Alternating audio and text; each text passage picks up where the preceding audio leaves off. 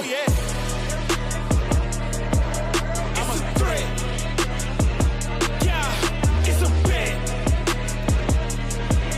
Yeah.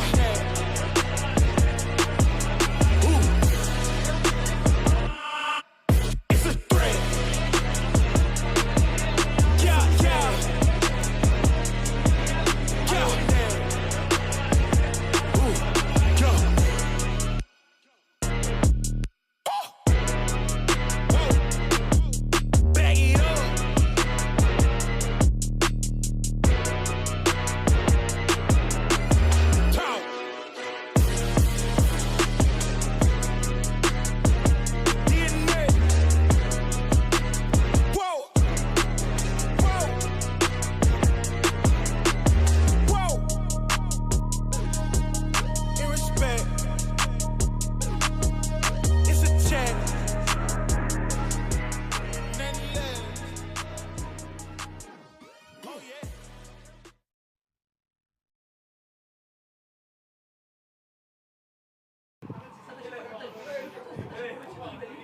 Hello and welcome along to match day 2 of the eFootball Championship Pro, eFootball's professional esports tournament featuring 8 of the biggest and best European clubs as well as some of the very best esports players on the planet. As you can see here, we're not on the main stage just yet. That's because I want to give you all the golden opportunity to go straight into the players' den to see behind the scenes all of the clubs, the players getting ready for the big match day that lies ahead. Now you can't see them, but FC Barcelona, they're on the left-hand side, they're at first. They're in the zen, they're getting ready, they're in the mode. Here we have Nexa from Manchester United. How are you?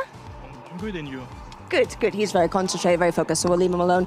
Over here, follow me. We have Bayern Munich. They also seem very concentrated. They're up first as well against FC Barcelona. We've got Inter Milan behind there. I believe it's AS Roma, AS Monaco. Give us a wave, guys, at the back. Say hello. Hey, there we go. Arsenal over here. And AC Milan, the big stars of match day 1. Sasinho, come over here. Talk to me, man. How are you? Fine, thanks. How are you feeling? We're ready for the match. We're the last training for the match. We're focused on the match because Manchester is very strong. So we have to do another match like the first. Are you picking up on 9 points again today? I don't know, but we try. Come on. Confidence. I like it. Good luck, guys. All right, well, there you have it. Obviously, it's going to be a spectacular day ahead. We're all very excited. The guys are really focused, they're concentrated. I'm sure you at home as well are really looking forward to it. So without further ado, sit back, relax, and enjoy the ride because match day 2 takes off now.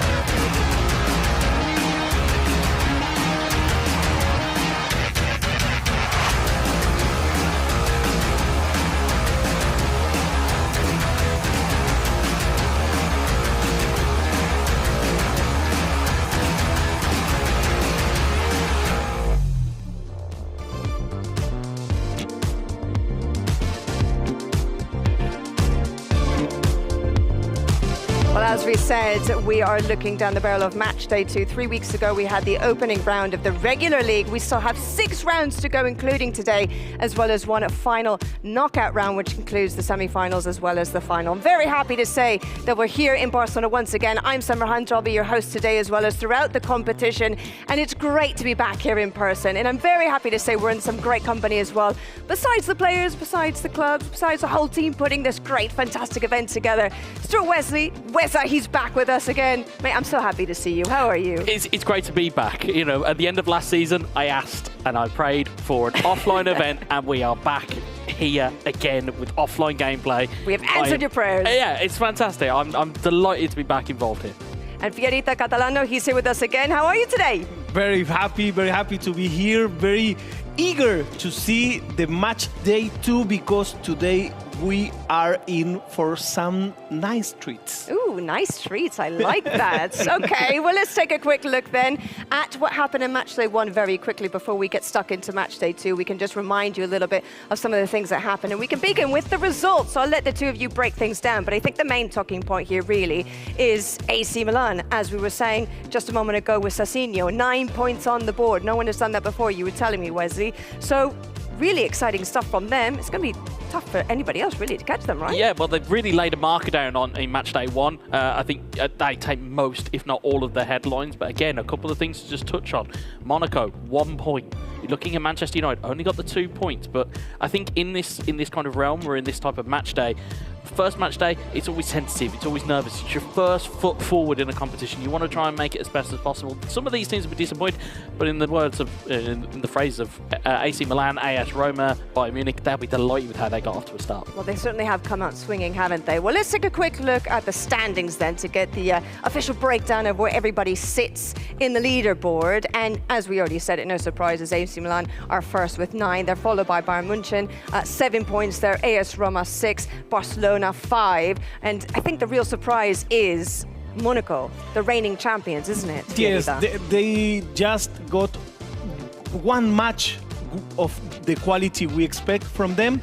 They were like a little bit bitter, a little bit mad. So will they be able to show why they made such a legacy? Well, we didn't saw that on match day 1. So today, I think one of the most important match besides the Barcelona and Bayern Munich that everybody wants to see is to see the Monaco. What can they do? And also FC Inter. I mean, 0 points seems really hard. Yes. So will they go for 9 today? Well, I hope so.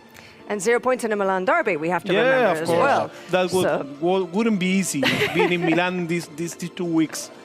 Definitely would be a very difficult time if you're fans of Inter Milan the last couple of weeks. Very true indeed. Well, let's go ahead and take a look at the top goal scorers. Etorito, he's come back swinging as well to the competition. 4 goals already so far in just one match day. He's followed by Roxa and Sassinio. Those are the top 3 on the leaderboard right now, but there's plenty of other names to highlight as well. Anyone that surprises you perhaps in their absence? I think in the absence, I think we touched on it as off broadcast. We were talking about Monaco and that lack of goals that were quite prevalent on match day 1. Of course, you look at, as we said, top of the tree, Etorito.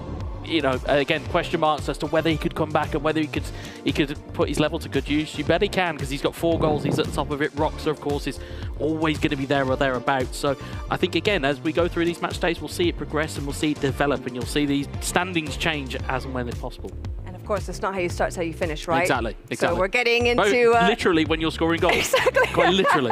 Well, as you can see, we've had plenty of goals from match day 1, so I'm very happy to say that now we can actually take a look at our first award of the day, and it's going to be handed out for the best goal of match day 1. Let's find out who it is.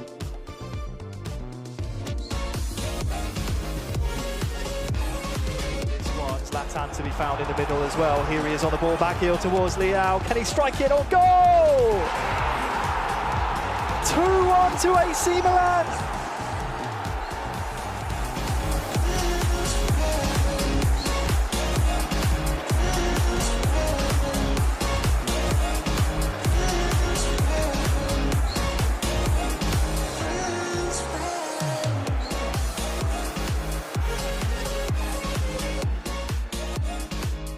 We want to wish the best of luck to our team in the eFootball Championship Pro competition. Congratulations to our esports players for winning the Goal of the Day award in the eFootball Championship Pro 2023. Good work, guys.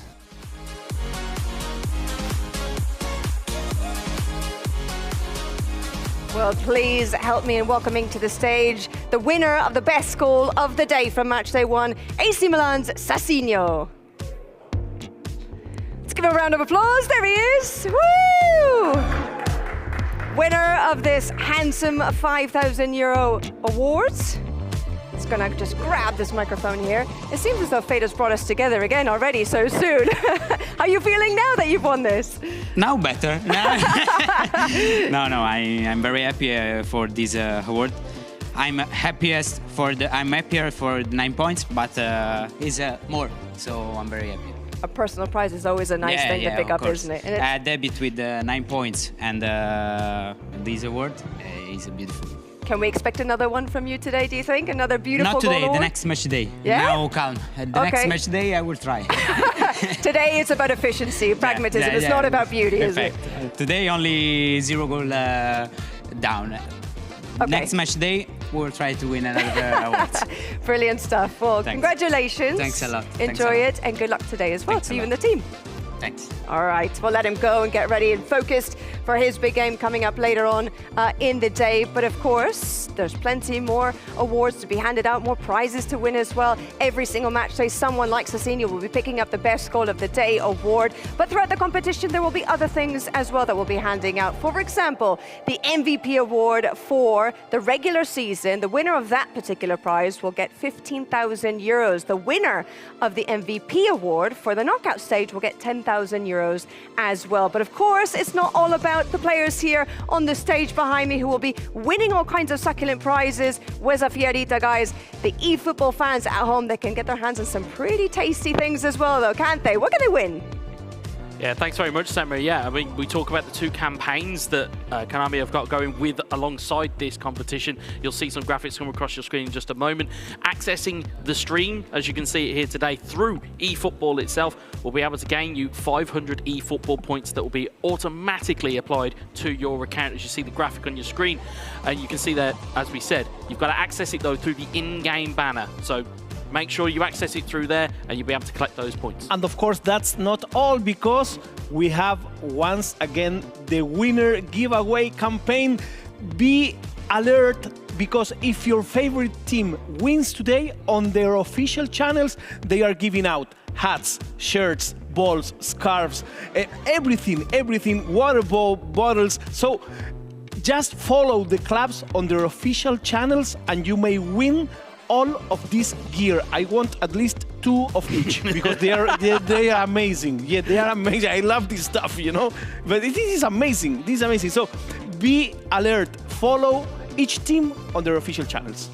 Fiorita get his hands on some Yes, of these please. Yes, delicious prizes that we're handing out, right? Yes, please. Yes, please. Okay, well, the good news is, by the way, don't know if you know this, but there's still even more to More? come. No. There's more. Can you Whoa. believe it? Nah, don't believe it. Well, I'm the bearer of good news. And so, what I have to tell you is that Konami has decided to put out an exclusive list of player cards. So what do I mean by this? It is the club selection pack. And what it is that there are 6 players from each of the 8 clubs that are now available for you through player cards. And 48 players in total. All of them have upgraded features as well. For example, there's more speed, there's better shooting, there's higher skills.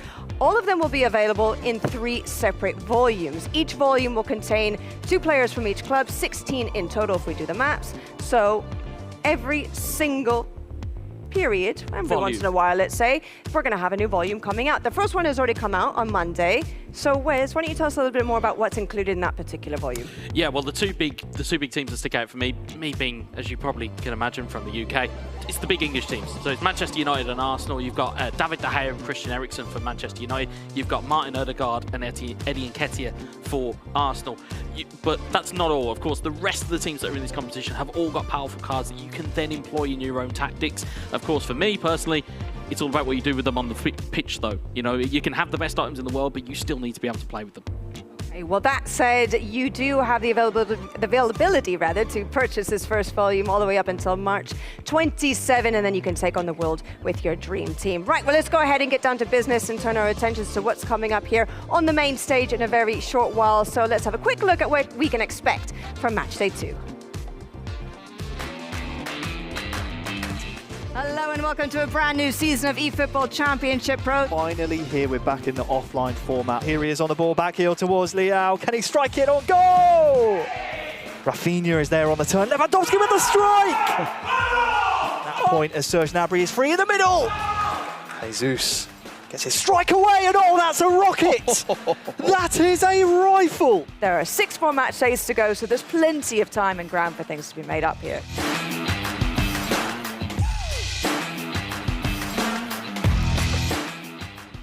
Barcelona versus Bayern in the real world is a mammoth affair. In the eFootball world, might even be even bigger between two sets of really talented players. I'm looking forward to that one.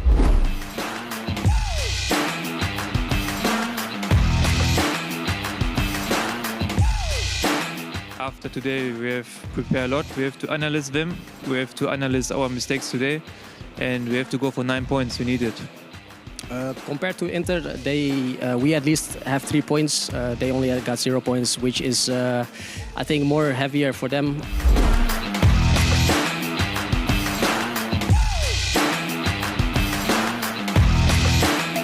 But you look at Monaco and you think 1 point on the board, very, very disappointing from the reigning champions in their pursuit of trying to retain the title. It will be close game.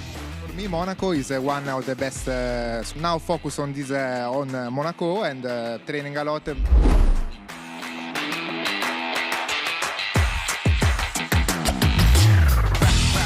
We are never scared. We are Manchester United. It will be a great battle, but we will be ready. They were able to come through, shock the world, and yeah, they've shocked the eFootball Championship Pro 2023 season so far because they're table toppers.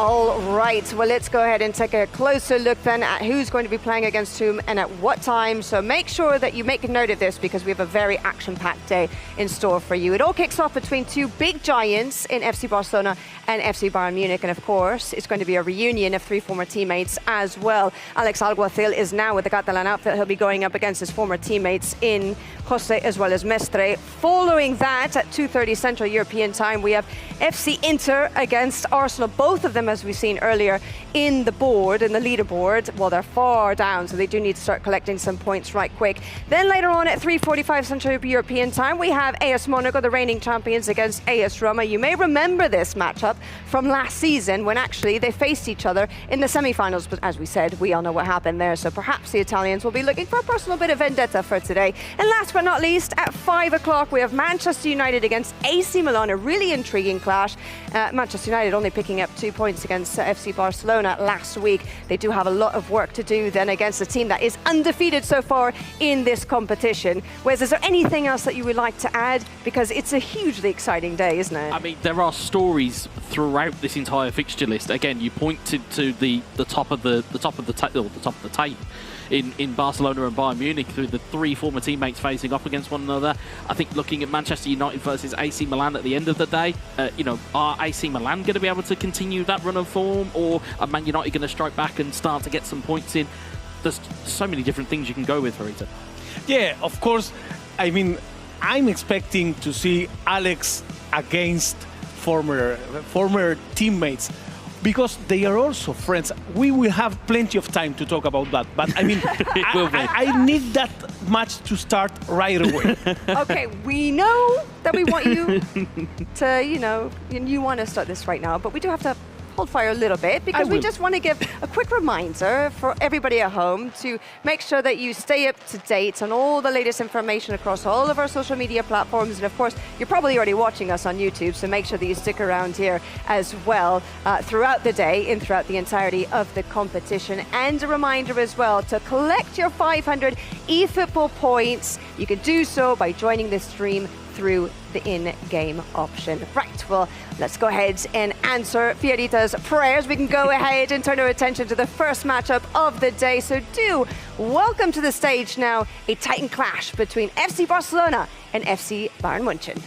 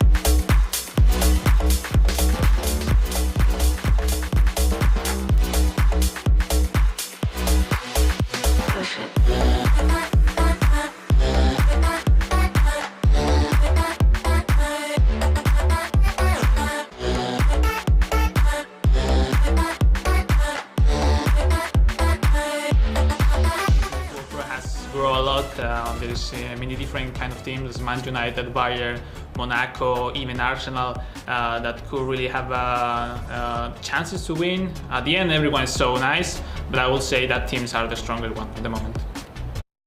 The strongest opponents are Manchester United, because they have 3 skilled players and they always want to win. So they are real experienced and they play really well. Then we have Monaco, the title contender. Of course, they won last year the title. So yeah, they of course are one of the strongest. And then Barca with the Torito, they now have a really good squad. So yeah. Nevertheless, we don't have fear to anyone. We are capable of everything, so we need to be confident in ourselves. The confidence coming out of each player.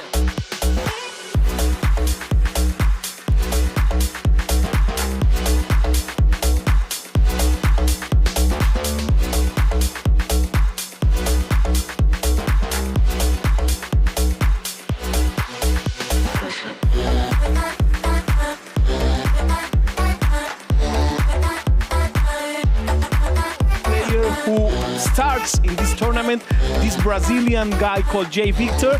He's a very young player, very talented player, and he's making his debut. You can see him on screen, Jay Victor, and he's making his debut against Torito. And there is a long-standing history between Italian world champion Ettore Torito and Brazilian players. So if something was needed to add a little bit more spice to this match, was this last-minute confirmation that Torito was playing against Jay Victor. Yeah, and I think if you look at this matchup, it is almost David versus Goliath in terms of Ettore has that history of winning. He's a serial winner of championships within eFootball, and to then come in as your first ever game within eFootball Championship Pro, to be representing Bayern Munich, to be in a place that you're not familiar with, and then against Ettore, it's a very tall ask. But as we said, in terms of the tail of the tape for João Victor, for those of you who are unfamiliar with him at home, International Cup winner in 2022, was the national champion of Brazil in 2021, was a global esports game winner in 2021. So he's not just somebody they have plucked out of thin air to come in and play and be a part of the roster. No. He's a well-seasoned player. He's got some pedigree there, but again, it's in terms of the matchups that we can see here, it's Ettore versus João Victor. Yeah, this has got a classic written all over it. And it's his first match in eFootball Championship Pro. So that's also something not to be missed. I mean, it's important how you enter this competition. Remember, on match day 1, this question was brought again with the AC Milan players. They are making their debut. Well, they went home with 9 points. Mm-hmm. So, I mean, anything may happen.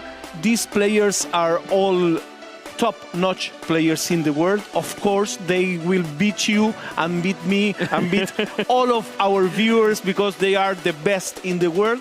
But, this match would be very important. Remember, this year's format, we are having 3 games in each match.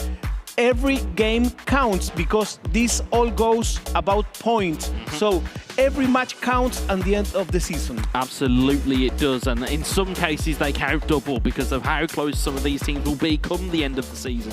And again, for teams like Bayern Munich, for teams like Barcelona, for any of the teams that are in this competition, they're not your teams that you've never heard of. These are some of the premier teams on the planet, and they will want bragging rights as much as anybody, whether it be in real football, whether it be in esports. They want those bragging rights. And again, if you look at the makeup of the two teams, if you look at the Palma, you look at Alex Alcacil on one side, you then look at the other side, you look at Miguel Mestre, you look at Jose, you look at João Victor, Lutti, of course, there's that almost that through kind of thread that you see with Bayern, that although yes, they've changed out Alex, or Alex has then been changed out, they still have that through thread of Mestre, Jose, Lutti. There is still that consistency and that continuity there. So to have players like Mukahit, for example, or João Victor, it's a lot easier to come into that type of setup. But on the flip side, when we talk about Ettore and we talk about his pedigree within being a serial winner, there comes an expectation for it. You know, to put it into kind of footballing context for those at home, it's kind of like how Manchester United, when they signed Casemiro, you bring that type of player into your dressing room, it can galvanise an entire team. And that might just have that effect here. Ettore brings that winning mentality and will try and drive his team on and will expect more from his teammates. So he's now got to go out and set the standard here as well, which again poses its own kind of quandary. And as we see, both teams are kind of almost ready to go here. We're under starters orders and we're just waiting for the game really to commence here. But again, looking at the two players, Ettore looking pretty calm, pretty chill. He, seems to be very relaxed in his chair. João Victor not really giving that much away, but again, when you look at both players, both are encased and kind of covered by their teammates to just give them that little bit of, it's okay, we've got you. And that's sometimes all you need within esports, is sometimes somebody to just put their hand on you and go, yeah, we've got you, it's okay. I mean, we'll see, interestingly, right-hand side of your screen there, looks like a 3-4-3 formation from João Victor, which is, from my reckoning, a very aggressive formation, if that is what is to be pulled out here. He wants to start with the right feet here. Also, a big shout out to our friend Harry. Harry, it's in England. We wish that you are enjoying this match, and we will see you again very soon. You are listening to my friend Stuart Weza FC. He will be doing the play-by-play in this match. We are here live from Barcelona with the top players in the world, the most important European clubs, official esports competition. This is official. Each of these players were chosen by the clubs, and here we are for a treat. This is game one on match one. This is Barcelona against Bayern Munich. You can see, interestingly, on the left-hand side of your screen there, Ettore employing a 4-3-3, which is relatively what we see at these types of level of esports. There's very much a down the middle, balanced, quite narrow, keep it compact through the middle, as we'll see as we are about to kick off here. And it will be Bayern Munich versus Barcelona. See both players in that traditional gamer lean stance of get as close to the screen as you can. And here we go. It is Bayern Munich from left to right. Gnabry to Koeman. Koeman looking for an early ball into the box there. Sergio Roberto takes it away. Back in from Musiala. And launched clear once more. And again, these early exchanges will set the tone for this game. Here's Lucas Hernandez out to Matthias de Ligt. Yes, J. Victor start touching with fast kind of game. That may just fall into the hands of Ettore here. May just want to have a little bit of the pressure from the youngster and then use that experience that he's got just to exert his will. But from kickoff here, it's pretty much been all Bayern so far in terms of possession. Here's Serge Gnabry, and Jules Koundé will win it back, and it's deflected out for a throw-in. So again, it's going to be these early moments where you're going to try and feel out your opponent. You're going to try and find a way through the defences real quickly. Who will have that first golden opportunity is Frenkie de Jong to Christensen, back to de Jong. Kimmich will intercept it. We'll play it forward to Musiala. Going to counter-attack personally beyond here is Sadio Mane. Sort of double touch inside, tries to play the ball forward, looks for Kingsley Coman. Christensen takes it away. It's Pedri to Busquets. Good defending by Ettore. He cut the play, and now he's ready to counter-attack. It might just be. Here's Robert Lewandowski into Pedri. Ryan Gravenberch will take that clear, and you can just see waves of players going backwards and forwards here, and I can imagine it'll be whoever can draw first blood here will take control of this game and will try and suffocate this game. Doesn't seem very tactical by now. It seems like a homeschool game, you know, the one that you play with your pals at home. Yeah, there could be a little bit of pressure just seeping in on both sides. Again, first game of the day here is Sommer. Is it over to Lucas Hernandez again? Cuidado. So Upamecano. Cuidado. To Matthias de Ligt. De Ligt looking forward there. There's Gnabry. There's Tell to Mane. Mane back towards Tell. To Kingsley Coman. Coman has Tell back in the middle. Double touch and a little bit of a missed input there. A little bit of nerve. Maybe creeping in there. Didn't quite go the way that he wanted to, and Ter Stegen will launch that one happily clear from a Barcelona perspective. Here is Upamecano though. Wins it back from the defences. Jamal Musiala. Sergio Roberto with the interception, and again, it seems to be Bayern Munich that are having the happier of the time here. Is Tell in towards Sadio Mane. Mane double touch around the corner towards Kingsley Coman. It's been pulled wide. I think ter Stegen more than likely had that covered. Yeah, and it's Bayern Munich attacking, Etorito defending with Barcelona. Good interceptions on the back of the field. So we are getting a little bit of a surprise game here because we all know Ettore for his offensive game. Yeah, absolutely. And again, in terms of lineage, I don't think he will be adverse to doing a little bit of defending here and there either. Here's Kingsley Coman though. Bayern Munich really setting the pace here. Javik looking to try and find a way through. Here's Musiala to Mane. It's cleared away by Frank Kessie. Here's also Dembele. Kimmich will block it away once more. Musiala gifted back towards Dembele. Dembele now has runners. He looks to try and run it forward, but Lucas Hernandez will take that clear. And again, nice double touch in there from Sadio Mane. Here's Serge Gnabry. Gnabry clips one over the top. Kingsley Coman. He's got Tell in the middle. He's got maybe one arriving at the back post. He's double touched inside. Goes to play into Tell. Back towards Musiala. Musiala trying to fashion the chance. It's blocked. And it's cleared away by Frenkie de Jong. Bayern really setting the tempo here. Bayern keeps banging the door and they might get in. Yeah, they are trying to find an avenue in here, but Ettore and Barcelona being robust in their defence of their goal. Here's Frenkie de Jong forward. It's cleared away once more. It's Musiala to Mane. Araujo will take that clear. It's amazing how he dominates the game. He's really trying to set the pace here, but again, player like Ettore won't need a lot of touches to get himself in front of a goal here as Kingsley Coman looks to launch that one forward. Sadio Mane looking to recover it. Araujo will play it back to ter Stegen. And you'd have to say, for the opening 35 minutes here, it has been Bayern Munich setting the tone. Yes, they were the one making the goals. If you look this and you don't know who is who, you will say that the experienced player would be the one on the white shirt. But amazing. It's amazing what nerves can do to somebody. It's Musiala. Tries to play it forward. Sergio Roberto gets that clear. De Jong looking to launch a counter here. Pedri double touches in field. And Upamecano strong in the challenge. No foul from the referee. Gravenberch's trying to play that forward, but Busquets sweeps it back up. Some imprecision on Barcelona's side.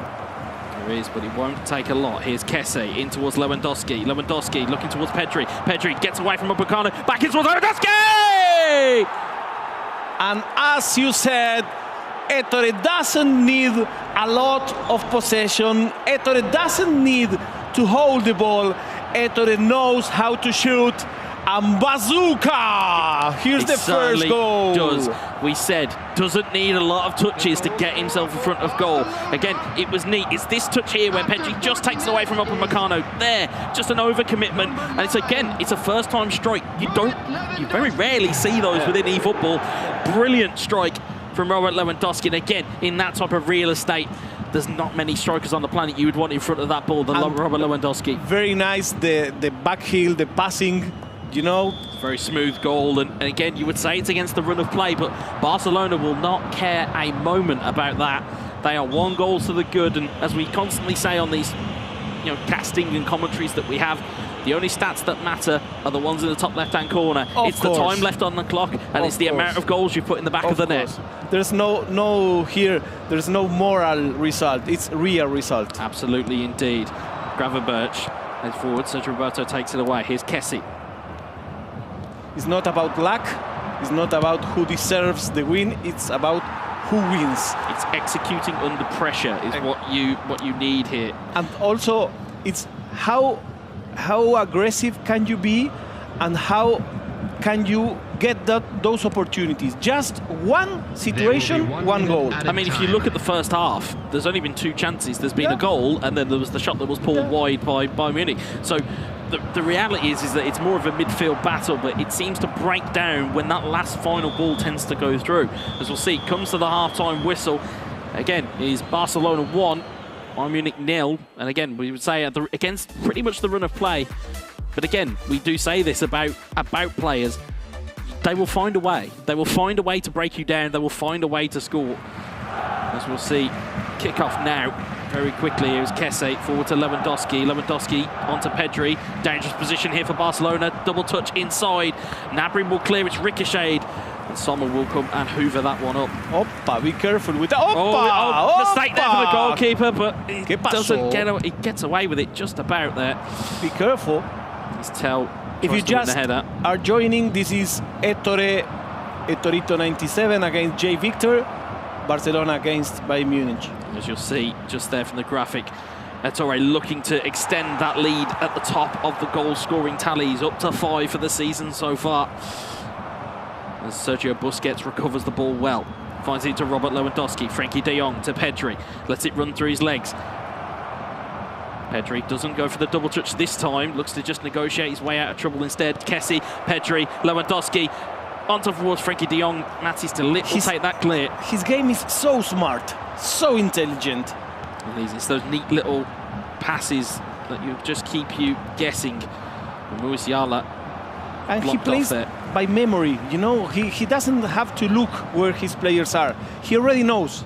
And that comes to prep work, that comes to knowing where your team are going to be, knowing how your team perform, and knowing exactly where they're going to be on a virtual pitch. And as we see there, 57 minutes gone here.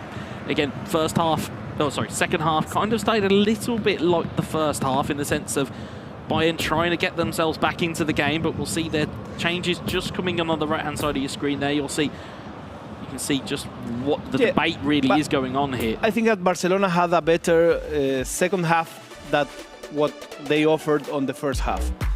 At least they are proposing a little bit more, having the ball a little bit more in the midfield. So it would be interesting to see what will happen now, because for sure he has to, Bayern Munich has to bring his team forward. Yeah, absolutely. And you'll see there as well, Barcelona taking a look at Bayern Munich's tactic there on the left-hand side, just having a look to say, well, okay, guys, we're in the pause here. What do you think?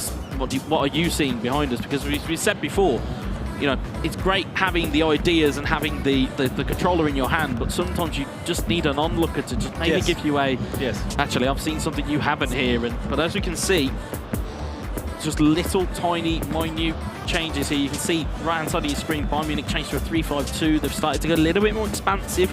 It may open up the game as we'll see some substitutes potentially looking to come on here as well. Choupo-Moting looking to be deployed. We've seen him used to great use over the years as Bayern Munich have used him. But ultimately, it seems to just be these are the moments that may just get Bayern Munich back into this game. It's these little tiny changes that may just deliver a benefit here as Hernandez plays it cross field over to Kingsley Coman. Gnabry back to Coman.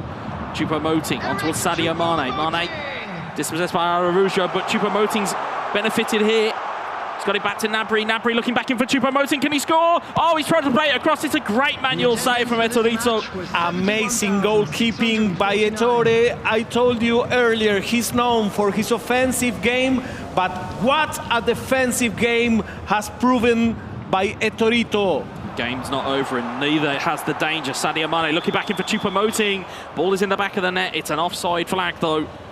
Very good, we'll see there, very good player, J. Victor also. Yes. Very good player. Yeah, in terms of those combination plays, you can see what chances he is trying to fashion out of the game plan that you can see here. As Lucas Hernandez looks to put that one cross field. And again, for those watching at home, if you're wondering why the power bar is sometimes green and it's sometimes purple, those will be those stunning inputs that you'll normally see. Either stunning strikes, stunning crosses, stunning passes. They just give a little bit more zip on your passes and strikes here as Frankie de Jong looks to play in field, and he's played it, and Pedri has got it back from Kingsley Coman. It's Robert Lewandowski looks to take a touch in field, and instead Lucas Hernandez will take that clear. And as time ticks down here, Barcelona looking to exert their will. It's Pedri onto de Jong, neat little back here, finds Robert Lewandowski. Hernandez with the block. De Ligt will launch this one clear. Here's Sadio Mane, it was Choupo-Moting. Gonna have runners in the middle potentially. He's found it cross field over to Kingsley Coman. Coman looking in field again, but instead challenged by a Barcelona defender, and Kessie will just lift that one forward.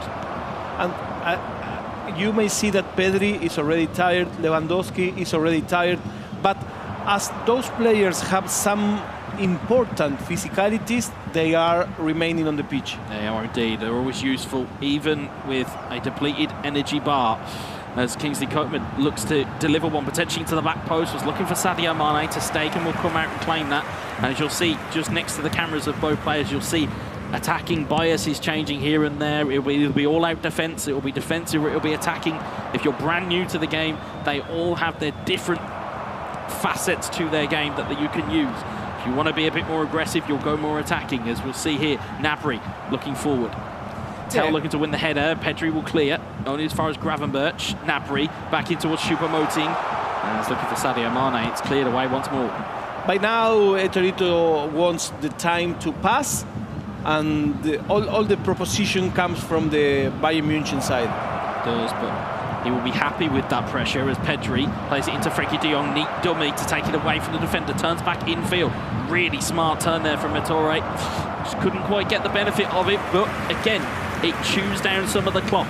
Yes. 9 minutes plus injury time, as we'll see tactics being deployed once more. You'll have a look at the subs benches that are there.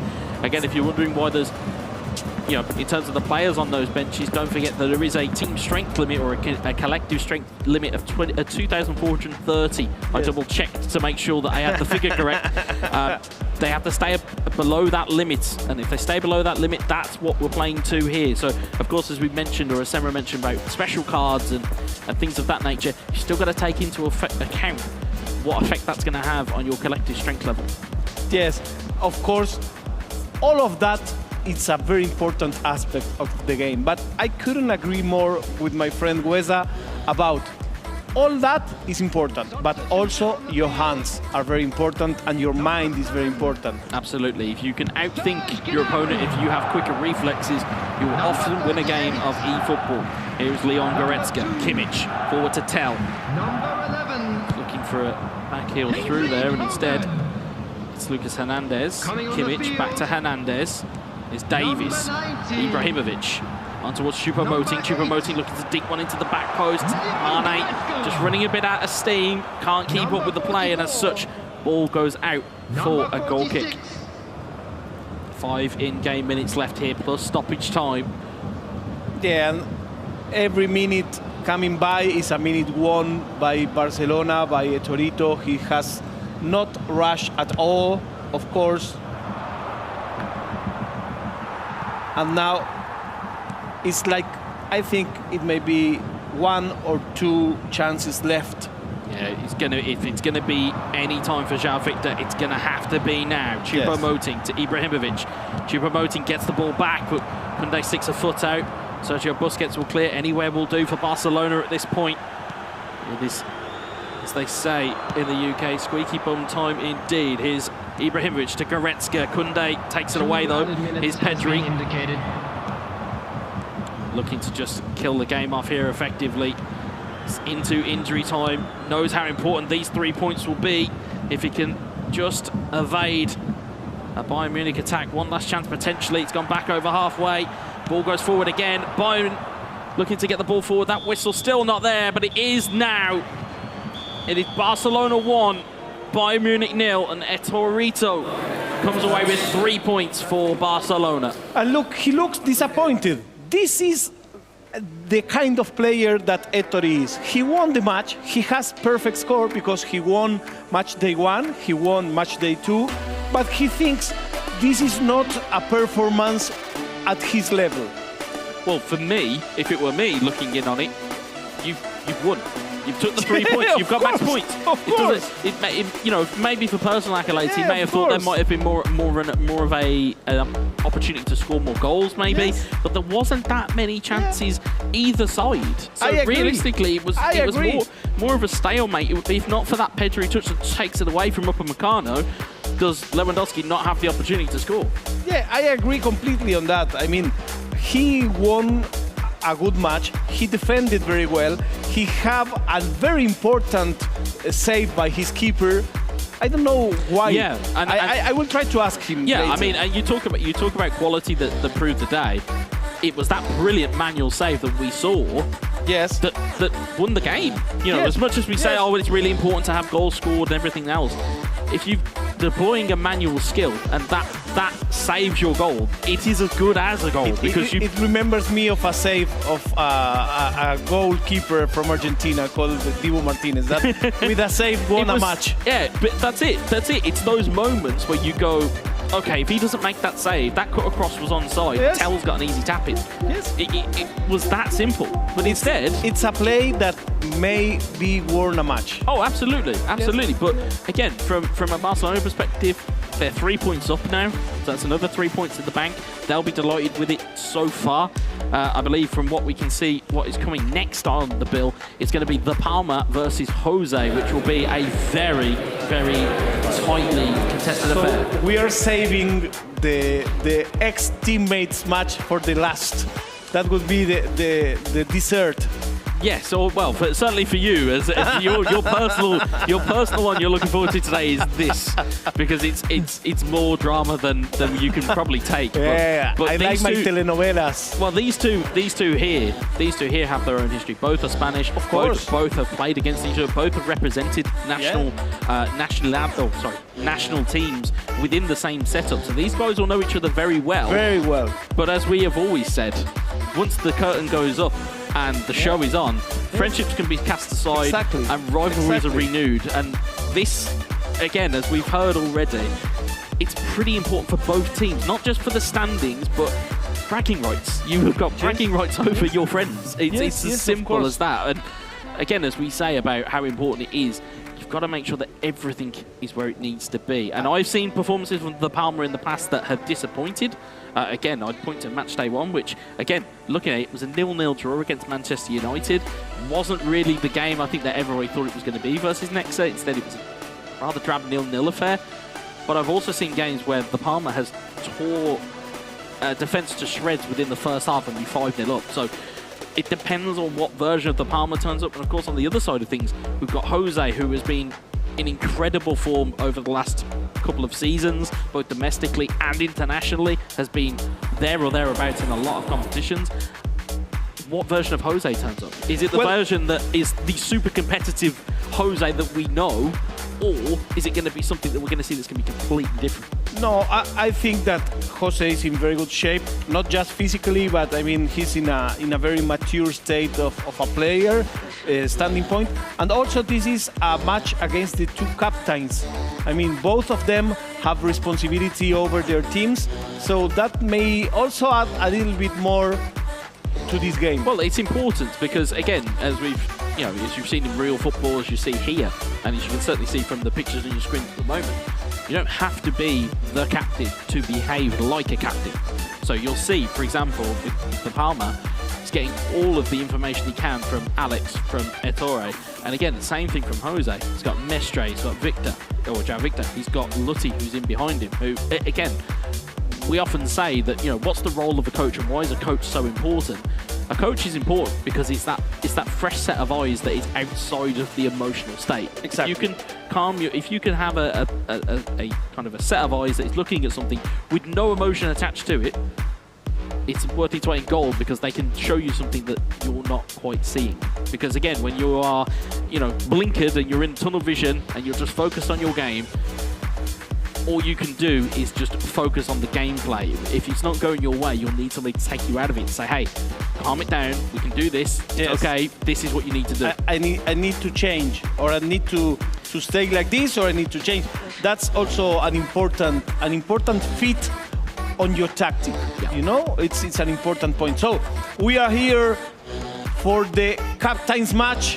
First match went to Barcelona, 1-0 in Ettore against debuting player J. Victor, which had a very, very good kind of play. I think he did a well performance. I think it was unfortunate. I think in some regards it was unfortunate.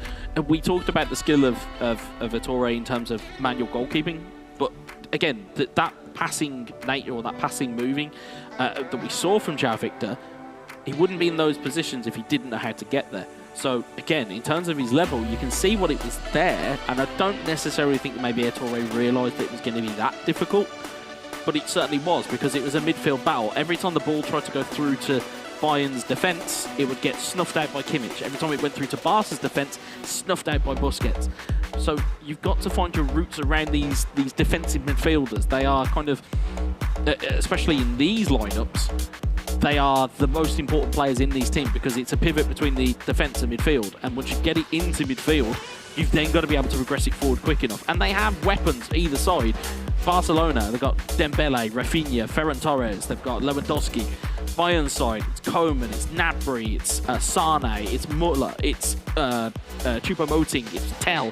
There's so many weapons.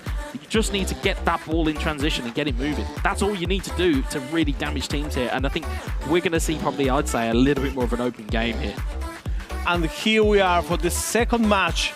The second game of match 1, that's the correct term. It will be Jose G against De Palma. Yeah, it's going to be a very interesting tie indeed. Again, looking on the right-hand side there, Jose deploying that 3-5-2 that we've started to see. We have started to see that as a different way of playing. We talked, a lot about the almost cookie-cutter 4-3-3 that we're used to seeing. Somebody playing 3-5-2 can dislodge people, but a 3-5-2, it suggests you want to be dominant in midfield. Yes. Which, if Jose can deploy that, he will win here. If you saw the first match, you may understand why he's picking that, because this is a clear example of how important a good midfield is in this kind of game, because you have to look at your team, but you also have to look at your opponent team. Oh, absolutely, absolutely. There's so much to be said for deploying your own game plan and playing your own game, but when you have players of this caliber, both on pitch and off pitch, you have to game plan something. You have to know what is coming. As we'll see, from left to right, it is De Palma, as Frankie de Jong will lead it off and clear his Ousmane Dembele on the right-hand side, in towards Frankie de Jong. De Jong lifts the ball into the box, to with the header clear. As far as Gavi, interesting personnel change there. You're seeing players using different players that they're used to and they're happy with, one being Gavi. And it's interesting to see these little individual quirks that these players will have between these two teams. Here's Ousmane Dembele. Sadio Mane will intercept it and take that one clear. Turn back in field here, goes cross field, finds João Cancelo.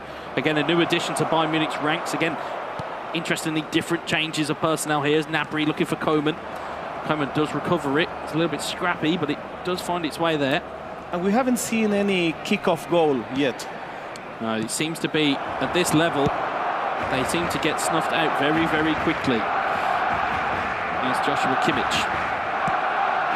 Forward towards João Cancelo, looking to get forward on that right-hand side.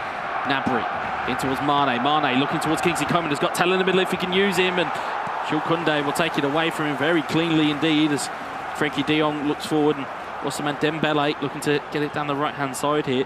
Interestingly for Barcelona, looking a little bit isolated at the top end of the pitch. That might be more so down to that Bayern Munich formation that, again, has them being snuffed out in that kind of middle area. Balde looks to play it forward here, finds Pedri. Gnabry heads it on and heads it clear. Here's Joshua Kimmich on towards Kingsley Coman. It's cleared away again though, counter-attack maybe on here. Ousmane Dembele, can he find Frankie de Jong? It's Lucas Hernandez that will take it to Sommer. Sommer launches it clear. It's eventually picked up by João Cancelo. Cancelo forward. And this may be, at least by now, the most balanced game we've seen. I think so. Bit of an errant clearance there. Corner ball for Bayern Munich. Joshua Kimmich with, I think it is our first corner of the day. Yes. Joshua Kimmich looking to deliver this in, looking towards the header of Serge Gnabry. Koundé will get the header clear.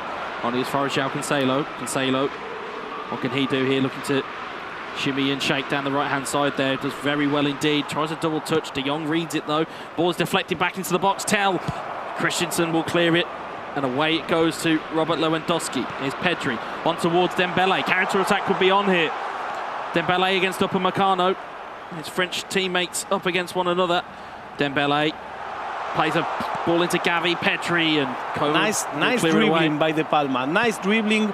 Nice, beautiful kind of game playing, but it wasn't enough. Now the ball is recovered. It's like watching a boxer try and feint with a jab. As we see, Gravenberch ball in towards Koeman. Koeman looking to get loose here again, but Jules Koundé again locking it down. Here's Gavi. Plays a first-time pass forward to Ousmane Dembele. Dembele looking to get forward. Got round Lucas Hernandez. Dembele in towards Lewandowski. Big save. Very good save. Manual goalkeeping, that's what the masters do. How important is using Dembele in Barcelona's lineup? Because he's really fast. He makes some difference that, at least in this match, wasn't able to be done by Lewandowski yet. Yeah, well, if he can get behind that final man and that final player, you can see the benefits, but you can see both sides there trying the similar type of tactics. You can see Bayern Munich trying to get Koeman in behind the last defender, just offside at that point. Yes, you have to put not just the ball on the box, but also your player. Absolutely, so indeed. It's doubly difficult. Indeed it is. Sergio Busquets, Gnabry intercepts it. Gnabry looking to lead this one forward. Gravenberch. Forward, it's intercepted by Koundé. Busquets to Gavi. Nice one-touch passing there. Lewandowski, De Jong on towards Dembele. Has players in the centre. Can he find them? He's dummied the cross. It's in towards Gavi. Gavi takes a touch and pulls it wide. It tactically was perfect. It was the last minute execution what failed. But look at this. He receives the ball just by himself. Takes the touch and just pulls it wide. Perhaps it was one extra step. He perhaps may try to get the shot at first sight like Ettore did. Sometimes you can be too cute in eFootball, and sometimes you can try an extra pass or an extra touch, just one touch too many. And I think that's something that De Palma is working on. He knows that he must release the ball earlier. Sometimes he gets a little bit too possessive with the ball. Indeed, it might just get underneath his feet here as João Cancelo breaks it down here for Bayern Munich. See at the top of your screen. 38 in-game minutes gone here. This is game number 2. If you're just joining us and you didn't catch the first game, Ettore came through. Bit of a nail-biter with João Victor, 1-0 to Barcelona. As you see, Gravenberch forward towards Serge Gnabry. Gnabry looks to body feint, gets a double touch into Tell, into Koeman, looking back for Tell, and Busquets again, that pivot that just breaks up the play exactly when you need it. Yeah, and it's getting a little bit difficult for Bayern Munich to shot the ball at target. Yeah, well, you can see as well, whenever they receive the ball, there's that wave of 3 players going forward from a Bayern Munich perspective. Here's Dembele looking down the line, looking for Frenkie de Jong. Kimmich will recover the ball. Sommer slips as he kicks it. And as a result, it goes to a Barcelona player. It's de Jong looking for Dembele. Dembele still going. Ball is still in the box here. He went between 3 players. Dembele slid by 3 defenders. Could have gone anywhere, but it did get cleared away. And at half-time, it is 0-0 in game 2. Very interesting game. I think this was a little bit more tactical than the first game. As we expected, very battled in the middle field, with a little bit more possession by Barcelona, who had perhaps the clearest chances. But yeah, I mean, I thought looking at these 2 players going into it, and this goes to show you in terms of predictions and perspectives, knowing the 2 players in the way that I do, I would have thought this would have been a bit more open. Instead, this is a little bit more cagey. Cancelo, beautiful ball into the box. It's a big save from the goalkeeper. Bayern Munich having the first real sight at goal here. Yes, exactly. That was a real chance. Bayern Munich changed the course of the match. And it might just open up again here. Here's Tell to Cancelo. Cancelo gets a stunning cross into the box, looking for a header. It's cleared away, only as far as Tell. De Jong will launch that glare. As Upamecano heads it down, it's Joshua Kimmich in towards Lucas Hernandez. Hernandez going over the top here, looking for Sadio Mane, and Araujo will take that back and head it to Anders Stegen. How important is having a good goalkeeping strategy? Having the ability to manual goalkeep may give you a win like it did for Ettore. Yeah, I think it's important to know when to do it. There are situations what call for it and the situations that don't. As you'll see, Frenkie de Jong looking to make his way for Barcelona, but Joshua Kimmich clears his lines once more. But it's knowing your players, and it's knowing a lot of it is prep work. As a foul was given away and a booking is given there to Tell. A lot of the prep work that you see or that you won't see from these players, because a lot, for viewers at home, you'll just see this game, you'll think, oh well, they've just turned up. They've just turned up and played. No. There is so much prep work that goes into these teams, and knowing what these players are capable of, knowing what systems work, what don't, what traits are on each player, what player skills. And in fact, I'm amused about they are still playing today, early morning they are playing. Yep. Yesterday, late night they are playing. So they don't left anything not being studied. Absolutely, they leave no stone unturned, as they say in the UK, as we'll see a foul given there. But yeah, absolutely, they go through every detail that they can, as we'll see a free kick looking to be cleared in towards goal by Sergio Busquets. May elect to play it short, or he may not elect to play it at all there, as it looks like it's been changed over to Gavi. Gavi to Pedri. Pedri stops and stutters and gives Bayern Munich a chance to recover. It does go out for a throw though, so Barcelona do still retain possession. Ball down the line here, finds Pedri. Pedri in towards De Jong. De Jong gets the benefit of a lucky touch and a lucky break there. It's Lewandowski, saved by the goalkeeper. It's bounced all around. Sommer will recover it. Whoa. That ball was there missing. It was there to be hit by somebody, just couldn't quite find it. There's Gavi though, danger is not over. Pedri, Upamecano, looks to try and clear his lines. It's a bit panicked by Bayern Munich, but they will get it away. Here's Araujo in towards Busquets. Busquets to De Jong, and Gravenberch clears it once more. So the first minutes were for Bayern Munich. These last 10 in-game minutes are all about Barcelona. Indeed, as it ebbs and flows. Koeman headed down. Sadio Mane. Mane looking to progress. Takes a stunning strike. Ball ricochets in the air. It's going to go out for a corner, I believe. Yes. You can see the new corner coming up. You can see the intent there from Sadio Mane. Again, if that space sometimes opens up, sometimes you just need to hit it. Very old-fashioned UK way of playing football. Sometimes you just hit it as hard as you can and hope for the best. And they do get themselves a corner. So again, danger is not over from a Barcelona perspective as Bayern Munich look to line this one up, and I'm sure Jose will look to get into the Bayern Munich playbook here and see what he can do. It's Kimmich looking to launch this one in, and it's parried over by the goalkeeper. It's a corner again. That seemed dangerous. Very dangerous. And last season, these two guys ended in a 0-0 draw, and I think I may understand why. Header away. And again, it's that stalemate at the moment. You can see here it's either going to be a moment of magic that will separate the two, or it's going to be a blunder. Whichever one comes first in this game, even if there is a separator. 20 minutes left on the clock here. Ball into the box, looking for De Ligt. Goalkeeper punches it clear. As far as Kimmich, back towards Gnabry. Finds Kingsley Coman. Coman, double touch out of his feet. Instead, Sergio Busquets might be able to launch a counter here as Pedri has got waves of Barcelona shirts flowing forward here. Lewandowski on towards Frenkie de Jong. De Jong, oh, he had the space. He didn't realise he had that much space. The ball is taken clear once more. Sadio Mane has runners ahead of him, if he can spot them. And instead, he's played it to Sergio Busquets' feet.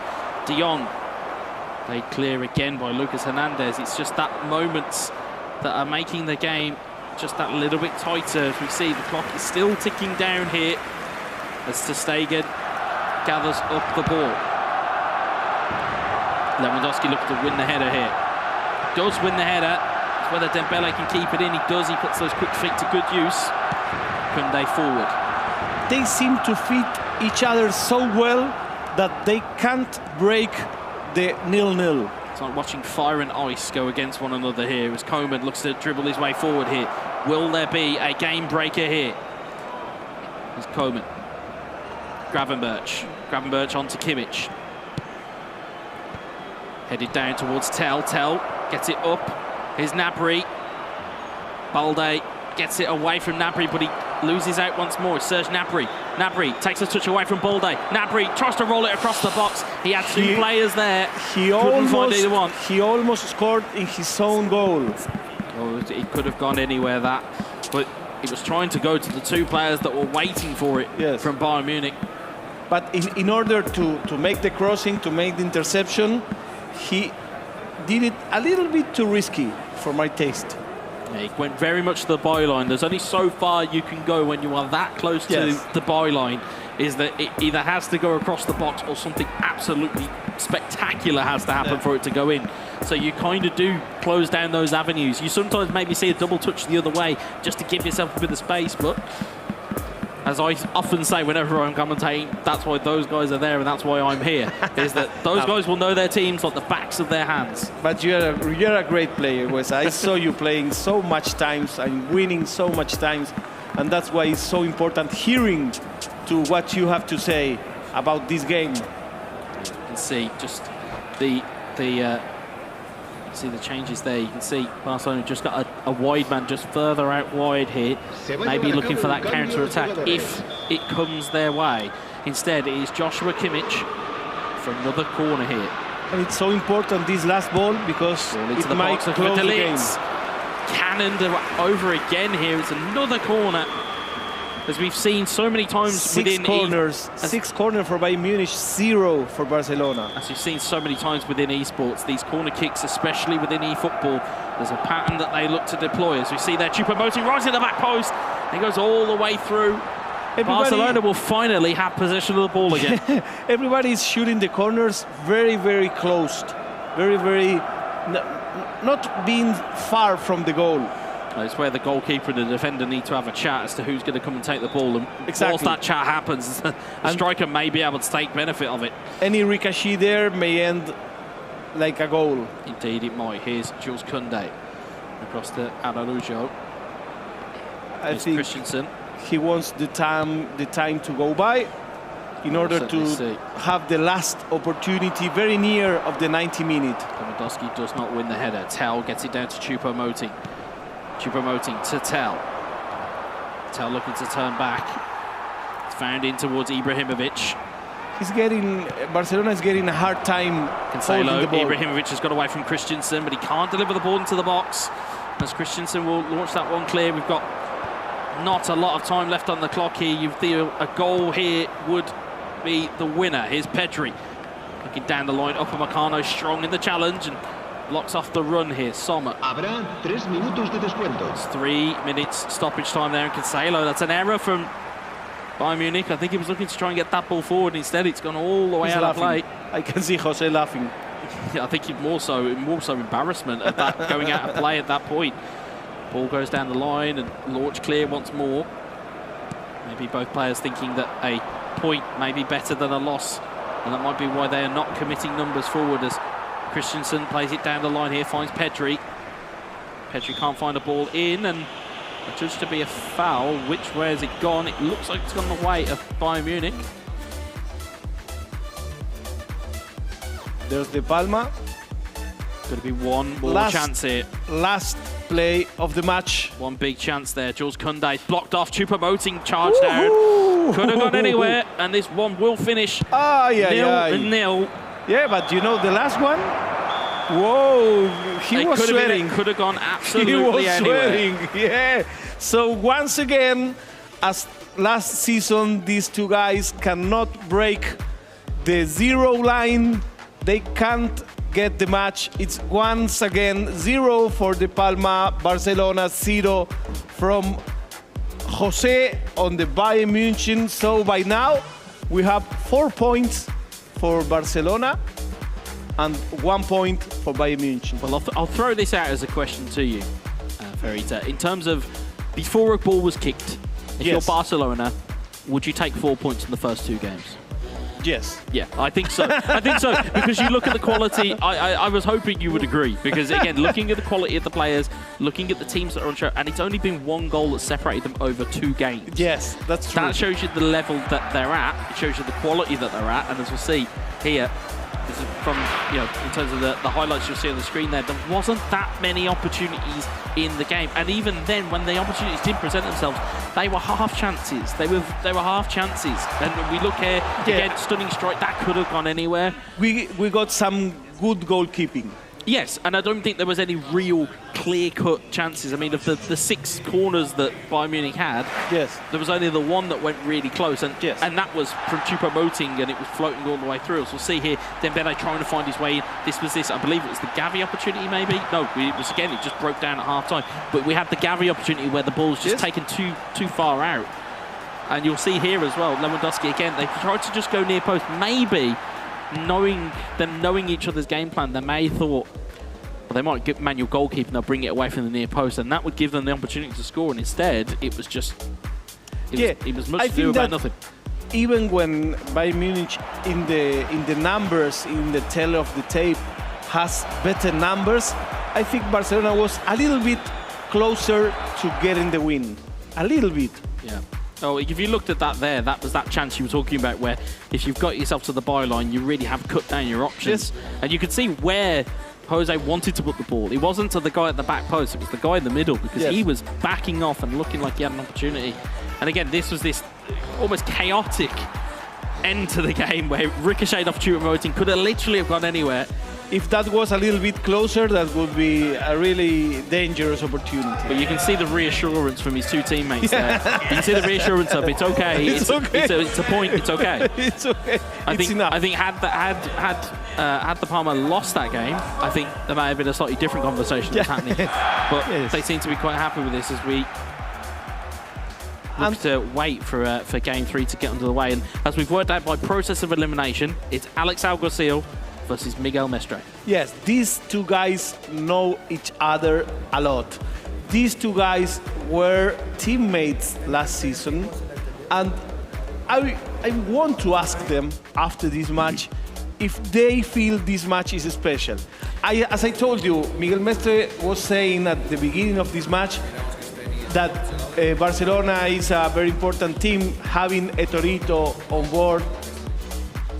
I think this match would be a 6-point match for these two guys. And of course, they know each other.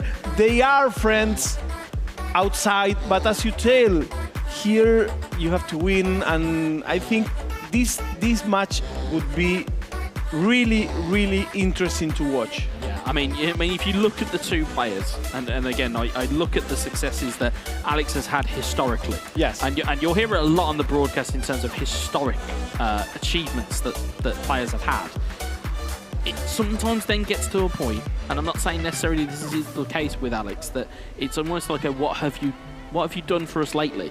In the sense of, yes, you got to I think it was a final last year with Bayern, but where are you now? Now that you're away from that Bayern umbrella, where are you? How good can you be? Because we know the gameplay and the game plan that Alex can give.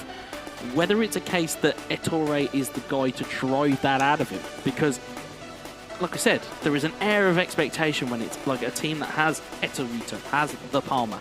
These guys are heavy hitters. You can't shrink.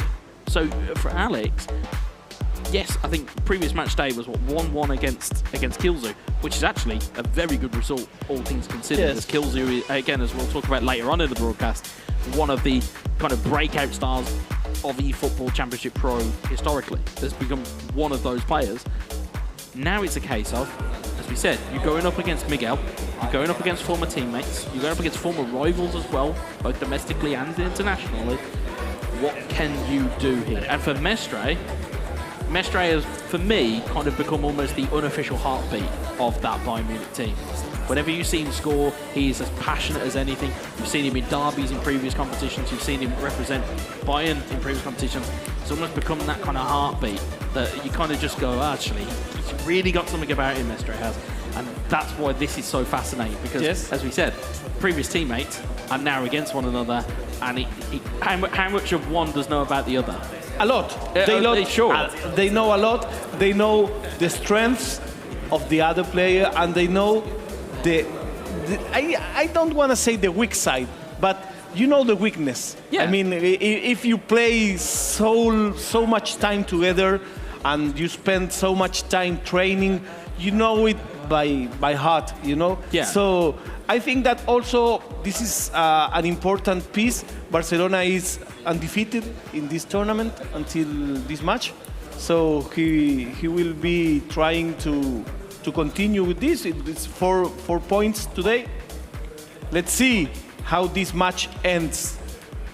Yeah, they'll certainly be gunning for 7 points out of this game now that he's there as the carrot. But if you're Bayern Munich, you're looking to split the points. You're looking to get the 4 points yourself because, again, Bayern Munich have their own aspirations, as do Barcelona. We say it all the time. These games don't, you don't get these games back. So this is one that really keep an eye on so early in the broadcast today. As we'll see, Bayern Munich from left to right, Barcelona from right to left.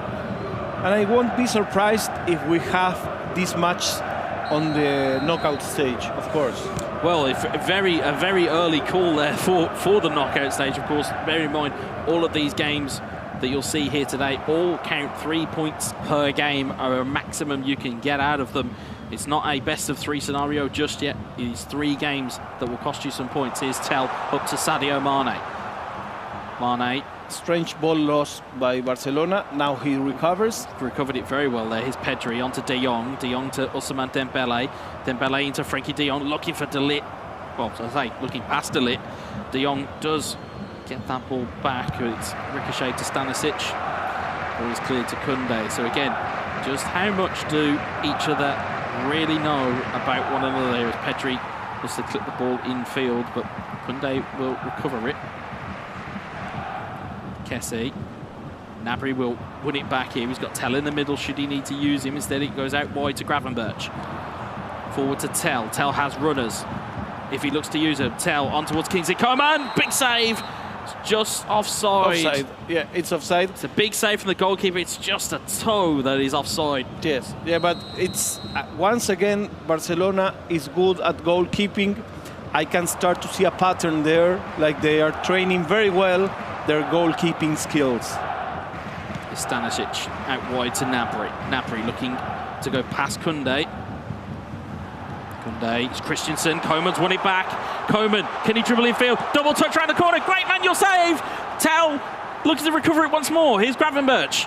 Gravenberch double touch. Gravenberch, good save again. Whoa, amazing attacking by Bayern Munich. 2 great opportunities, very clear, excellent goalkeeping abilities from Barcelona. Alex Alguacil really have Ter Stegen as a superhero. There's a big save there. You can see the outtake of breath. They knew there was chances on there. Amazing attacking by Bayern Munich. Corner has already gone in as we missed it on the replay, but no damage was done as Ter Stegen took a hold of the ball for Barcelona. It's Gnabry looking to win the header. As De Ligt gives it away to Pedri. Pedri looking forward here, looking to just do a couple of super cancels just to unseat that Barcelona, the Bayern Munich defence. Barcelona run it out of play there. There's Coman, Stanisic, on towards Matthias De Ligt. Sergio Roberto wins it back. It's forward in transition. Dembele, Pedri looking for Lewandowski. It was the last step, the one that failed. Yeah, it's that key point. It's that key point in the field where the defensive midfielder lies. That's where both of these teams have got experts in their craft. One has Sergio Busquets, the other has Joshua Kimmich. Both are premier in that position, and it's something that they're going to have to find a way around here. As Kingsley Coman looks forward, finds Serge Gnabry, back to Coman, looking for the give and go down the wing instead. Koundé will intercept it. Kimmich wins the header again, so valuable in that position. Tell, neat little back heel, finds Kingsley Coman. Coman looking forward, lofts it up towards Gravenberch. Instead, it's taken clearing away. Back again, though, this pressure coming with Bayern Munich. Sadio Mane looks for the curler, and it is taken gratefully into the hands. Good goalkeeping, but now he makes an error. An uncharacteristic error, might I add, as Gravenberch will look to take it instead. Positionally, it's always good to change your thrower because, again, centre midfielder might have been out of play there as we see Tell, but the centre midfielders would have been out of position. So playing it to that side of the field is always handy, but just didn't quite get anything on that ball. Is Kimmich trying to win it? Instead, Kessie battles him. I don't know why the goalkeeper did that. It is a mystery to you and I, Farita. It is a mystery. As we'll see, Coman forward to Mane. Instead, Araujo comes forward and takes it away. Lewandowski is forward towards Pedri. Pedri's onside here. Pirouette. Tried to take it away from Upamecano. I think he maybe thought that there was going to be more pressure than what he thought there. As I said, an early booking there, but sometimes you try and bait your opponent by trying to figure out exactly how much pressure they're going to exert. I think he was looking for the penalty. I mean, he could have also been looking for the penalty. I'm probably trying to give him the benefit of the doubt here. As we'll see, it's going to be Sergio Busquets, that familiar figure, taking the free kick up towards Lewandowski. Upamecano heads it clear, it's Tell, on towards Mane. Free kick given. Barcelona will take a quick one, finds Lewandowski, Kessie, back towards Pedri. Pedri wins the header, Matis de Ligt will clear it away. I will ask you a spicy question. A spicy question, go on. Do you think he would play that pirouette if he wasn't playing against a former teammate? No, I think he still plays it because it made contextual sense. It wasn't a case of, oh, well, I've just done it in midfield and I just thought, oh, I'll just put it in. Instead, he knows that the pressure is going to come there. And if you do press the secondary player press, you have to commit to that press. So it's the right move. It's just, it wasn't something that Mestre, or something that Mestre had read. As a mistake goes in there, it's Lewandowski in on goal. Big save by Sommer. Amazing save once again. You can hear the groans from the mix zone up at the top. That was a clear opportunity. That was a clear opportunity. Gnabry, though, plays a long one forward. Goalkeeper comes out. Oh, that might have been handball, but the ref has not given that. It's play on. Whoa, now we are having some fun here in this game. Well, certainly lit the touch paper of this game. Last 10 minutes were fire, my friend. They were indeed. Gnabry forward to Coburn. Cleared away. Excellent Pedri looking match. to win the header. Instead, it's down to Joshua Kimmich. Forward. Christensen takes it away. 1 minute added on, as you heard. It's like a boxing match now. It's very much who can do the damage first here. Ball goes long, and instead it's headed on towards Gravenberch. Ball is still live here. Referee has not blown up here. It's Sadio Mane. Mane, double touch, and again Sergio Roberto takes it away. There is half-time. 0-0 at the half. Punch by punch, blow by blow. They were taking turns. Amazing end of the first half. I think there was a lot to be said about that first half. It just woke up in that last period, that last 10 minutes in game. All of a sudden, it woke up a bit. A couple of chances here and there will certainly provide a little bit more spice, as you would call it. But as we look at it here, still finely balanced. And again, we're still waiting for a goal. We have not seen a goal in... Yeah, let me do my maths here. 135 virtual in-game minutes here. We've not seen a goal. But I think that the last 10 minutes had some more opportunities, some more football, and some more errors. Yeah, certainly. It's going to be a case of either error or magic. It's going to be one of the two. And Sergio Roberto plays it forward. Looking on towards De Jong, heads it back, looks for Lewandowski, finds Dembele into the box. Pedri, it's not quite cleared away. And you can hear the audible groans from the other players watching on here. They'll certainly have their vested interests in terms of who they will be looking to and the thing win is the that game here. They both defend very well. That's why it's so difficult, because there's always one more defender. There is indeed. But Gravenberch looks to lead it forward. Sadio Mane. Mane looking for runners. Finds Kingsley Coman, he's one of them. Gnabry, double touch, turns it in field, looks over the top there, finds Sadio Mane onside, takes a knee, and Roberto, it's knocked off him, but I think it might have been judged to have been a foul there, and it does look to be a foul, so it will go back the way of Barcelona. And Barcelona is, at this point of the match, repeating the match day one. Etorito wins, and they don't lose. Yeah, I think looking at it, it's kind of almost echoes of it in terms of how they are playing at the moment. It feels as though it could go either way. So it's a very nice match. This is the last game of this first match. The game one was for Barcelona 1-0, game two 0-0. It certainly is indeed. That was a dangerous one back there from Sergio Roberto. If Tell had been a little bit more alive to it, I mean, it may have just had half a chance there, but instead goes back and away. It's Kessie to Lewandowski. Barcelona looking to lead the charge there. Pedri up towards Frenkie de Jong. Up against Stanisic. Ball goes backwards. Brilliant ball inside. It's de Jong. It's Dembele!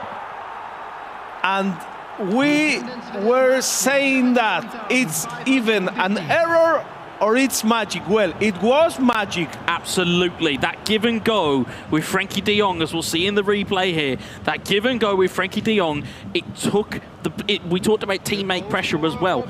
That's a perfect example of when it goes against you. As we'll see here, Frankie de Jong, you can see that there. You'll see that movement triggered from there. Defender falls over. It's one moment in a game that it just switches off. And again, from Alex Alguacil, we'll see a moment of magic, which then allows Ousmane Dembele to pound it into the back of the net. And watch Lewandowski's work. He does the curtain. Yeah, and you look there in terms of reactions there. It's muted from Alex Alguacil, but you'll see the fist pump from Eterito. Yes. He knows how much this means, as does the Palmer. Yes, of course. Yes, of course. Yes, of course. And this is so important because Alex, on match day 1, he was a little bit grumpy. He said, okay, I got 1 point, but he's very critical with his own level, you know? But because that goes to be that's said. what a champion looks like. I was just about to say, you know, we spoke about Monaco just in the build-up to the start of the match day in terms of their standing. But the reason why it's such a shock to everybody is because of how their standard has always been so high. Yes. And the same can be said for Alex and for Barcelona.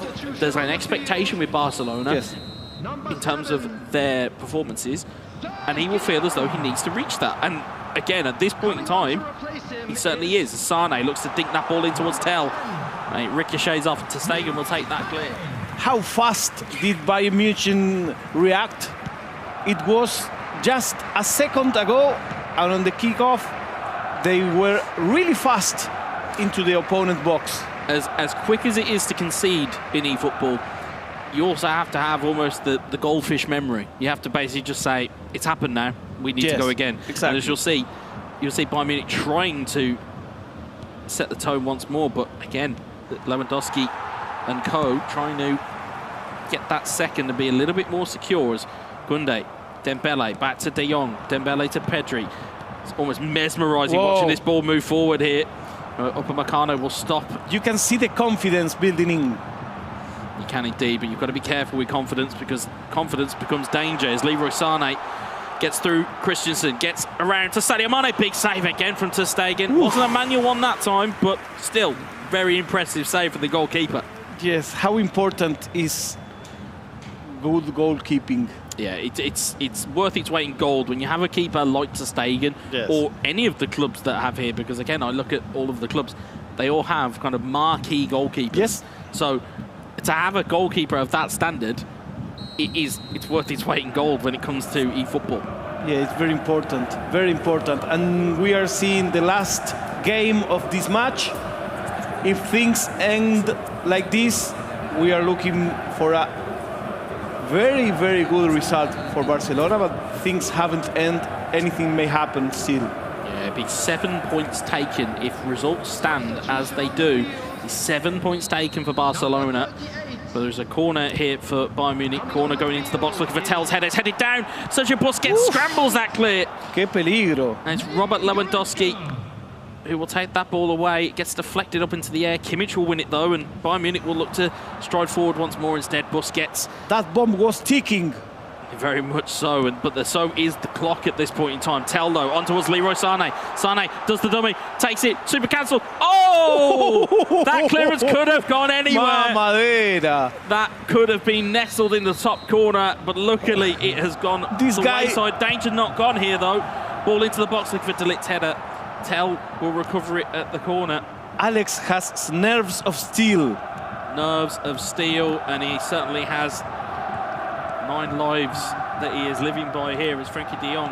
And you could see Lewandowski, that de Jong. play, he didn't move a muscle in his face. No, he didn't. I think it's probably more so out of shock than it is anything.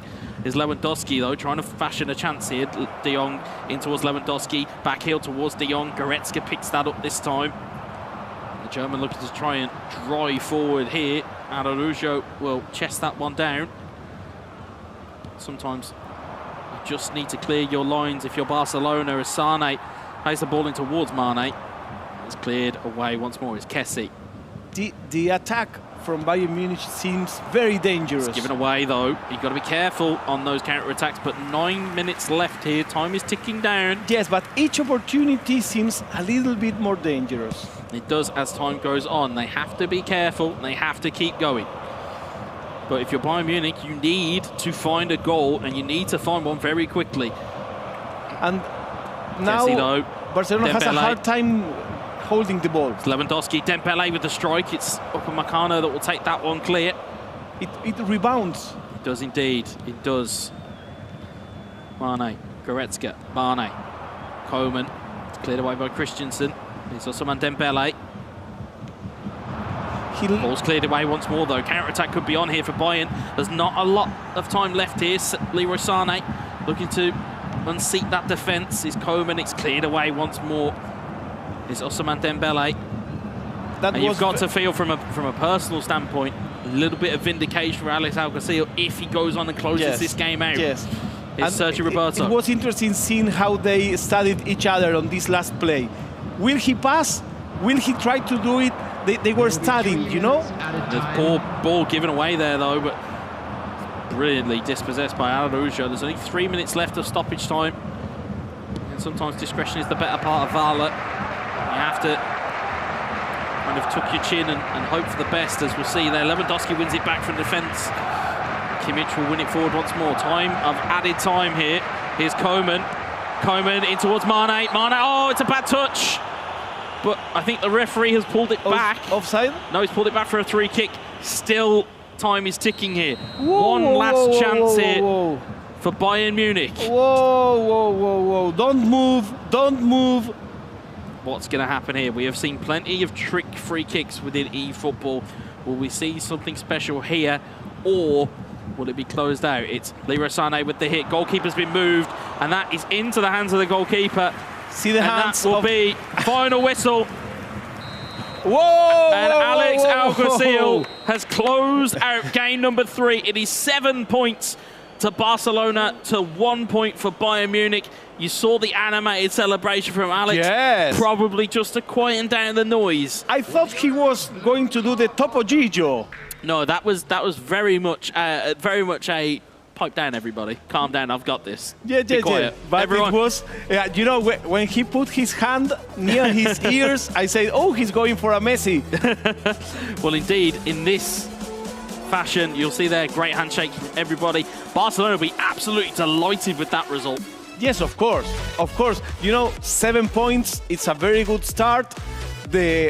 Both of the players in the teammates knew very well each other, and if you ask before the match, 7 points, I think it's beyond what you may expect when you play against Bayern Munich. Yeah, absolutely. And you think about it as well, after 2 match days, they've got 12 points after 2 match days. Very good showing from Barcelona.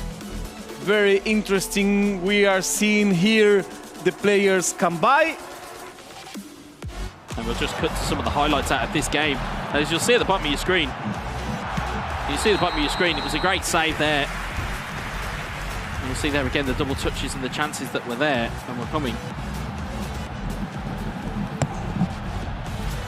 Yeah, you can see there as well. It's fantastic to watch. I mean, Semra, I know you probably had a bird's eye view of it, probably up in the gallery. I mean, I'm not sure. We could hear the animation up there, but it wasn't something that we couldn't quite decipher who they were rooting for, if I was perfectly honest.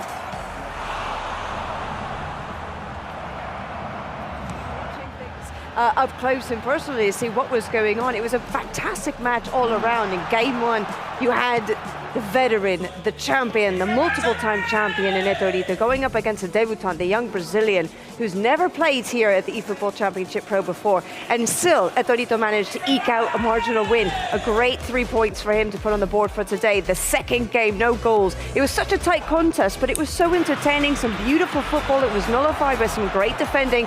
And it was a repeat of the quarterfinals last time, these two, when they went up against each other in game 1. A game which had to go down to penalties, which Jose ended up winning, by the way. way. But it was a spectacular game. I think you called it the game of fire and ice. Yeah. Good fun, that one, even though it was a goalless draw. It felt as though we always felt that there was going to be more goals, but sometimes, as you find out with both within esports and real football, sometimes the best games are the ones that are incredibly tight. And as we'll see there, I mean, you can, as I'm looking over at kind of player, kind of almost their auras, you can really tell the confidence that is now coming through Barcelona's ranks now. You absolutely can sense that, and I think we saw that coming through in Game 3 with Alex. Alex, someone who was really trying to get a sense of vindication for himself. He's trying to find a path of redemption, if you like, and he came out strong today going up against his former teammate, someone who he'd played alongside for 3 years, actually. They know each other inside and out. That can always be a blessing, or it can also be a curse. Absolutely. But he came out on top, didn't he? So it was brilliant to see him get those 3 points on the board, and like you said, 12 points. So now they're 5 clear. No, sorry, my math isn't very good. They're 3 clear, 3 clear of AC Milan. Yeah, and we'll see how that changes throughout the day, but certainly a great way to start off match day 2. Yeah, absolutely. It was fantastic, and I'm sure, I think Ferrito is ready almost with Alex to hear what he's got to say, but I'm sure he'll be delighted with the performance today. I'm sure he will be indeed. I can only imagine that Alex is very much on cloud 9. Let's go ahead and cross over to Fiorita, who is speaking to him right now, and get his thoughts.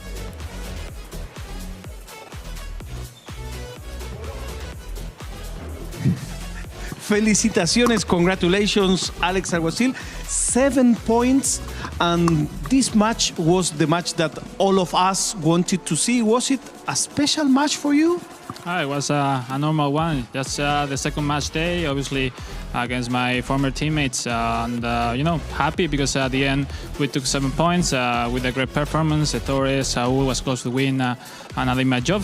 Finally, it feels good to win your game. It's tough to the many hours that we are investing, training. You have to arrive here and play your best, and obviously I'm already far to the level that I want to reach, but super happy because it was as you say, a special victory. I think 2 months ago I had not enough level to be playing on that side. But here we are, and there is no more motivation that someone don't trust on you, and that they say that I'm not capable to reach that level.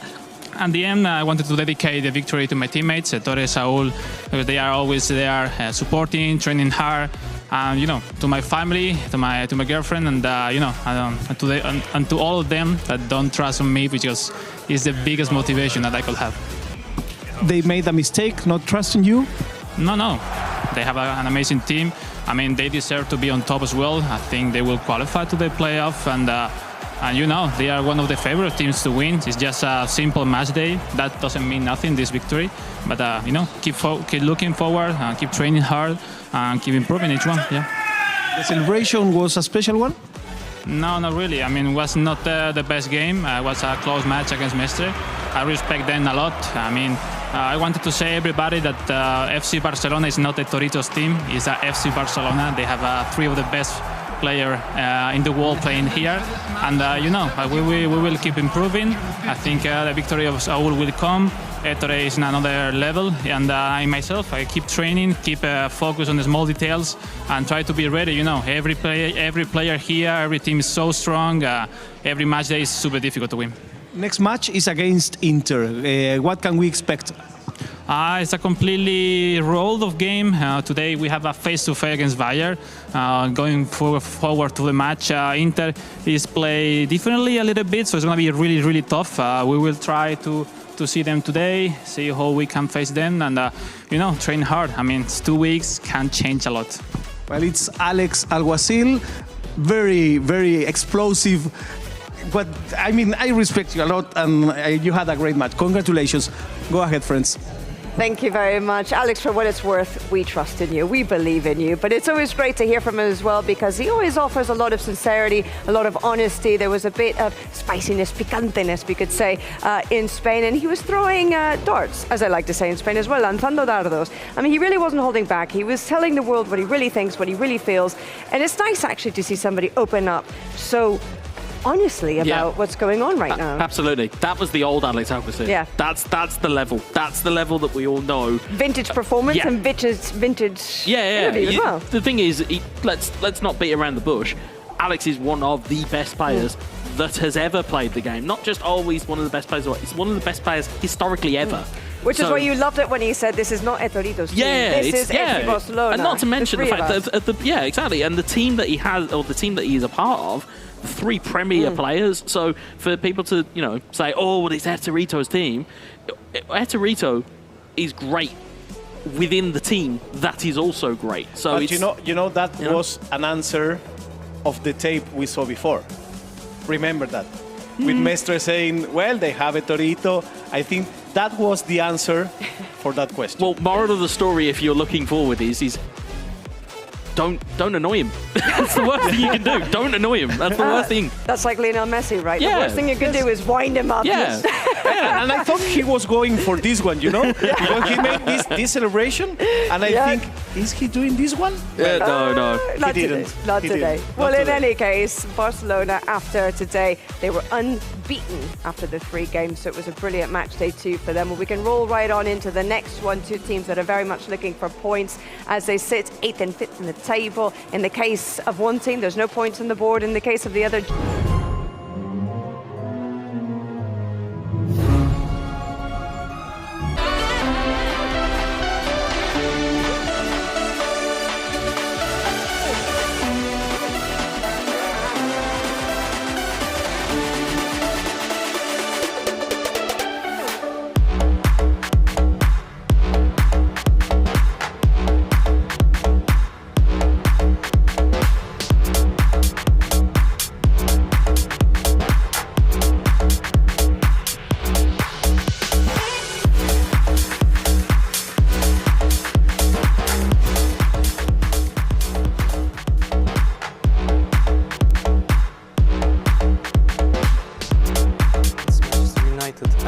Barcelona because I played against few of them and also others, but for me they are higher level.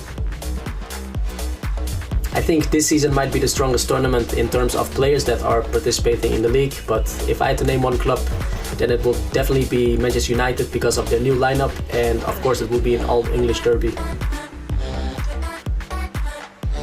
So interesting to hear that both sets of players there, both fancying Manchester United as a team to watch out for. And to be fair, I can't blame them for that in terms of the players on the field and players off the field. But the focus here now is a little bit more intriguing. You've got Arsenal and you've got Inter Milan, or FC Inter, and you've got Arda versus Austria, but you have a wonder kid versus a former wonder kid. Yes, 2 very young players. I think they are the both of the youngest players in this tournament. And both teams and both players need to get a win. Very, very, very important. Inter has 0 points. So that's, it's a lot of pressure. It's a lot of pressure to go onto these shoulders, especially for Arda on your screen at the moment. For him to lead his team off when they have got no points on the board is a lot of pressure. I'm surprised to see him when you have 2 experienced heads, both in Merriman and Christopher, who have been around the block in terms of eFootball Championship Pro, have been around the block internationally and nationally, to put him in. But to say that, it's a bit of a kind of a confidence boost for Arda, because he may look at these 2 players and go, oh, okay, well, you think I can lead this up? Okay, let's go. On the other side of the fence, you have Ostrubuc, who I would say sometimes has flattered to deceive. But since he broke onto the scene, it's been a difficult time for him. He had his time with Manchester United. It didn't quite work out the way that he wanted it to, looking from the outside looking in. Now he finds himself with Arsenal. He's got a new set of players he's got to find a footing in, and he's a new set of teammates. Of course, Roxa, as we know, is a shadow that looms large over esports within eFootball. And you've got Indominator, who again, as we said, is one of those players that has been there with previous teams. He's been there with previous teams, but he's not done anything recently, and that's the key bit. Is you now need to bring it to the fore. It's all well and good being bridesmaids, but someday you've got to be the bride. Yes, exactly. And you know, it was just Roxa, the only one in these 6 guys that won his match. So I think that we are here for a treat, you know, because all of these players need to win as we need the water and the sun.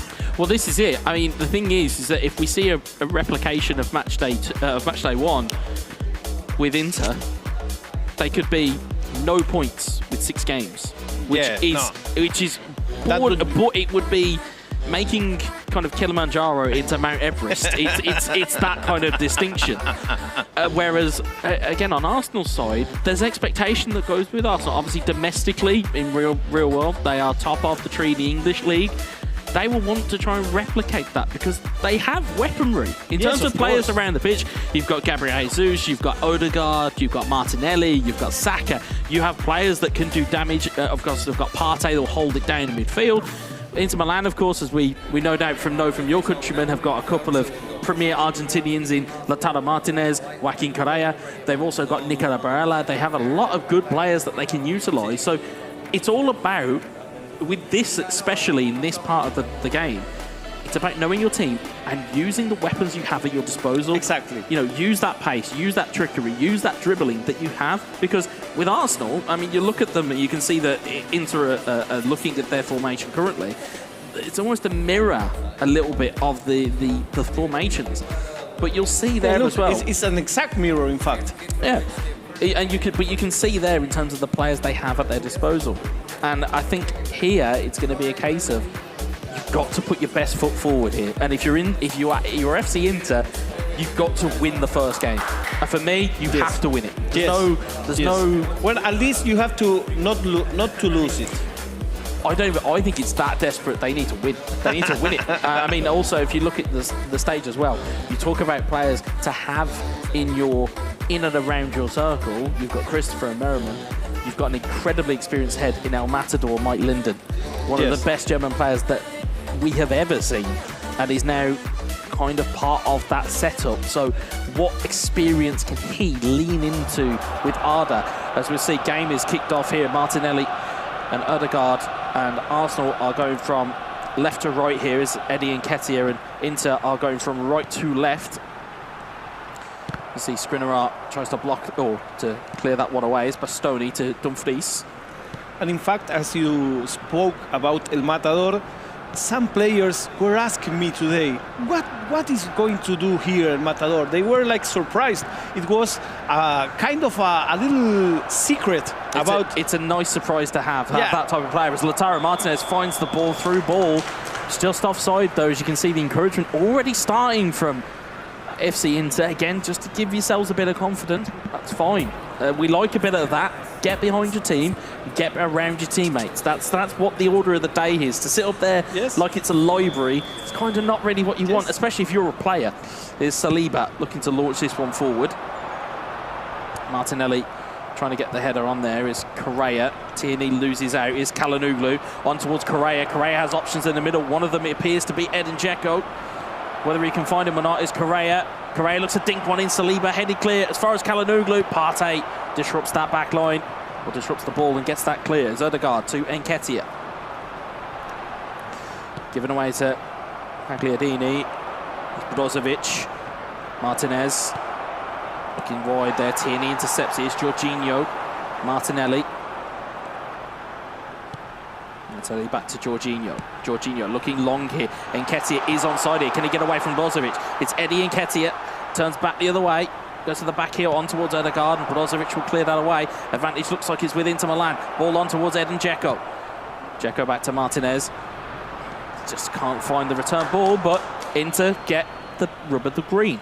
And you'll notice every positive thing that is being put through here met with an applause by FC Inter, which is, again, it's encouraging, it's good to see.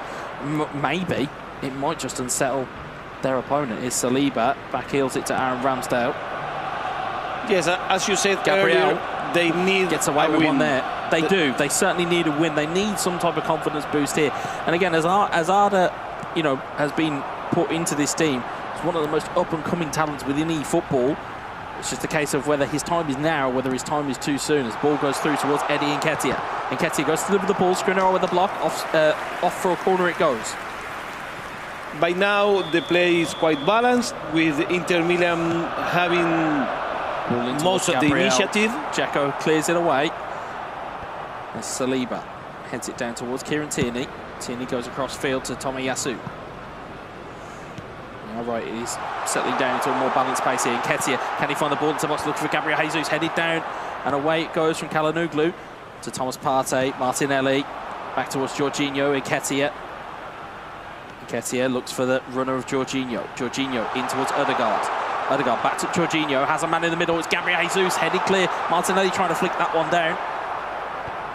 Partey heads it down. Bastoni just clears it away at the first time of asking. Dzeko to Correa.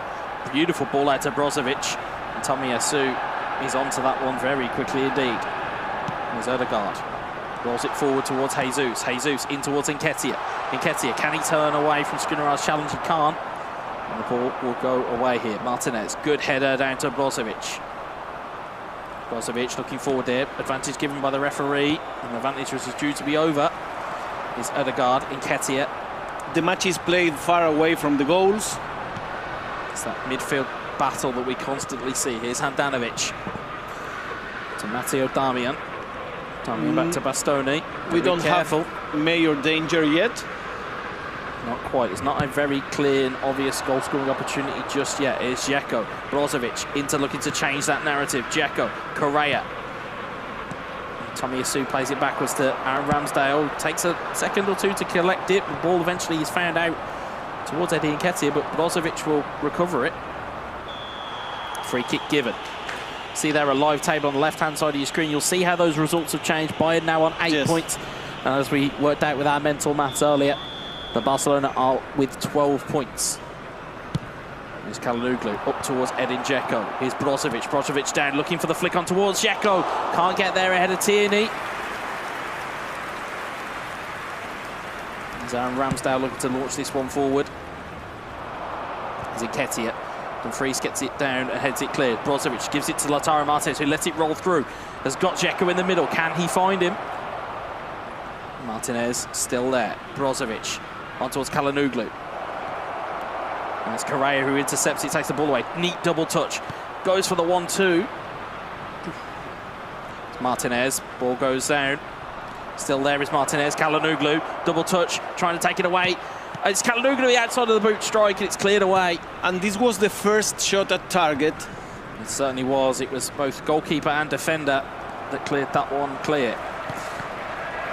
Jorginho to Partey. Solid playing by Arda Golazo.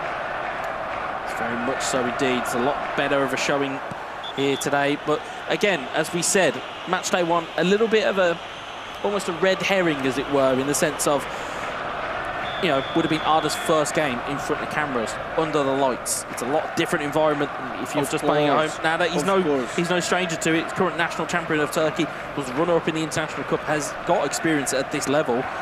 But obviously being in an environment such as an offline event, it's a lot different. Here's Martinelli looks to try and find a way through. Brozovic will clear, and it's going to be last chance here for Arsenal. It goes back the other way. Eddie Nketiah. Nketiah in towards Ødegaard. It's hung up in the air for him, and he can't quite get the strike away. And it will go to half-time 0-0. 0-0. Yeah, it was a balanced match. The better opportunities for Inter Milan, I think. Not by much. It's like perhaps a 1-0 couldn't be unfair, but also the 0-0, it's quite of a logical result of this. I want to send a big hug to everybody in Turkey and Syria. We know what you're going through, so a big hug to all of you. Yeah, absolutely, indeed. And hopefully, what we'll see here will be a little bit of a reprieve for gamers. Good defensive work there by FC Inter. There's Bastoni. Skriniar. Gagliardini. Brozovic. Gagliardini back to Brozovic. You can see the wheels are turning for Arda in terms of getting this ball forward and getting it forward, as we see here Tomiyasu. And he's showing his quality here, his skill. Yes, indeed, as Gabriel takes it away, though. Here's Ødegaard. Ødegaard forward to Jorginho. 15-year-old Arda Golazo from Turkey. He's playing in Inter Milan. There's Correa. Neat through ball to Dzeko. Can Dzeko hold the ball up? He can't. Although the ball has come back to Brozovic. Correa. Correa, double touch around the corner. Oh, it's at the post. Ricochet! No flag, and it is Brozovic to tuck that one away. Inter have the lead. And we were saying it was Inter the one proposing. It was Inter the one having the match on their back. And it's kind of a fairness game if the one who proposes, the one who tries, gets to win this game. Well, we talk about skill. It's that double touch from Correa. Yes. It's timing. As much as we say about, oh, you know how to use skills, it's timing, it's executing it. Beautiful skill, takes it away. Yes, it hits the post. It is first one to react.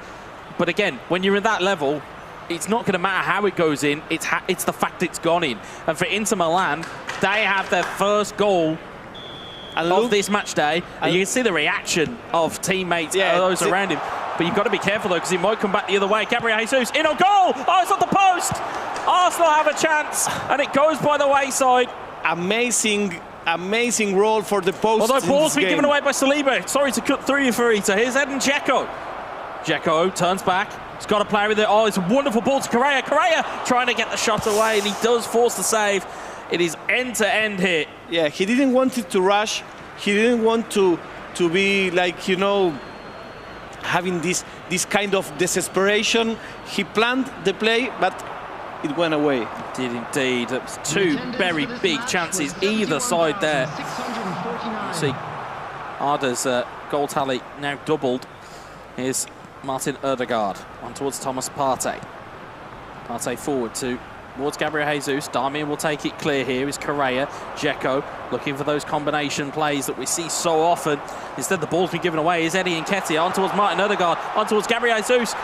Bastoni with a hard challenge. It's just been fair, but it will not be there for the ref to give a chance to, or give an opinion on. As Partey tries to play the forward, and Darmian will take it away. Here is Martinez. It's dispossessed by Tomiyasu. Nketiah looking for Ødegaard. Neat little spin from Ødegaard. Ødegaard trying to find that extra pass through, and instead is bobbled to Lautaro Martinez. Is Nketiah to Jorginho. On towards Martinelli. Martinelli in towards Jorginho. Good save for the goalkeeper. Ødegaard on the rebound. Is side netting. Good defending by Arda Golazo. Big chance going by the wayside there for Arsenal. Yeah, Osterbuch couldn't finish that play. There's a free kick given the other way here to Inter Milan. And if this result keeps this way, Inter is getting away from the bottom of the league standing. Will it be the first points of the competition? Yes. Which, as we said, I think at this point and at this juncture, I think it has to be a win, just to put some confidence back into them. I know it's very early in the match days, it's very early in the season, but the longer that would go on with no points, the longer it's just going to be a talking point. Yes, a problem. Not just for us, not just for Semra. It's for them. It's going to be for players. It's going to be people at home. They'll be asking the questions of, oh well, why are these? Surely these players could be better. And remember, this guy represents the official clubs. Exactly. So that's also important. These are professional players, but they have a responsibility towards their club. Absolutely, they do indeed. And as we've said, there are no kind of Park or Sunday League teams here. Instead, it is all Premier teams that you have seen from around Europe. As we see that ball eventually comes to Eddie Nketiah. Here's Gabriel Jesus. Ball is gifted back to FC Inter. There's Lautaro Martinez. Martinez on towards Mkhitaryan. Mkhitaryan looking for a ball through there, looking for Edin Dzeko. Ball is cleared away once more, but 15 in-game minutes left. I'm not trying to be an oracle about this, but I can only imagine the reaction if Arda can see this one over the line. I can only imagine the reaction that's going to come as Brozovic finds it in towards Mkhitaryan. Emil Smith-Rowe. And as you were talking earlier, how important is the first game? It sets the tone. It sets the tone here. That's what it will do. But Arsenal are not out of this just yet. Here's Jorginho, who looks down the line towards Gabriel Martinelli.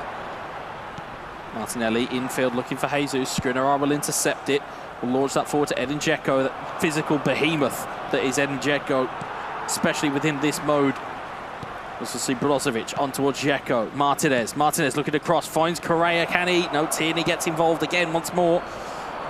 Time is ticking down more and more. As you see, Inter would then go into that top 6 with just one result if they can stay this way.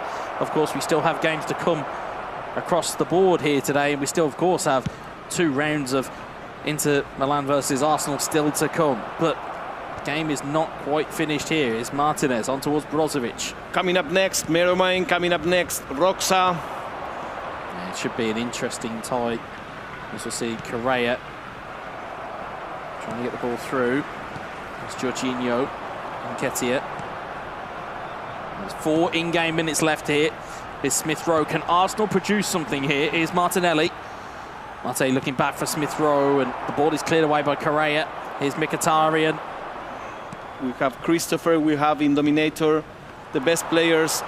Ball's given away here. Here's Emil Smith Rowe on towards Martinelli. Looking back for Smith Rowe. Cleared away again by an Inter defender. There is not long left here. No. And it is going to have to be now or never for Arsenal and for Osterbuch. Let's see some substitutions. But I would say here, for the performance we've seen from Arda, very mature performance. Yes. Very mature performance in terms of got his goal, defensively very strong. It's what you would need at this level to succeed. For the time being, he prefers to get the match secure than to extend the lead. But, you know, there is a fine line between not risking too much and being too cagey. Yeah, absolutely. And there's a fine line between a win and a draw here, as we'll see this play develop. As we'll see, long throw looking in towards Gabriel Martinelli, who wins the header down. Gabriel Jesus, big save from Handanovic. Amazing save.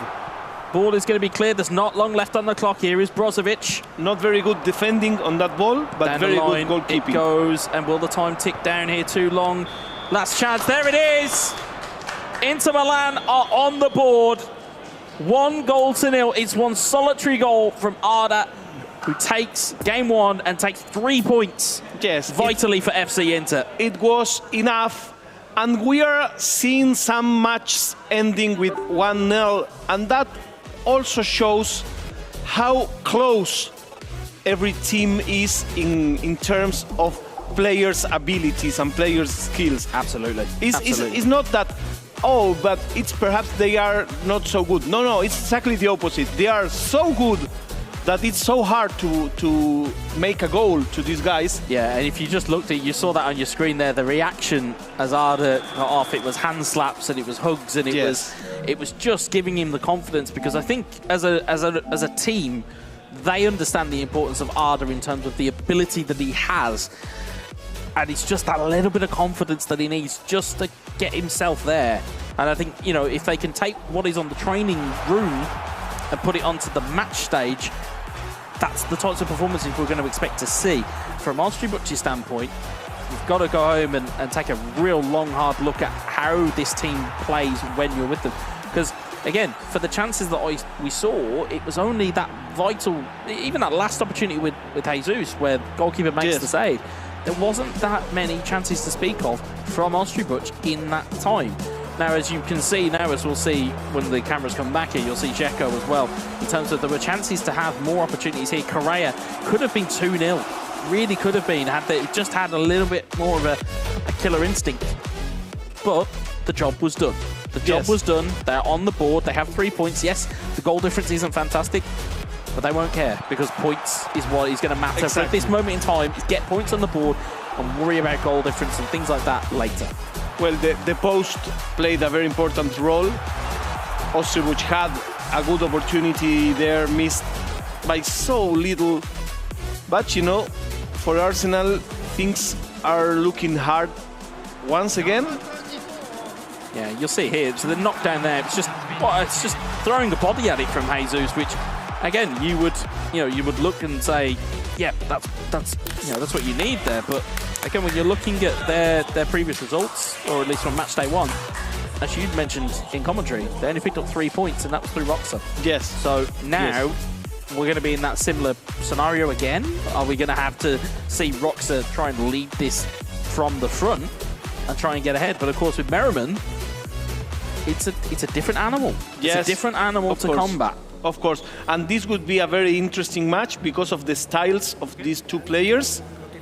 Because I think they have a really different approach to the game. Yeah, I mean, styles make fights is the saying, Yes. and styles make these games of eFootball even more intriguing than they already were. Yes. You know, if you already look at Inter Milan versus Arsenal already, and then you look at all the players you have there, and then you factor in the two players that are then controlling each team, it just makes it almost that kind of almost cauldron of kind of chaos that there's going to be here. Again, as you said, Merriman, I would say, probably a little bit more of a defensively minded individual. Roxa is on public record wherever you'll hear him talk, where he says, I don't care about trying to box the game off. I want to score as many goals as possible. If I can score 5, I'll score 5. If I score 3, I'll score 3. He just knows that he wants to score more than the opponent, and that's all that matters. It'll be interesting to see whether Merriman can combat that.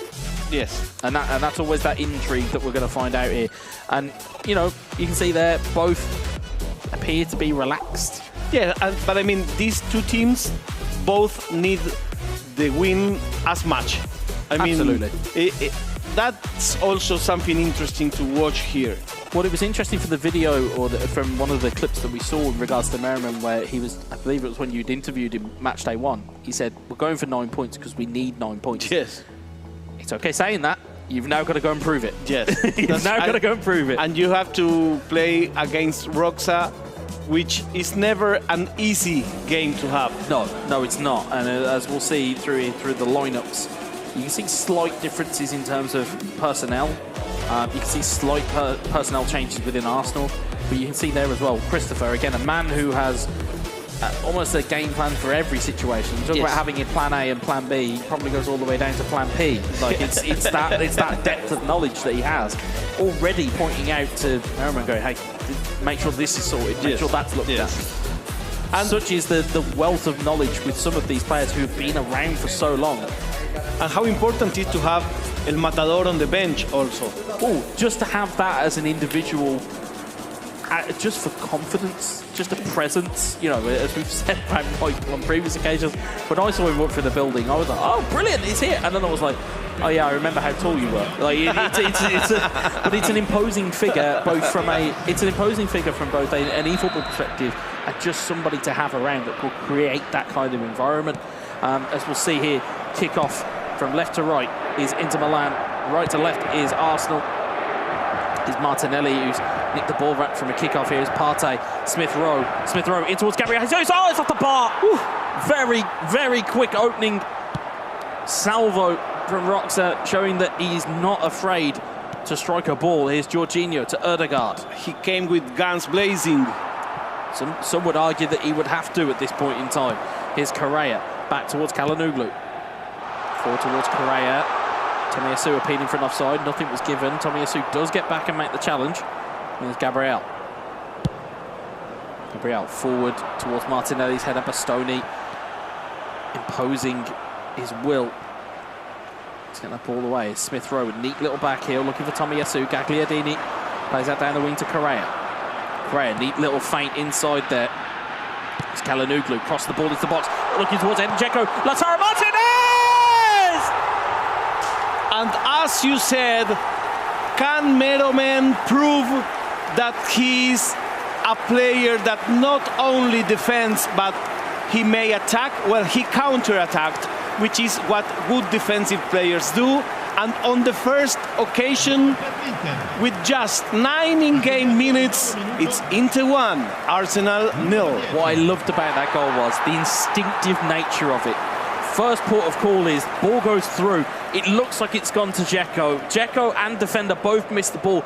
Ball falls to Lautaro Martinez's feet. And instead of doing anything fancy, I am a great proponent of doing the simple things. Ball falls to him. He's like, I'm just going to shoot. Puts the ball into the back of the net. 9 in-game minutes gone. It sets the pace and it sets the tone. And you can hear the reaction from Inter Milan.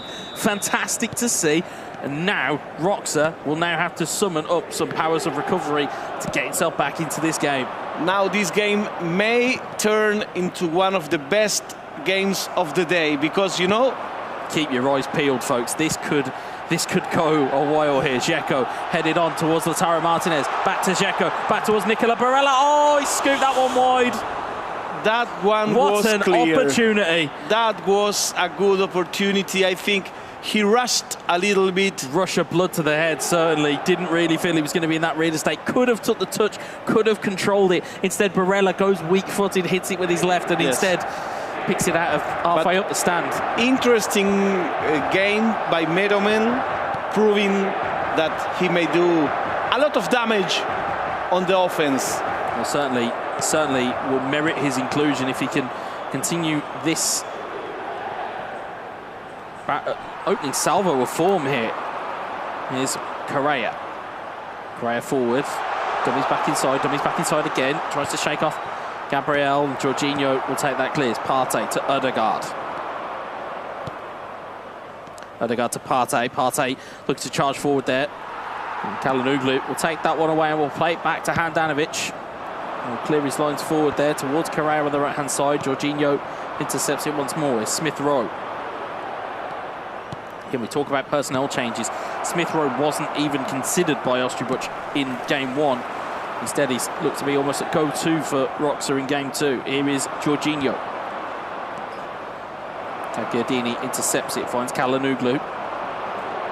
It's an intelligent game plan, the one from Meromen.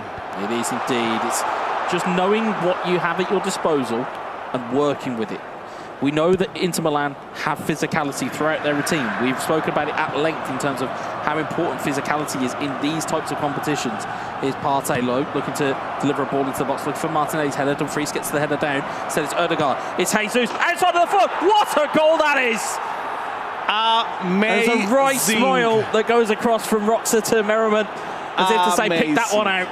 How dangerous is having a player like Roxa when he's attacking you. You know that at any time he can deliver, and indeed he did. Let's see this goal again. We said it earlier about Eterito.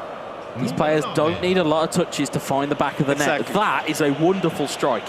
As we'll see here, Partey gets the ball into the box. Dumfries with the header clear. Ødegaard taps it down. Jesus, instead, defender backs off instead of going to the ball. Allows Roxa the space with Jesus, who is, again, an elite level striker of the ball. And as we'll see here, beautifully outside of the boot, right around the corner. It's a brilliant goal camera angle there. And you'll just see the reaction here. As soon as that ball, you can see what's going to happen. You'll see there. Straight over towards Merriman. And this is mine.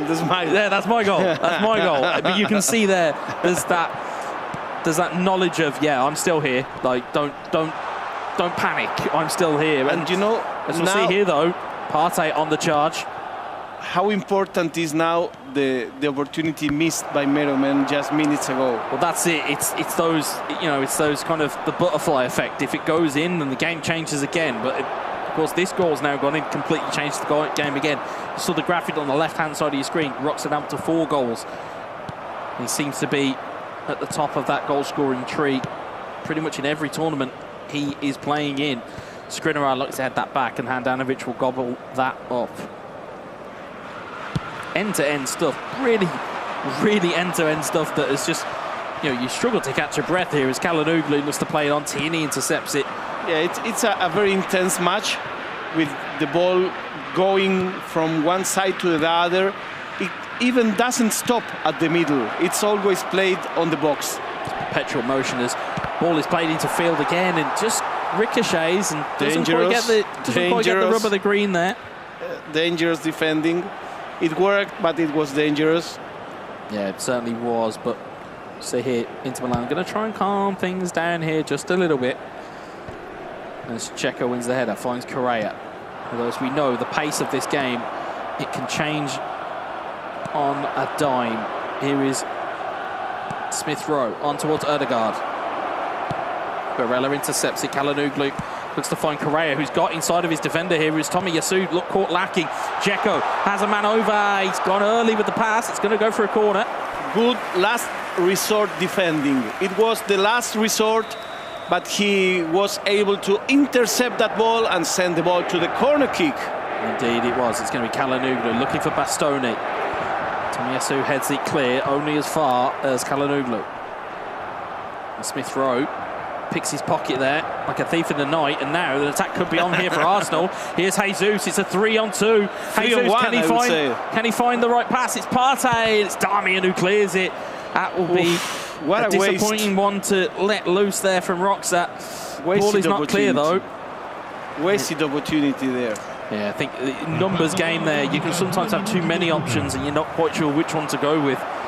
As Gabriel gives it away to Dzeko. Martinez, Dzeko, back to Martinez. Martinez, stunning strike, deflected, takes the sting out of it. Ramsdale will take hold of that. Now they are taking turns in making errors. Yes, certainly. You can see the pressure just starting to build a little bit on both players. You see, as we can see from the stats there, not a lot of opportunities, possession relatively even. But you can see that there's just that little bit of pressure and a little bit of expectation on both of these players. But you know how important the precision is, because both players missed opportunities, both players made some errors that may explain why this match, until now, it's 1 for Arsenal, 1 for Inter Milan. And a tip for players watching at home, if you're looking for ways to try and stop potential kick-off situations, you can pull the offside trap. It's very dangerous, but sometimes it can work to your advantage, and that's what's happened there. As we'll see, Inter Milan coming back on the counter-attack is Barella in towards Dzeko. Ben White with the challenge. Ødegaard will take that one under his spell. He'll look to play that forward. His teammate pressure has blocked off that ball. Martinez forward towards Çalhanoğlu. What can he do here, the Turk? And Tommy Yasu will clear that one away. It's Partey to Smith Rowe. Breathless stuff here. It's just going backwards and forwards at a ridiculous rate. Ball long goes forward here to Jesus. Bastoni clears that way. Here's Barella. Blocked away again by Arsenal heads. There's Ødegaard. Martinelli. Ben White wins it back again. Jorginho, Smith Rowe. Towards Martinelli. Got a man over here. It's Ben White, of all people, who was forward there. Skriniar takes it away. A necessary foul for Arsenal. Knowing that Ben White's out of position, you've got to give the foul just to let your team reset. Yes, yeah, that was a tactical foul. Cynical in my world is what it is. Cynical. If you put your player out of position, you make sure you give them the opportunity to attack. Of course, I joke. You wouldn't give anybody anything, especially at this level of eFootball. Here is Thomas Partey. It's an interesting game. As we said earlier, the mistakes explain the score. It does indeed. It's got very tense all of a sudden. It's got very tense. Ball is very, very closely guarded there. Is Jesus though. Martinelli, Arsenal in on goal. It's blocked away for a corner. Some guys seem to like the danger. They seem to be flirting with the line between crazy and stupid. It's flirting with it. They really are, because it's crazy defending because you should just clear your lines. It's the most basic of things to do. I know that people like to have possession of the football, but there's a time and a place. There really is. As we'll see, the corner going from Ødegaard, looking towards the back post. Instead, it's Partey that will recover it. The harsh opinions from my friend Weza. It certainly are. It's Martinelli. It's what takes it. Oh, la la la la la la la la la la la la la la. And that's why you don't mess about. You do the clinical things. You do the critical things cleanly. It's clean. And what again, a stunning as goal, you see that my friend. Rice smile again from Roxa just across the merriment. You can see there's just that little bit of something there between the two of these players. But you'll see there, great movement of the ball. Again, first time strikes. I say it constantly, instead of dummying and taking it under, just take a first-time strike, just let the shot go.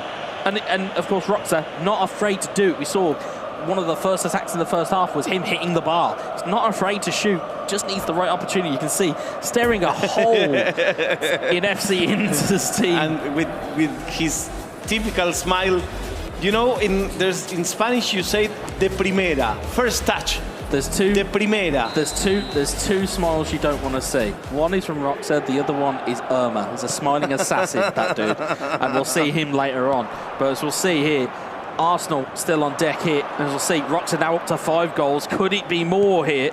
As Odegaard takes it under his own brilliant lofted ball. Martinelli heads it on. It's a good save for the goalkeeper. Bastoni almost heads it into his own goal. And it's a corner ball. And with this, Roxa is climbing to the scorer list. Beautiful lofted through ball there. Beautiful ball. Nearly had a 6th for the season. Yes. And you can see there the look to the heavens as if to say, how did that not go in? He's sharing the first standing with Etorito. He doesn't like to share, does Roxa. He will want that for all for himself. Here's Jorginho. Tries to loft one through. Darmian gets caught by Smith Rowe. He does in possession, but it's Kalanoglu that will win that one. Here's Martinez to Barella. Barella to Correa to Dzeko. Dzeko forward, and looking towards Martinez. Martinez has got there ahead of Tierney. Martinez cuts it across. It's Partey that will clear it. It's Odegaard will launch this forward, and now all of a sudden there's a 4v3. It's Smith Rowe. Jesus. Amazing how Odegaard, brilliant ball to Martinelli. Martinelli looking for the man over. Could have gone on his own. Instead, the ball is cleared. It's getting to that stage of the game where energy levels are sapped, both on and off console, and now mistakes are starting to creep in here. Martinez on towards Kalanoglu. Martinez looking back towards Kalanoglu once more. Places it across the box to Barella. Dzeko, ball in the back of the net, but Barella was offside. Offside. It's amazing how he climbed the game. He started losing. He went for the equalizer, and then with just first touch kind of goals, he's ahead on the marker. I think he's deserving the win. It's the powers of recovery from these players that you will see so often throughout this entire competition, both through this match day and future match days. You will see these powers where they will just summon what they can to get themselves over the line. Now, Merriman has got to go to the well here and has got to find a way. Yes. That's what we need here from a broadcasting standpoint, is for him to go to the well. But Trossard is on for Arsenal. You see changes have come on for FC Inter. You can see Odegaard out wide to Smith Rowe. Ball ricochets in towards Dumfries, and it's cleared away by Handanovic. Up towards Inter head. There's Mkhitaryan though, won it back in possession. Dzeko won it in transition. Eddie Dzeko, can he go all the way? Yes, he can! And powers of recovery, you say? We were talking about climbing, and you know, you never have to sell the crop before the fruits are ripe. If anything I have learned over my courses of football history, you never count a German out. Ever. Of course. Ever. In any competition. Of it was course. a wonderful, crafty goal there. Dzeko holds off that defender, gets the rub of the green, gets it off the post in the net, back of the net. There's times where that shot hits the post and goes wide. It's a bit of luck there, but it's a brilliant ball. Brilliant ball. He holds the defender was pushing.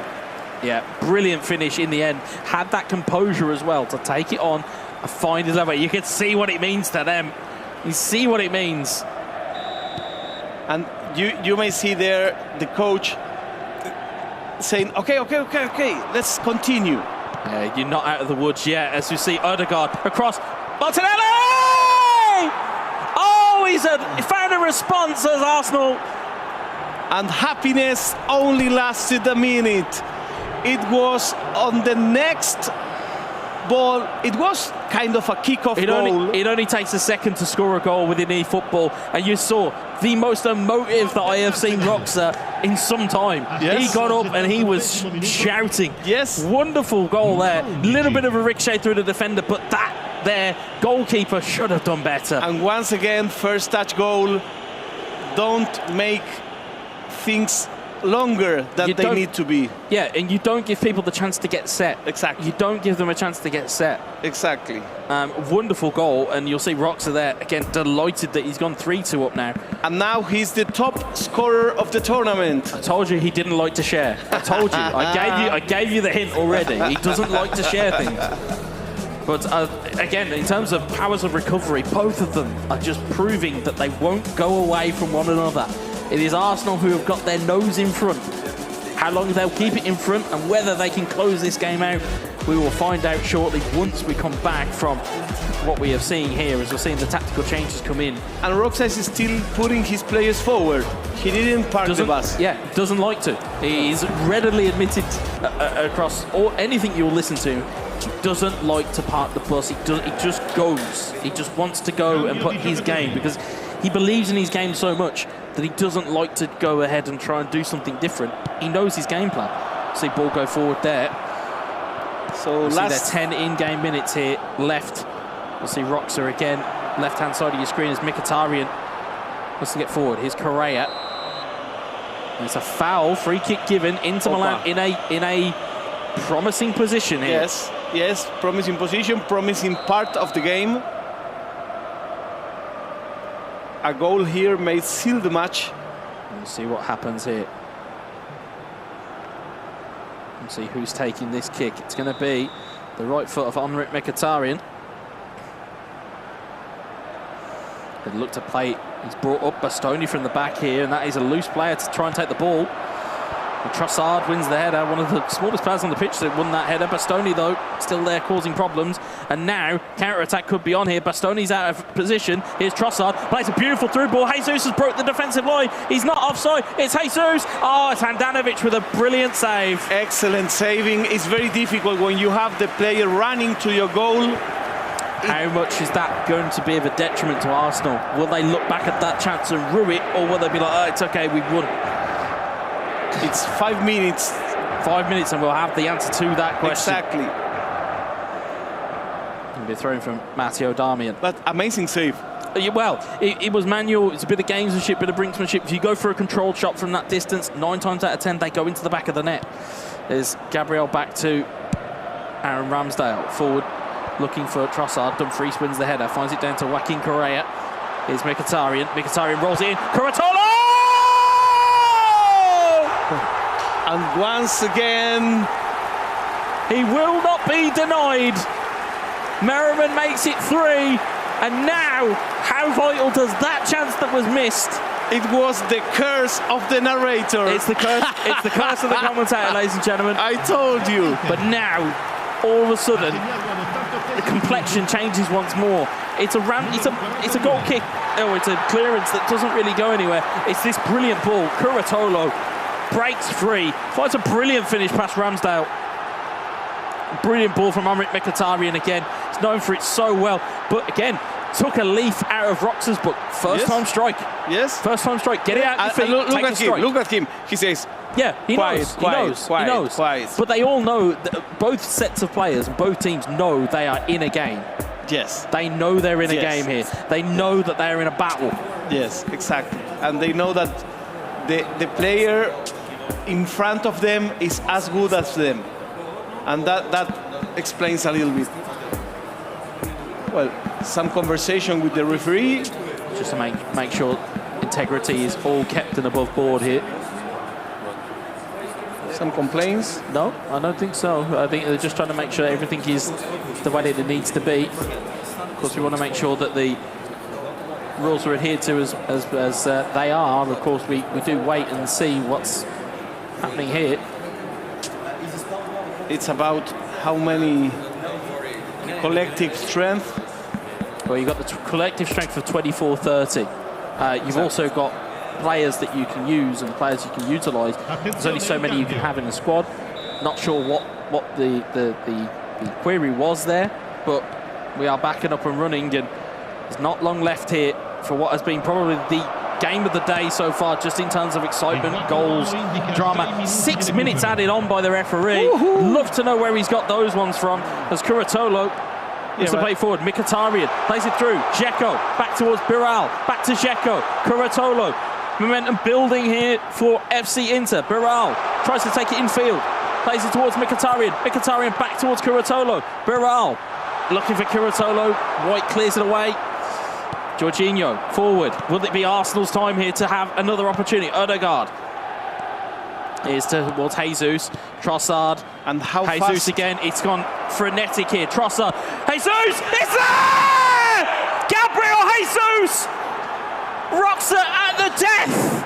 And you know, 6 minutes added time in the hands of this player is an eternity. You may as well give them another half when you give them 6 minutes added on. You may as well. It's a fantastic finish. And look at the time.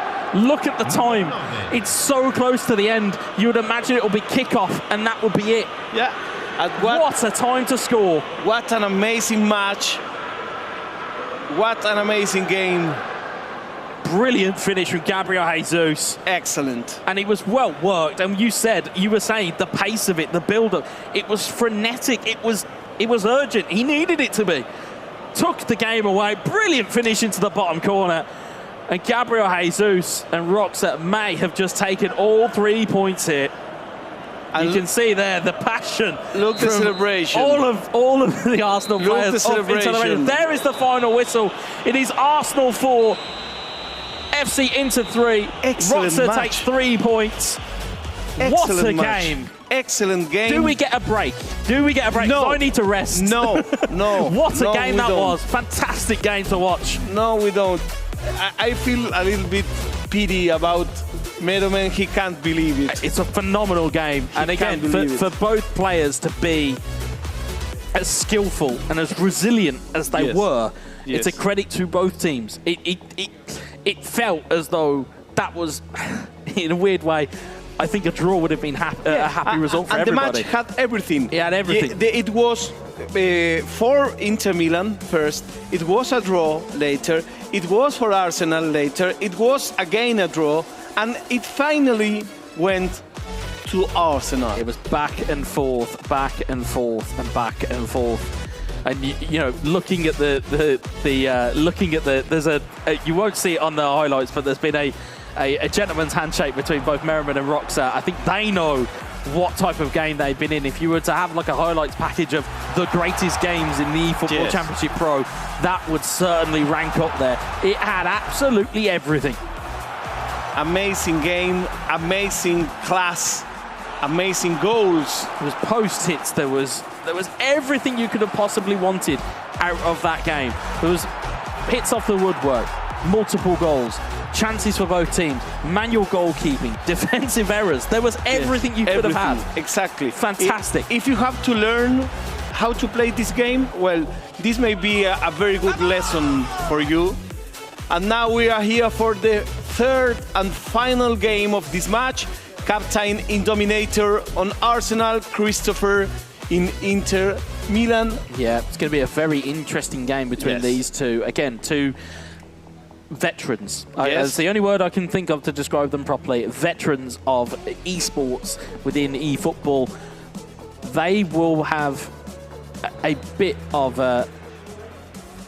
time here as we are just waiting to see what is going on here. Again, a little bit of extra time. As it is, guys, you know, live broadcasts, there are things that we have to make sure integrity of everything is kept above board, make sure that everything is exactly the way that it needs to be. Of course, these players may have, as you mentioned on previous tournaments that we've had, in terms of, you know, controllers and making sure that everything is the way it needs to be. Because, of course, again, for those guys at home, or for viewers at home, and even for gamers at home, you will probably know as well as me and Farita will, we all like our own controllers. We all like our own controllers. We like to make sure that everything is exactly the way it needs to be.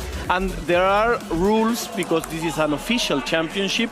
So this is not like, okay, we have a pizza and play some games. There's no turbo buttons here. There's no turbo buttons here. We can assure you of that. But as we'll see on the highlights on the screen here, again, we just said frenetic, wonderful finish from Jesus. Whoa. Just fantastic finish.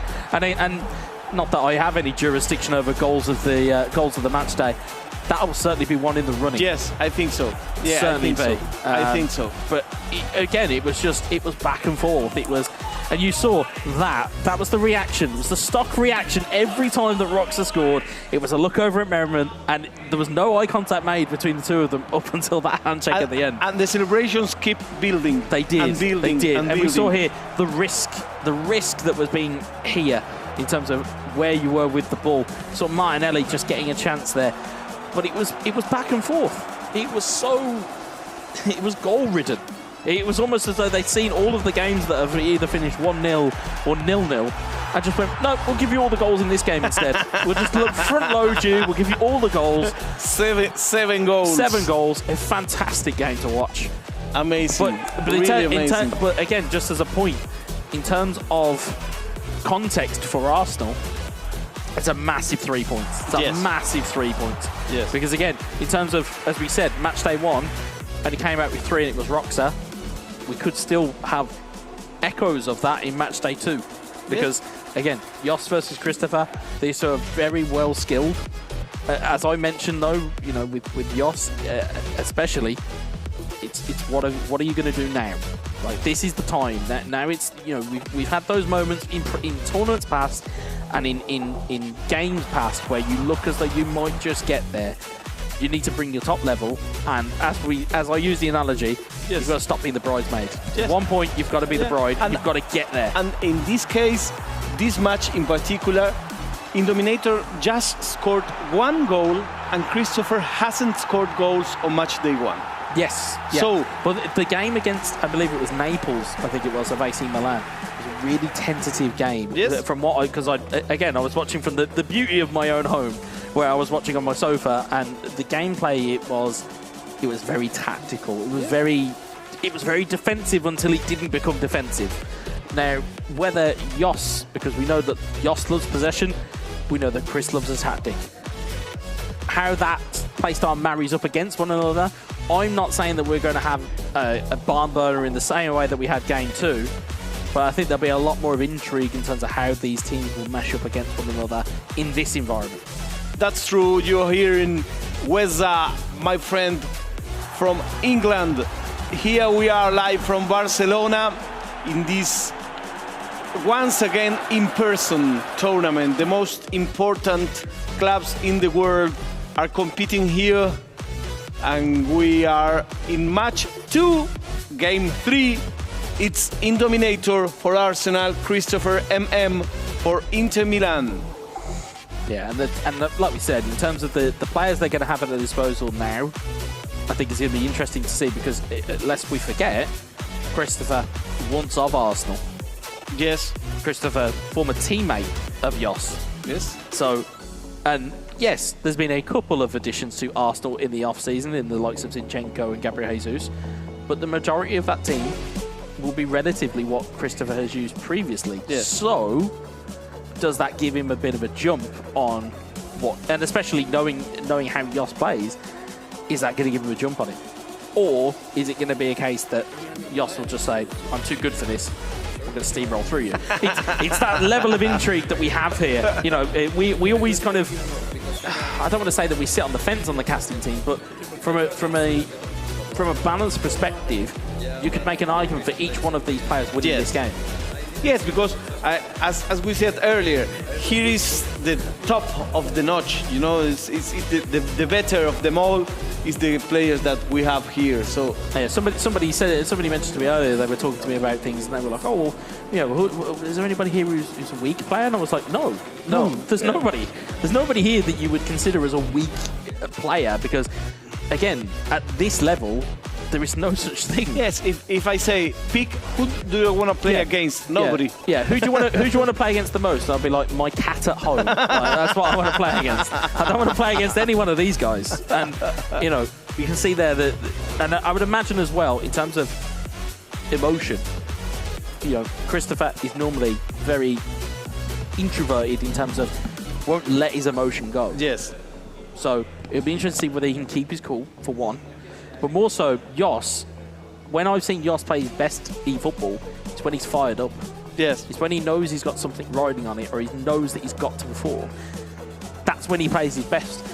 So the argument suggests now is that this is where we should see the best version of Domnan, because your team, you know, it's 1 win each. if you win your game, you leapfrog into Milan once more, and you put yourself in a better position than what you started out with at the start of the match day. Because the start of the match day, you know, as we said, these are the games where you need to start setting the pace of where you are in the team, and you need to back. No disrespect, you have to back Roxa up here. Roxa's the only one that's gaining points here. You've got to back him up. Yes, yeah. You need to prove that this is a team. Yes. Yeah, to kind of almost echo Alex's point, where he was talking about people referring to it as Eterito's Barcelona. This isn't Roxa's Arsenal.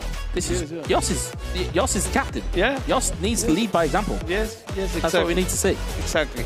So here we are for this game. This is the man. This is Jos Indominator from the Netherlands, representing Arsenal against Christopher MM.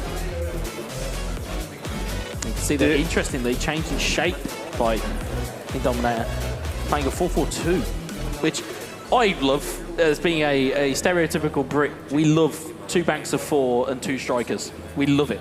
So tapping into what your players know, and also you can see interestingly there, Christopher has multiple kind of versions of what he would like to run. So you can see there's multiple ways that he could look to try and skin this eFootball cat, as it were. Because, again, you're going to look to try and mirror what you've got in front of you.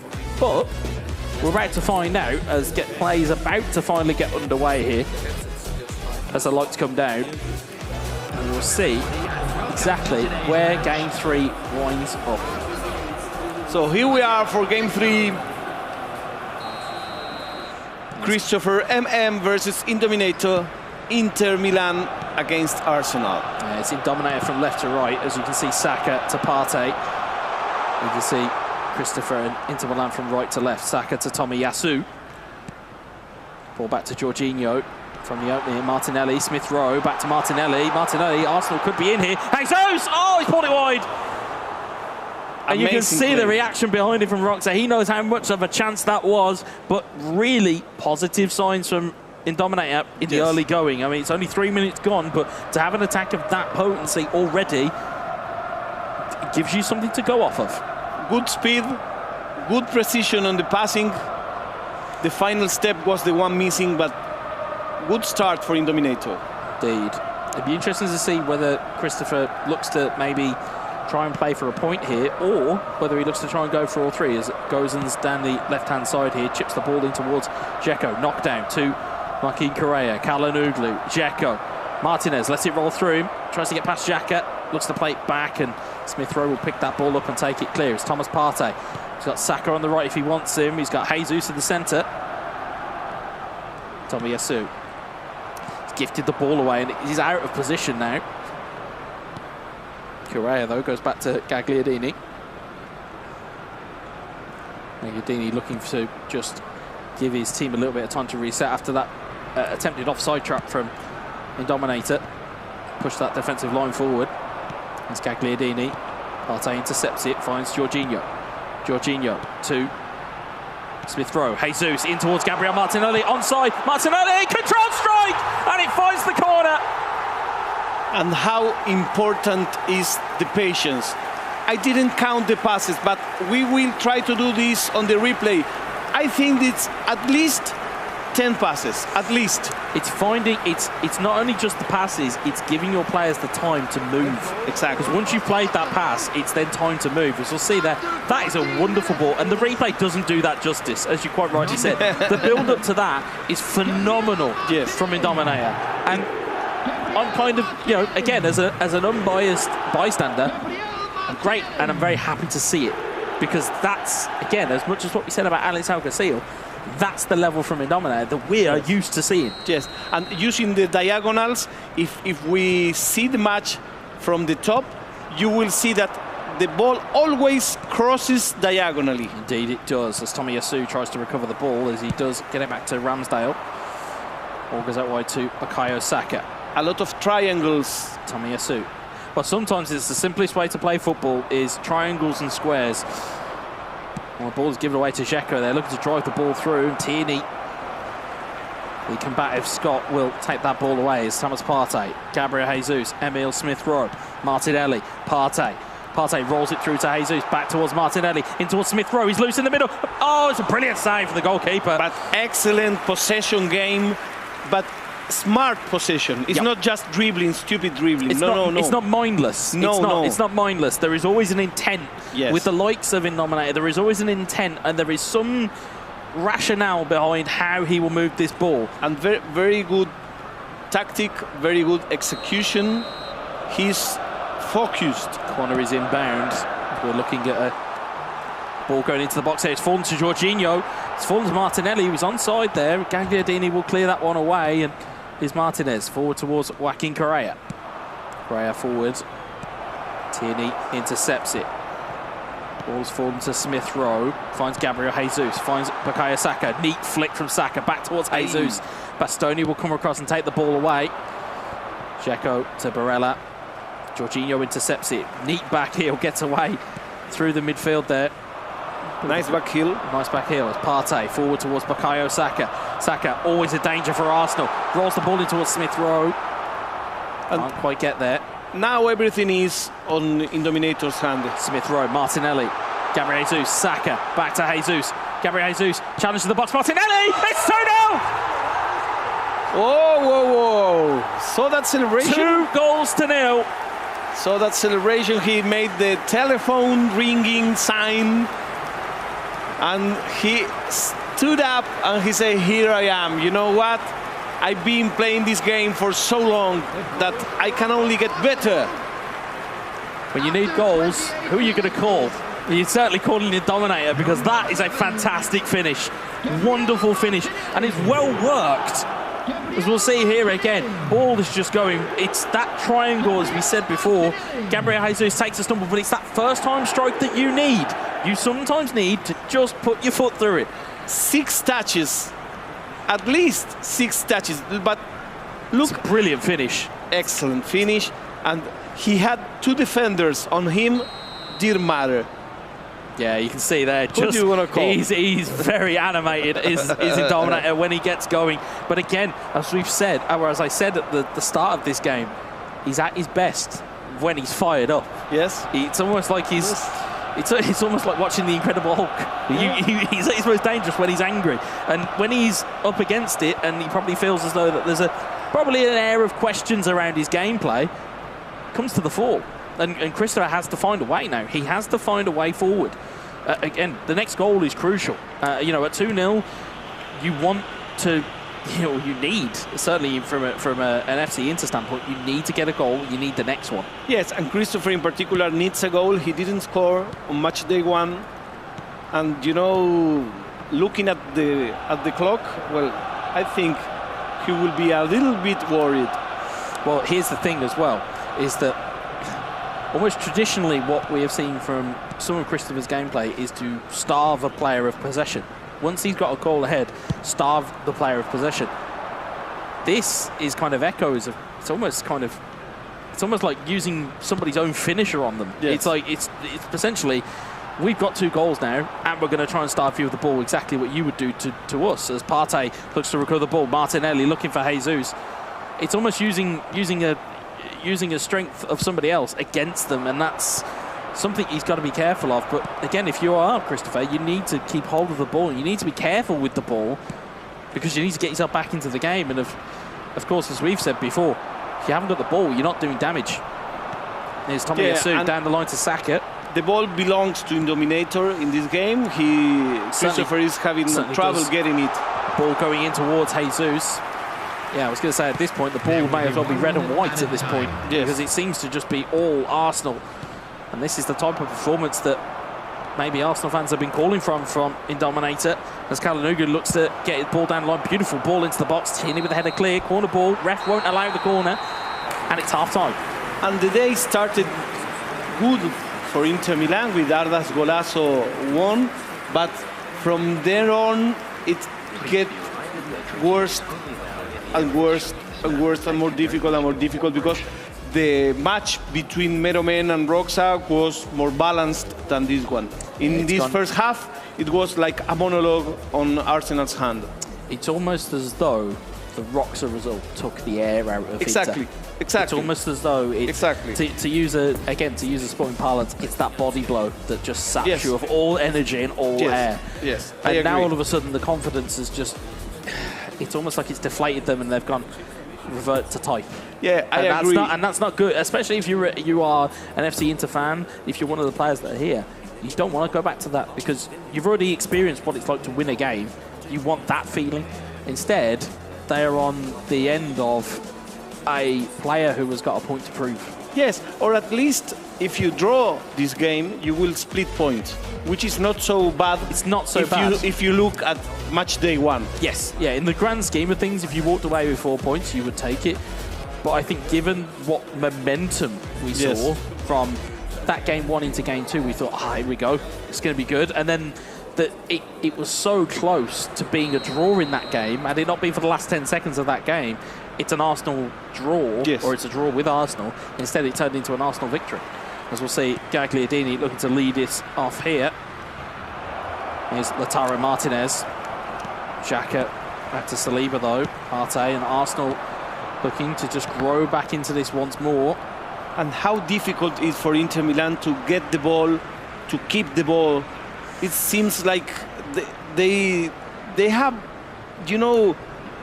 weaker players, but they don't. No, they don't. And the thing is it's not necessarily keeping the ball. It's a nice double touch there. Barella into the box looking to try and get that in, and it's headed away.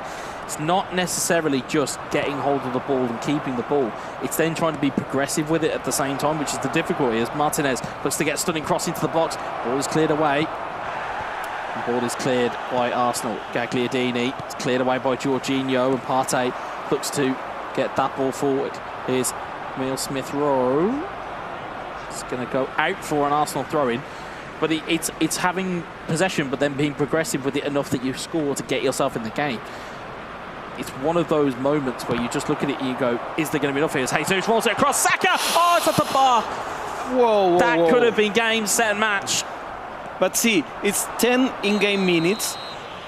All of these 10 minutes were with Inter having the ball, but Arsenal needs just 3 touches to beat the ball. They need 3 touches to beat the ball, and they need 1 goal to put this game to bed. That's true. If they score again, that's true. It's game. But I mean, they were with just 3 touches closer than Milan with 10 minutes of possession. And that's what we say. We talk about, possession being king, yes. But I call it negative possession or positive possession. Positive possession, you're pushing forward. Yes. Negative possession is we just keep it around the back and we hope that something breaks for us. You've got to be progressive. As we'll see, Partey, Martinelli gets around the defender, falls it back to Jesus! And is that the goal that gives him Dominator all 3 points? Yes, it's 3-0 and match is not finished, but it seems a little bit more difficult every minute that passes. Absolutely, but it's a wonderfully crafted goal once more. 1-touch passing. It's that neat touch. We saw it from Pedri for Barcelona. That neat touch takes it past the last defender and allows you that opportunity to play the ball in. As you see there, reaction times, brilliant. First time strikes are at a premium at this point in time, and it seems as though Arsenal have a blueprint to move forward. If they are replicating what they are seeing with Roxa, they have a blueprint to move this team forward. And he made the silence sign. Was that for us? I think he might tell me. He might be telling me to be quiet. I don't know. He might just be like, "Can you stop shouting about Jesus?" I'm not sure. I don't know. But it's certainly a silencer of a goal, because 3 goals up now, and that mood, as we can sense it in the studio, and that's the beauty of this being offline now. You can sense the mood. Of course. And it's all of a sudden on the Inter Milan side of things, it's become a whole lot different. It's very tense over there. The day started so well. Yeah. And now it's so bad.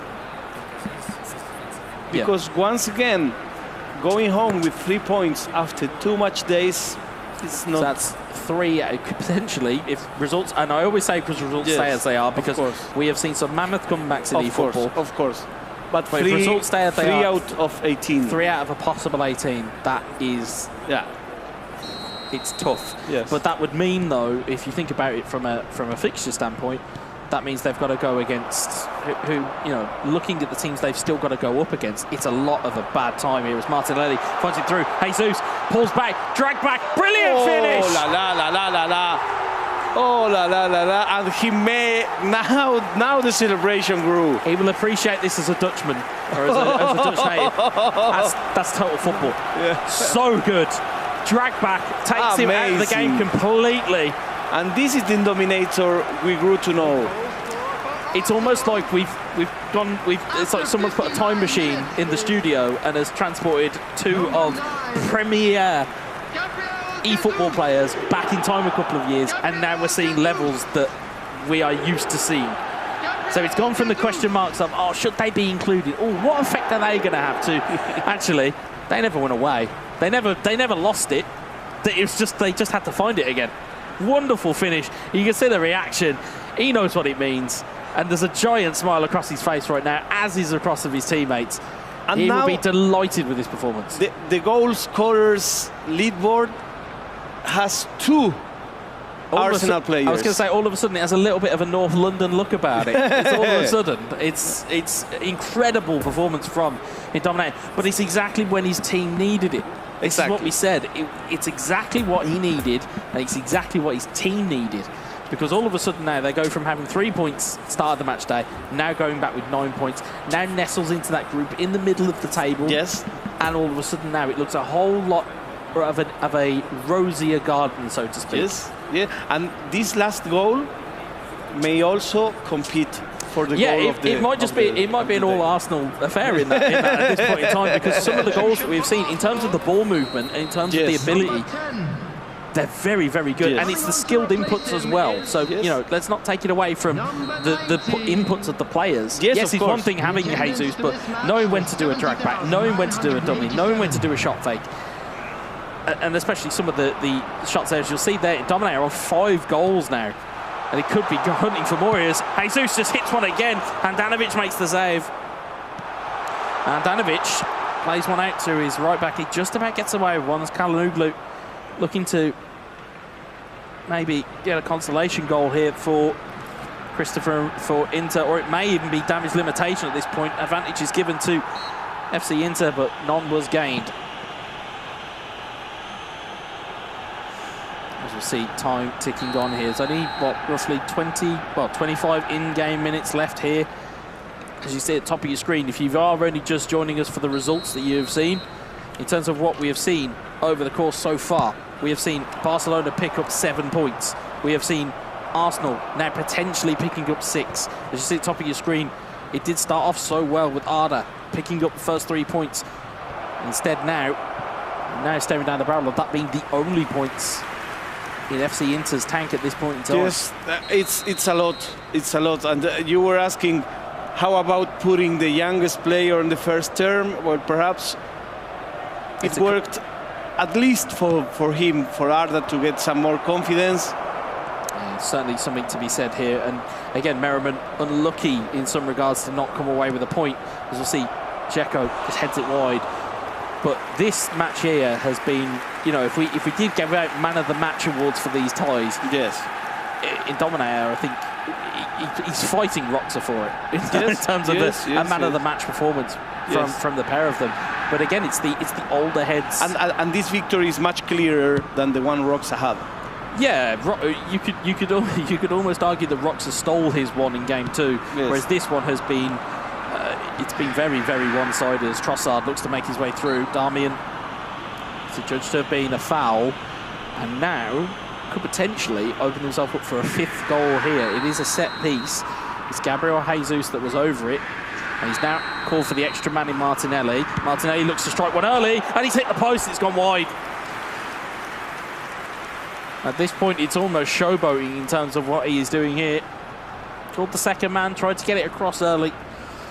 Instead, it goes for a goal kick. 20 in-game minutes left here.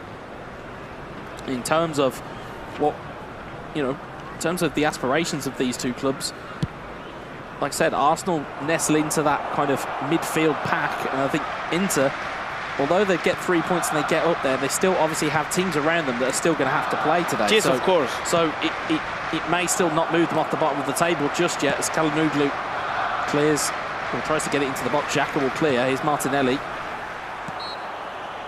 Again, foul given against Inter Milan. Everything looks like this match has already a winner, but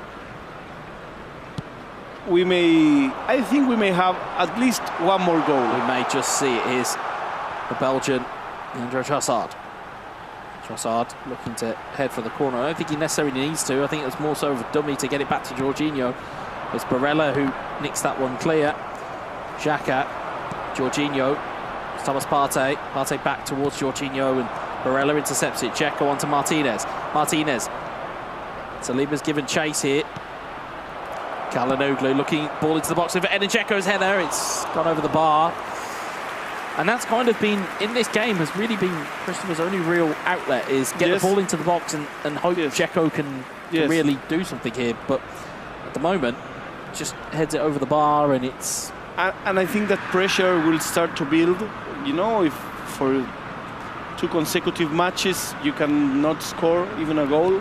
Well, it becomes, you know, once is an occurrence, twice, you know, is slightly unfortunate. 3 times is then going to be a pattern. You know, I think it certainly becomes a narrative, or it certainly becomes a talking point, because if you know. But Christopher is a very good player. Absolutely, and I think without doubt, he can do better than this. Yeah, absolutely. I think he's just got to find a comfort level with this Inter Milan team, because again, their strengths and their weaknesses. Their strengths is their physicality, and again, as we said, some players they mould to teams quite well, and some teams or some players don't mould to teams quite well.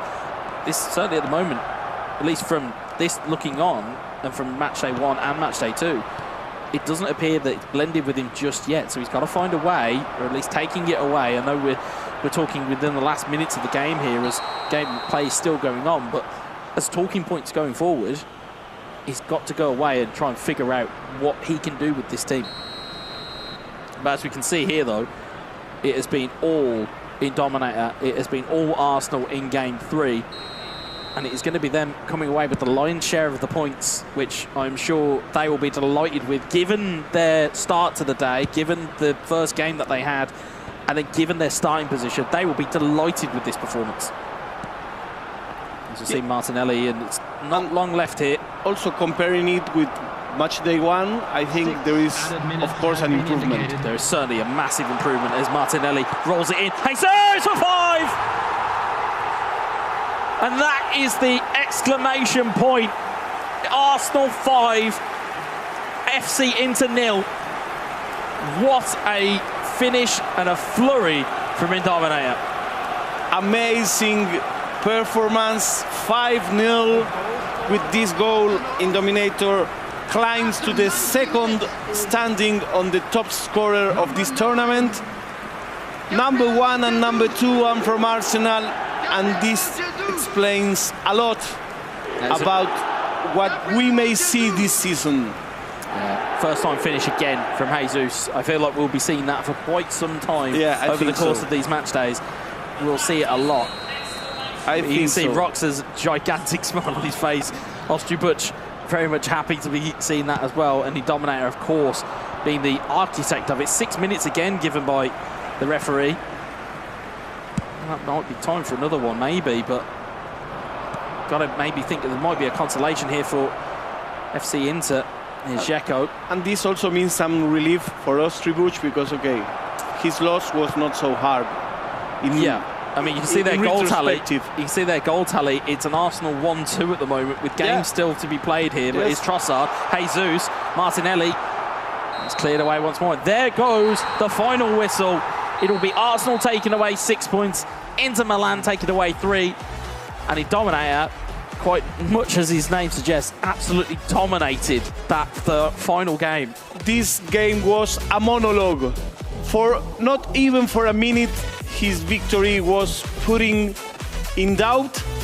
He showed his best level, and he became once again this guy from the Netherlands that showed us some excellent eFootball. Well, I asked for it. I asked for a performance from him. I asked for him to come to the fore, and boy did he.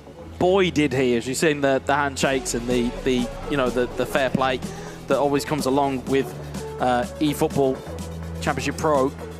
But obviously you'll get to speak to Indominator, but we'll see some highlights in just a moment, and you can just see just littered with goals. You'll see at the bottom of your screen there. I mean, it could have been even worse. That a really early chance from Jesus that goes flying by the wayside could have been even worse for Inter Milan, but instead they just had to deal with the 5 goals they conceded, not with the 6. But as you'll see there again, it's just brilliant play from Arsenal in terms of their performance. And again, Roxa got away with one just in the nick of time. But as we said on commentary, Indominator's result was absolutely what it should have been. It was just a one-way traffic. Take it down then, shall we, match 2, because it was fascinating stuff from start to finish. In game 1, we saw the youngest player of the tournament, Argo Golazo, who's just 15 years old. He managed to take a marginal victory, but it was a merited win. He was the only one really proposing anything in that game. Ostribuch, he had a late chance, very late chance to nick something, really, but he wasn't able to do so in the end. But we could say it was a fair result in game 1. I'd say so. I mean, and you could see from it was the body language of both teams. I think that was the really telling part was FC Inter, everybody was jumping up and down. Yeah, hand slaps, yeah, left, right and centre. And it was the same a lot for game 2. We saw a lot of, almost like beefing each other up as if to kind of like get themselves pumped up. But it just immediately fell flat the minute that last-minute winner goes in from Roxa. It just deflated them, and then as a result, it just deflated everybody. But it was one of the greatest games that we have seen within this tournament historically. If you were to make a compilation list of the best games, it's up there. It's really up there. It has to be. It was a 7-goal thriller. It had things from start to finish. We saw the earliest goal of the day. Then we saw Roxa come back not once, not twice, but 3 different times. As you said, in the dying seconds of the game, not minutes, seconds of the game, he was able to pull off a heroic win. And not only that, he now goes to the very top of the goal-scoring charts with 7 to his name. It was an absolutely stunning performance between the two, an end-to-end stuff. But in game 3, you already said it, Indominator absolutely smashed Christopher into oblivion. And Indominator, again, a manita, they call it here in Spain, 5 goals and a clean sheet. Unfortunately for Christopher, in this clash of the veterans, well, there was no goals from him still across 2 match days. Yeah, it was like Destruction Derby. It was like watching him just go to work. It was like he had a wrecking ball and just crushed it through their defence at will. It was having that mobility between Martinelli, Saka, Jesus, having the first-time shots and not taking those moments. It was perfect from Indominator. More of that, please. More of that. More perfection is what we want to see. More of that. Well, in the case of Inter Milan, if you look at where they are now, they're still rooted to the bottom. They do have 3 points on the board, which is better than where they started with none. But still, it's not looking good for them, is it? It's 3 from a possible 18, which is it's dire viewing at this point. The only thing that I can probably say as a kind of a consolation for them is they still have match days. It's very early, but you don't want to be the kind of you don't want to be the last person to sit down when the music stops. You want to musical chairs. you want to be in that pack in that middle, and that's where Arsenal now find themselves thanks to those results. Well, that certainly was the case for Arsenal, who managed to pick up 6 points today. They have now 9 in total. So you can imagine that Indominator is going to be absolutely thrilled, not only with his own individual performance, but what this result overall for the match means for the club today. They'll be all smiles, the Dutchman. Why don't we cross over to the mixed zone then, where Fiorita is going to catch up with Arsenal's captain. Thank you very much, Semra. Congratulations, Indominator. On match day 1, you said, I have to improve. I must lead with the example, and you did improve very much. Yes, thank you very much. I think as a collective, all 3 of us, we improved a lot. Even Mikolaj, he was playing very good. I think he played even better than his opponent, but he was very unlucky not to score his chances, his opportunities. And on the other hand, Roxa was playing very good as well, but a few mistakes. Finally, he made sure that he conceded a couple of goals. And for me, I think I played a perfect match. I played my game, possession, building up from the back, keeping as much as I can the ball against him, because I know I need the ball against Christopher. If he gets the ball, then he's probably going to do the same like me. But yeah, at the end, very happy with the win. The two top scorers right now are from Arsenal. What does that say about your team? Well, it's the first time that I'm hearing that I'm part of being off the top scorer list. It's new for me, but yeah, it's great. It shows the quality in our team, and we are still waiting for Mikuláš to score as well. But I'm pretty sure he's going to perform even better next match day, and hopefully we can get the full 9 points at the next match day. Next match day is against Manchester United. Is that a special match? Of course, it's an all-English derby. But on the other hand, they all three have three French players. I think, personally, I prefer to play against French players, just as today against Chris Lover, and hopefully we can all three perform. Thank you very much. Congratulations once again. It's Indominator, 5 goals, guns blazing, amazing performance. That it certainly was. He's still a little bit of a zinger there too at the end, didn't he? To Christopher, sorry to say, unfortunately for him. But we heard in Dominator, he mentioned that it was a perfect performance. We talked about that. He obviously liked what you had to say in terms of what he put on display for today. But let's take a look at the top scorers, because he himself mentioned it. He's not exactly used to finding himself in this position, and the crazy thing is, actually, he could have won this game by 6 or 7. He hit the woodwork once. There was a great save as well, called into action late on in the game, but there he is, second in the list behind Rockstar, both of them shooting up to the top of the table. Yeah, both absolutely. Yeah, like I said, he's got a very North London feel to it already, and again, yeah, we're not, I would say we're probably more known, or we probably more know in Dominator for that possession gameplay that he has. And in terms of being free scoring, you very rarely see it from him. But again, he has got it in the locker, as we saw to great effect. He has it in the locker there. And of course, you can see there as well, Merriman probably in fourth place as well, slowly creeping in there. So there is hope there for FC Inter. But it's a fantastic performance. They've just came up against a very good Arsenal team today. And we've got a couple of matches left, right? So we can still see some of these players on the list working their way up, closing up the gap behind the likes of Roxanne, Dominator, or Torito, or maybe even seeing some other names make their way onto this list that are not yet here. What do you think we might see happening over the next couple of matches? I mean, if there's anything to go by for the last couple of games, I'm hoping it's just goals everywhere for Isa. I'm really hoping so. But the one name that was on that list who I personally love as a player, because I've watched him for quite a long time now, is Irma from Roma. I called him a smiling assassin earlier on when we were talking about smiles you don't want to see on people. He's got this cheeky smile. The minute it comes across his face, you know it's trouble. So I am very excited to see if he can move up through the gears. But of course, he is up against some incredible talent. All right, well, he's got 2 goals to his name so far. We'll see if he can work his way up that particular goal-scoring chart, because right now he is going to be in action, as it's going to be a rehash of last season's semi-final between the reigning champions AS Monaco and AS Roma.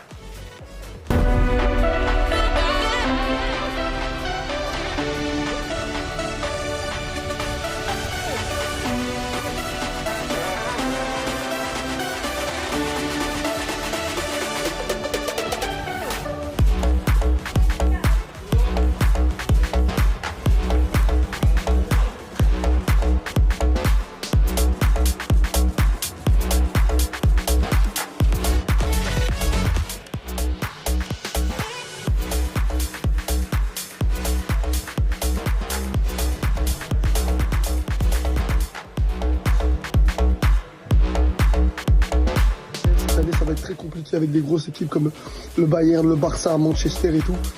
Et nous, on va donner le maximum parce qu'on est là, AS Monaco, et on va essayer d'aller chercher un 4e titre d'Agimonigo. In this competition, we don't have a particular rivals because all the teams have very strong players. So no rivals. I don't believe that at all. He's very much trying to underplay that, as a very much so. But you heard from Rose Macabil, name dropped Bayern, Barca, Manchester United. But from their standpoint, they are still aiming for the 4th title. Yeah, and he said that with a smirky smile. Fourth time. And the thing is, though, they have the capabilities there. Yes. They certainly do. In terms of players, in terms of the actual abilities of those players, and then the players that are in control of the sticks, they have that ability there. I mean, I was speaking to O'Neill before broadcast and spoke about a couple of players that Monaco have lost in terms of the actual real world of players that would be potent in terms of the players. Badiashile, Chouameni have gone on to pastures new. So now Monaco, especially with those Maccabi, have now got to find a different way of playing, but they still have players. They have Ben Yedder, they have Volland, they have Golovin, they have Baudu. In terms of Roma, of course, though, they've strengthened themselves in terms of the fact they've got Dybala, they've got players that can do real damage, and then you're going to put them in the hands of players, as I remember you saying, they're very stylish, these players. I remember you saying on match day one, they're very stylish, these players.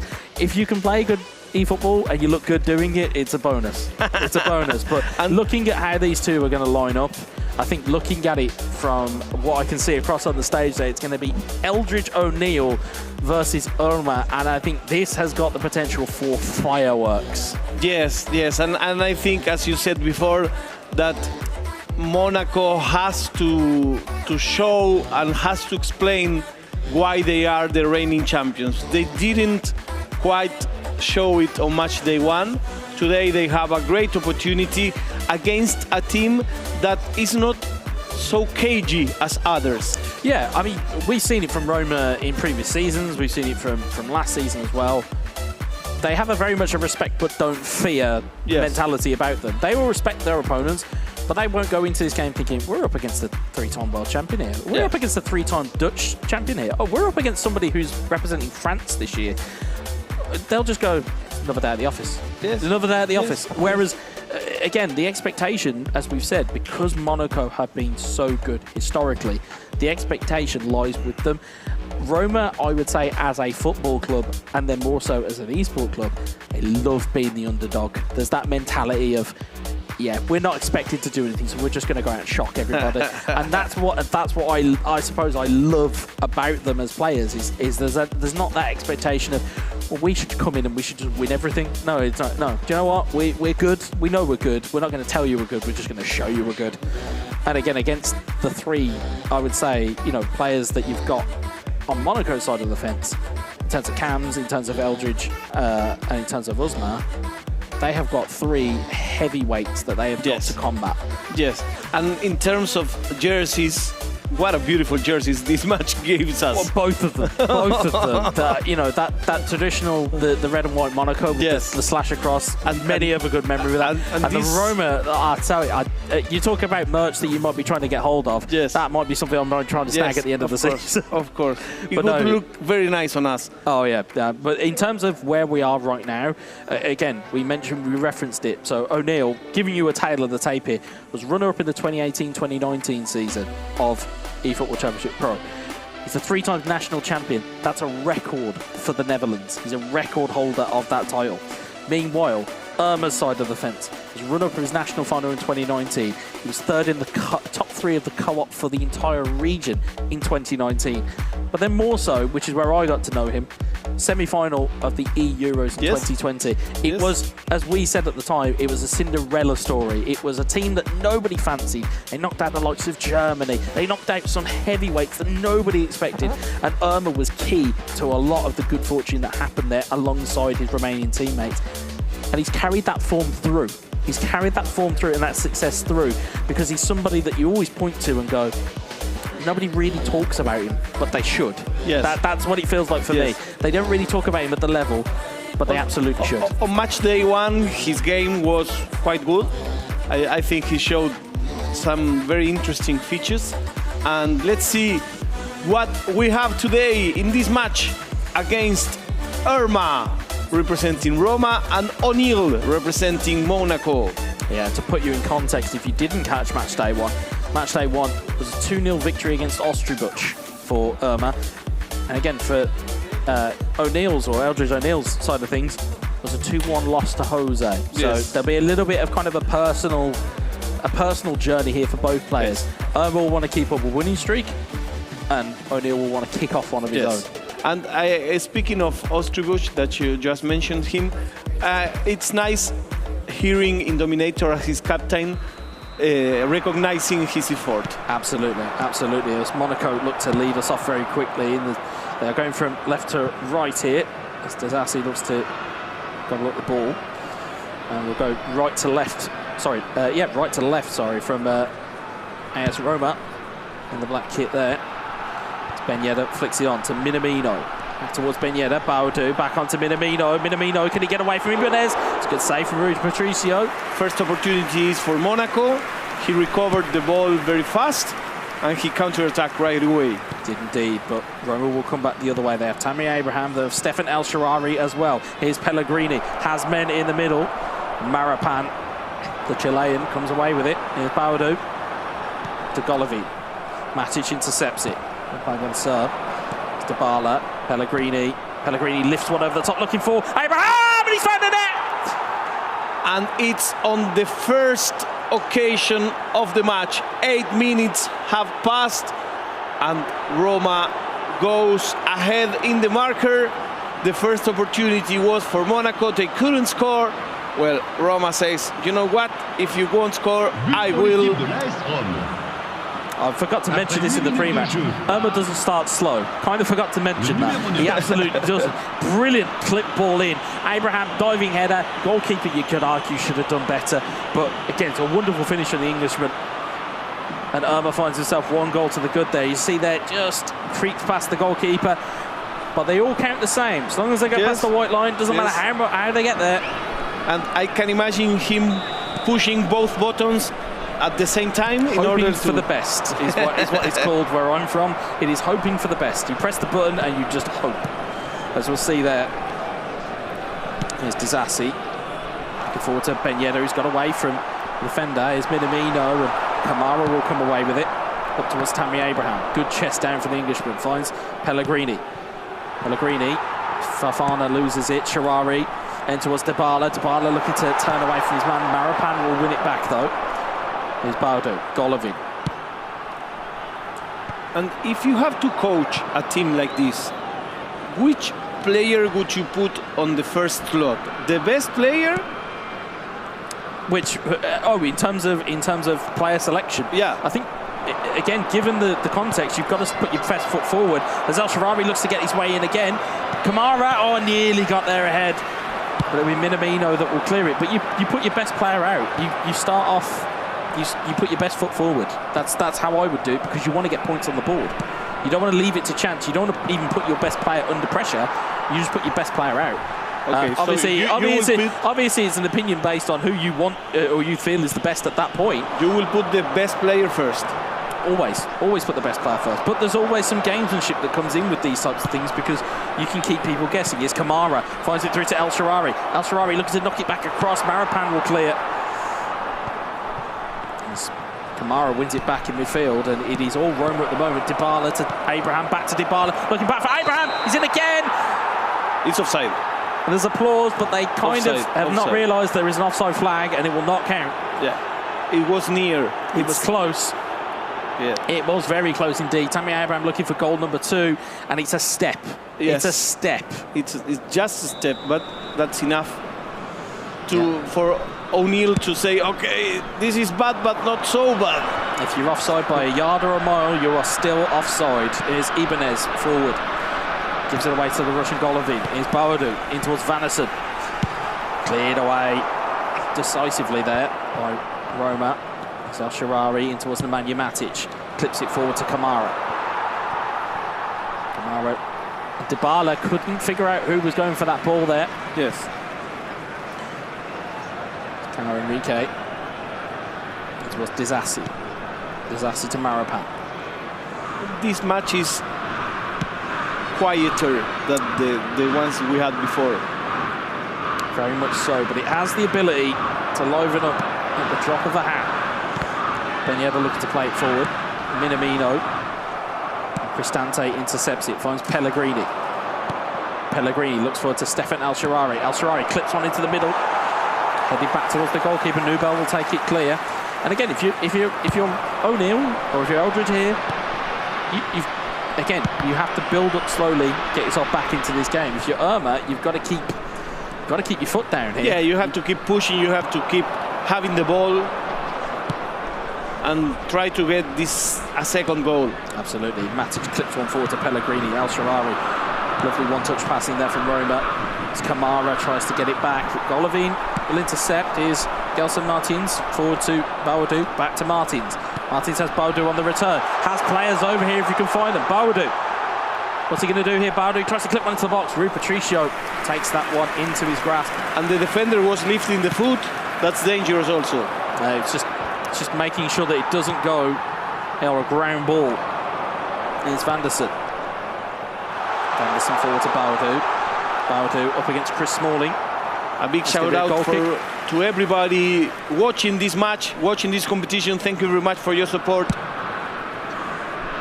There'll certainly be keen eyes on this game. There always seems to be drama and eyeballs wherever Monaco go. Well, it's clear, but it is Roma who are in the ascendancy here. It's Pellegrini. Wants to try and throw this one down the line, maybe. I'm just going to look back to Ibanez. There's just a little bit of feinting of who he's going to throw it to. Instead, he's going to drag players back and hopefully drop this ball in. As he does so, gets it into Stefan El-Shaarawy. Goes for the first-time crossover. Enrique heads it back, and goalkeeper will gobble it up. Time is ticking on here. It will get to half-time pretty quickly. As Nubel looks to lob that one forward. Baudu chests in, does not clear that at all. Here's Kamara, Dybala, Kamara, Abraham, Kamara, Dybala. It's moving so quickly. Pirouette for Dybala! Whoa, what a goal that is! Whoa. Can I say that we may have the goal of the day? That's golazo. Golazo. Golazo. Golazo without Arda. Goal. What a goal that is from Irma. Mamadera. Incredible goal. I said, did the players and viewers don't talk about him enough, but they should, because he is a quality individual.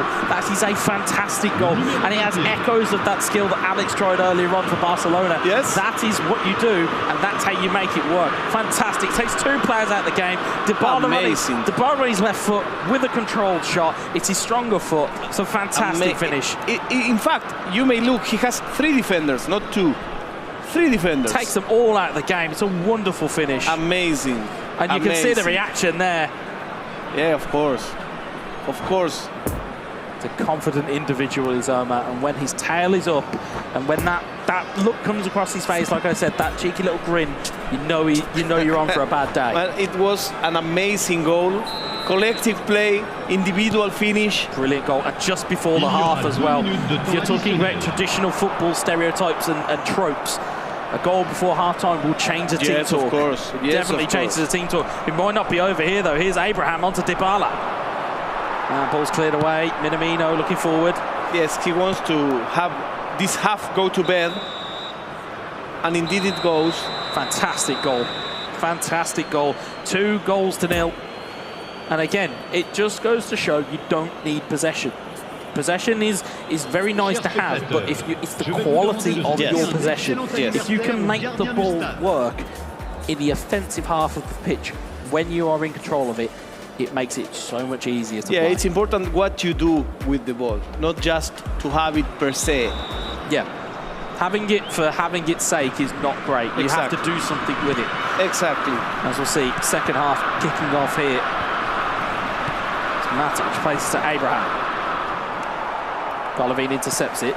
Pellegrini though, El-Shaarawy on towards Tammy Abraham, back looking for El-Shaarawy again. It's scrambled clear on as far as Baudu. Baudu took back to Fofana. It's Baudu. So that Kamara, Abraham has runners. He's double touched. He's gone towards Dybala. Dybala looking to roll it to Kamara.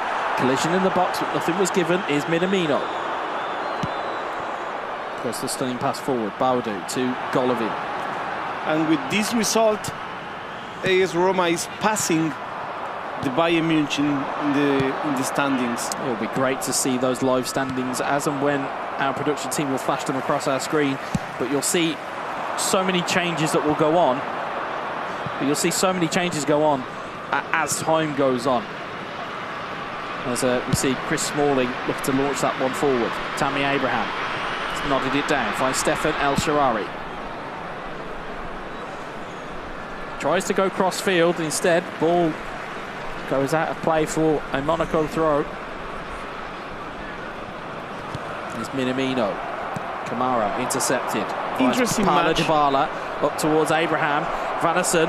Oh, it's a risky one. He wasn't quite in control of the ball. And it nearly presented an opportunity, but here's Ben Yedder to Baudu. And the striker just expected the error there. He did indeed. It's good anticipation there, but here's Martins. Can Monaco get one back here? It's in towards the box, and Roma even looked surprised that ball had got that far across. Instead, Rui Patricio will come up and take that ball away. Le nombre de spectateurs pour ce match, 72 It's Golovin.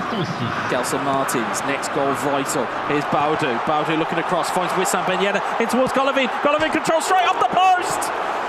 Ibanez will clear. Sometimes you also need a little bit of luck. Exactly. It's that concoction that we spoke about. And the counter-attack is on here for Roma. It's Dybala from one end to another. And the ball is cleared away. It's timing, it's skill, and then it's a little bit of luck sprinkled in there. That's the perfect formula for playing a game of eFootball. You do sometimes need to ride your luck as Minamino. Beautiful ball in towards Baudu, the Dutchman. Rui Patricio. Good manual goalkeeping. Very important in this part of the match, because a goal here would set things a little bit harder for the end of the game for Roma. Absolutely. It would set up a little bit of a nerve jangling finish to the game, but Nemanja Matic, again, that DMF position being so important to a lot of teams here, just to break up how a team will play as the ball is scrambling around here. It eventually falls to Kamara. It's Pellegrini to Stefan El Shaarawy on towards Tammy Abraham, but Disasi will take it clear. There's Golovin. Forward towards Minamino, finds Baudu. Baudu looking forward, Smalling intercepts it. Pellegrini's back the other way. There's a 3v3 on here, but numbers are now getting back for Monaco. Here's Dybala, neat little double touch. Double touch again. Again, smart defensive play. Once just too much. backed off. Once too much. Backed off and waited for it. Yeah. Here's Martins. One touch in excess. Indeed it was. Martins looking forward. He's got players in support. And Silic will header it back, and time is still ticking on here. Today doesn't seem to be Eldridge O'Neill's day. Not at this point in time. It looks to be all Roma as Vanderson will launch that forward. Finds Baudu. Smalling will play it backwards, and there's a little bit of that gamesmanship that we talk about. When we talk about killing a game off, Roma will know the importance of points here, especially against Monaco. Yes. They will know the importance of it. As Selic looks to launch it forward, they will know the importance of getting these points across the line. Here's Ben Yedder. Nemanja Matic intercepts it, finds Stefan El Shaarawy in towards Dybala. Pellegrini, Abraham. Disasi intercepts it, finds Gelson Martins. Martins to Baudu. Baudu to Gelson Martins. Martins looking to shape, try and make a pass here, maybe. Vanderson back to Martins, has a bit of space here. What will Martins do? Martins tries to play the ball in, ricochets to Minamino! Oh, it's just wide. It's very difficult for AS Monaco to reach to the goal, and once they get there, they don't have the accuracy and the precision that is needed to score. You'll see from that angle there, first time strike just goes just bitterly wide.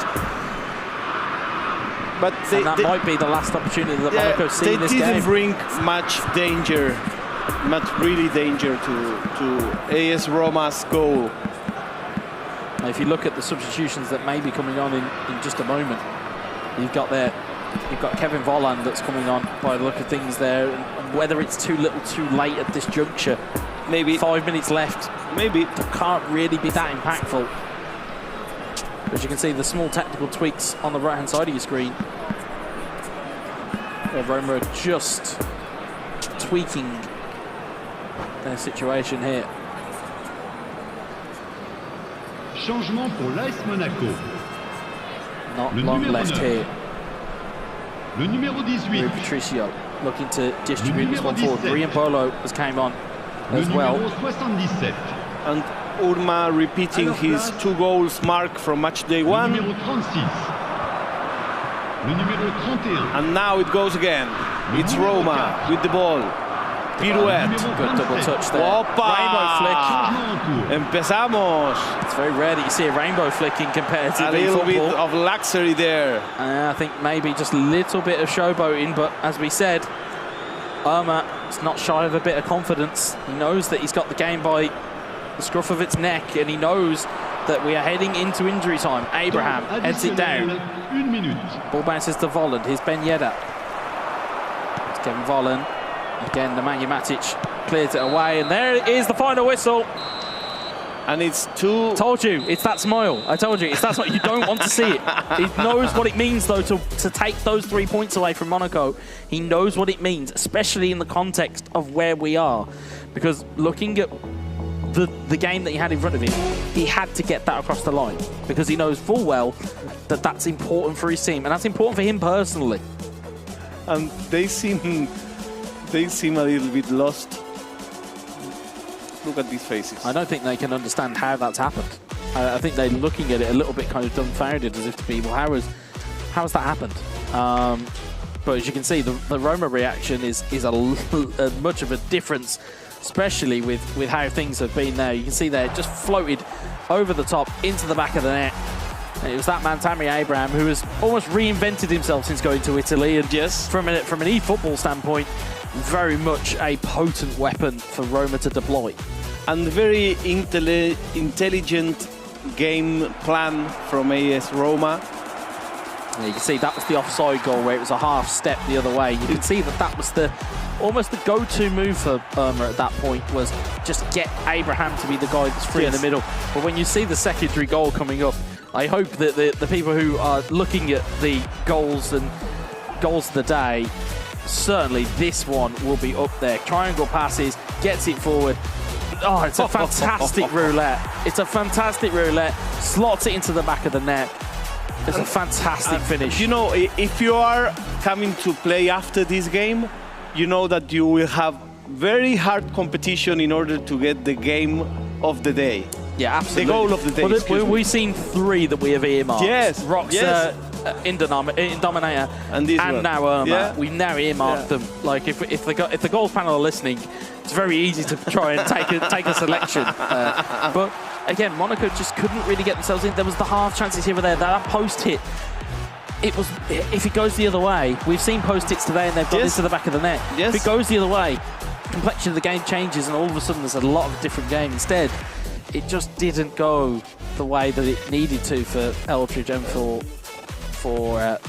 Monaco. And now we have Uzmakabil on board. Yeah, it looks like it is Uzmakabil versus Stifler. And again, this one will be intriguing for me in the sense of Stefan had a very good debut season last season. In terms of, he wasn't necessarily, to take a point of what we made earlier, it wasn't Irma featuring everybody else. Yes. It was Roma as a squadron with Gallardo and with Stifler. Both were kind of almost adjoining pieces to it. Stifler has had a few good performances. Again, though, it does kind of almost pale in comparison to a 3-time world champion, a back-to-back winner of eFootball Championship Pro. If matches were made on paper, this is a walkover from Monaco. Yes. But as we've noticed today, games are not made on paper, games are made on eFootball. And this could go... And AS Monaco just has 1 point. It's quite unreal when you think about it, because we talked about the perils that... Funny enough, we talked about the perils that FC Inter have. Monaco is staring at a very similar situation. Yes. And they need to rectify it pretty quick. Yes, indeed. And the fact that FC Inter made 3 points today also leaves them with a little bit more pressure.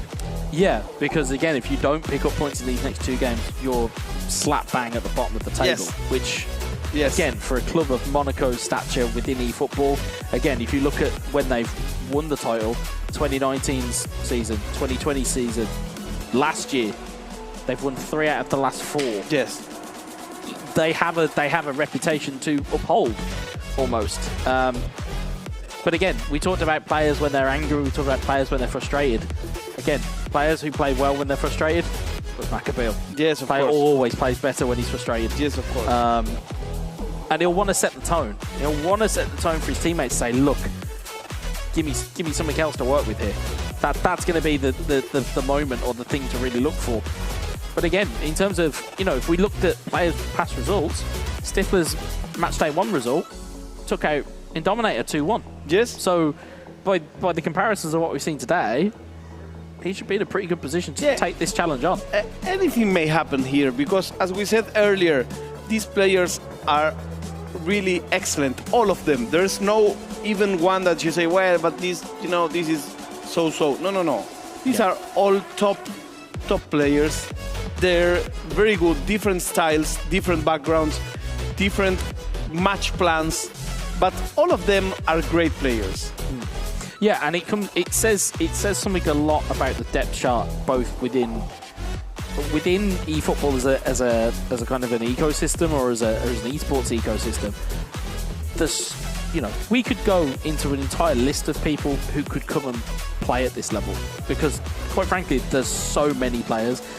The issue is, of course, there's a finite amount of slots to the league. So the reality of the situation is again, as we said earlier, who are you going to drop? Who are you going to take out and go, you're not worthy of this, or you're not good enough to be here? Because we've seen from all of these players at some form or fashion in the last 2-3 seasons, we've seen them pull out wonderful performances. We've seen them pull out game changers. We've seen them pull out performances that you didn't realise they had. And who do you take out? Because I look at all of the players that are here and all the players that we've seen so far and that we are yet to see, and I struggle to go, I'd take him out of that team. I struggle. But looking at where we are here, I mean, in terms of where we are right now, I think looking at Uzmakabil looks annoyed, looks ready. Yeah, well, that's an important thing. He plays not just against Stifler, not just against Roma, but against himself. Yeah, but then you also look at Irma and his influence on everything. It's basically saying, keep it cool, keep it calm. Yeah. Because it's strange. You don't want to antagonise because, as we saw previously, one comment from anybody. Yeah, it's enough to light the fire. You do their own team talk. Yes. And instead here, if Stifler can pull this off and Stifler can take this on, then that means it's 6 points for Roma and Uzmakabil has lost a game. Yes. But I can't look past Uzma because again, if you were doing a Mount Rushmore of players, he's your immediate top pick. He's your immediate top pick. There's no one else. So he's one of the greatest that's ever done it. And in my opinion, he's the best to ever do it. Now he's got to tap into that experience that we talk about. And he's got to pull out some type of adversity. He needs to pull this out of the fire. And I think he can do it because he knows, if anybody knows this Monaco team better than anybody, it's just Uzmakabil. So hopefully we see that type of game here today. As we see, it's going to be Monaco from left to right. There's Volland to start us off early here. Volland clears the ball into the box, looking for player there. Instead, Dybala will flick that one forward. He's Abraham on towards El Shaarawy. El Shaarawy forward to Abraham. Abraham looking forward. Cal Enrique takes the block. Malang Sarr pushes that forward. It's Ibanez. Ibanez forward to El Shaarawy. Takes it under control. Turns out El Shaarawy trying to find a ball in field again once more. And an aspect of this we've not really tapped into. Monaco have got a target on their back here as we see Ben Yedder trying to make his way through. And the Patricio will gobble that up. But they have a target on their back. Yes. But rightly so. Almost the drawback of success is you're putting yourself in the crosshairs of every other team that are here. Here's Pellegrini forward, looking for Kamara. Kamara takes the touch back inside. Tries to play a ball forward, and Fofana will clear it. Here's Volland. As you said before, Uzmakabil looks annoyed. They are not used to this kind of results. No. So that's also some key ingredient. Yeah, absolutely. If you're in a position where you are constantly winning, to be put in a position there where you then start to lose, it's a hard one to say because Volland looks to make his way through. Good save from the goalkeeper. Here's Pellegrini to clear it forward. In fact, the only point that AS Monaco has was the draw that Uzmakabil got in matchday 1. It's against Mestre, if I remember right. That's a terrible mistake. You cannot give this man an inch because he will take a mile. Amazing goal, proving the experience, proving his far sight. Always on. This is like the phones that they have this always on screen. Well, this guy is always on. Yeah. And the thing is, you spoke about it before, players reading that header backwards because he's read it. He's read what was happening. He's not even challenged for that ball. No. He's read exactly what was going to happen. And fantastic, brilliant finish from Uzmakabil. And again, it's Monaco 1, Roma 0. And he says, no big deal, no big deal. It's hard to read because my French is absolutely terrible. Sometimes it's very hard to read exactly what Uzmakabil is saying. I think sometimes it comes from a frustration of, I didn't want to score a goal like that. Like, well, I want to score a better goal than that. And it seems like he almost challenges himself. But he has a lead, which is fantastic news for him. As we see Dybala, though, and Stifler looking to try and get their way back into this game. Abraham takes a strike. Big save from the goalkeeper, and Volland will clear it away. Here's Golovin. Nemanja Matic up to Dybala. Fofana intercepts it. And he's a very loud player. Indeed. Almost the louder he gets, as the more success he has. Is Bawadou. Big save for the goalkeeper. Could be mopped up by Volland. Yes, it is. And now the difference goes 2 for AS Monaco, 0 for Roma. I hope this may bring Uzmakabil level back to normal. I think this might be the little reset button he might have needed. It's again, he forced the save, and Volland just gets to it first. Yes. But his reactions is get to it first and took it away. And again, he might not necessarily like the quality of his goals, but they're goals. They all count the same. Of course. You know? Yeah, but in fact, he complained a little less on this second one than on the first.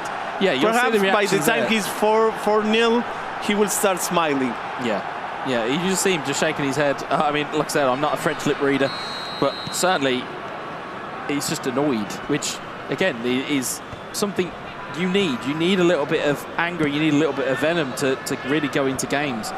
You see Pellegrini, though. There's El Shaarawy. Roma not out of this yet. Abraham, oh, it's just wide. Stifler in disbelief. And now is Stifler, who doesn't believe what happened.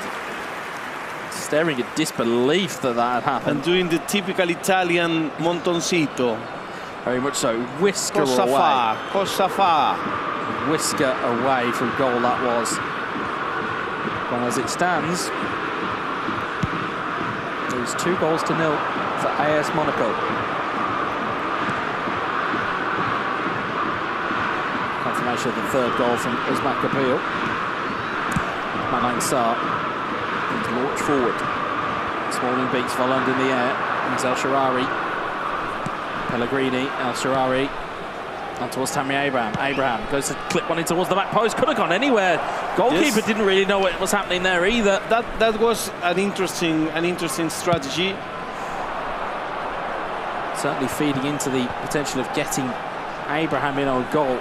Certainly appears to be the order of the day here. He still heads it back. He's got trust in his ability, Stifler. And he's not out of it yet, is Pellegrini to El Shaarawy. Yeah, it's just 30 in-game minutes, so the game is still open. Ball's there, Dybala, wonderful ball. Oh, it's hit the stanchion behind the goal. Brilliant move. Did you hear the Mamma Mia? I heard Mamma Mia. I did not hear it. Yeah, I heard the Mamma Mia. And he knows the chance that's there. He knows the chance that's there. And of all players, you may not necessarily fall that to Mady Camara. If that's Abraham, it's probably a different outcome. Yes. Centre midfielder, 86 rated on their item. It's those little moments that you need. I heard the Mamma Mia. That's as Italian as it gets. Very much so. We are in game 2 of match 3. The first game was won by AS Roma. This game, as for now, it's 2 for AS Monaco, 0 for Roma. There we go. Ben Yedder looking through there again. Smalling intercepts it. Is El Shaarawy. It's intercepted again. Is Volland. Bawadou, first time stroke. What a goal that is! Fantastic stroke from Uzma. And now it's 3-0. This is Uzmakabil at his best. It's reactive, and it's taking a strike. Brilliant strike, that is. Keeper's completely unseated, has no idea where to go. Very good definition. He knows that his players cannot have the ball much time because they may be a little weaker than the opponent. So first touch, and there it goes. It's 3-0.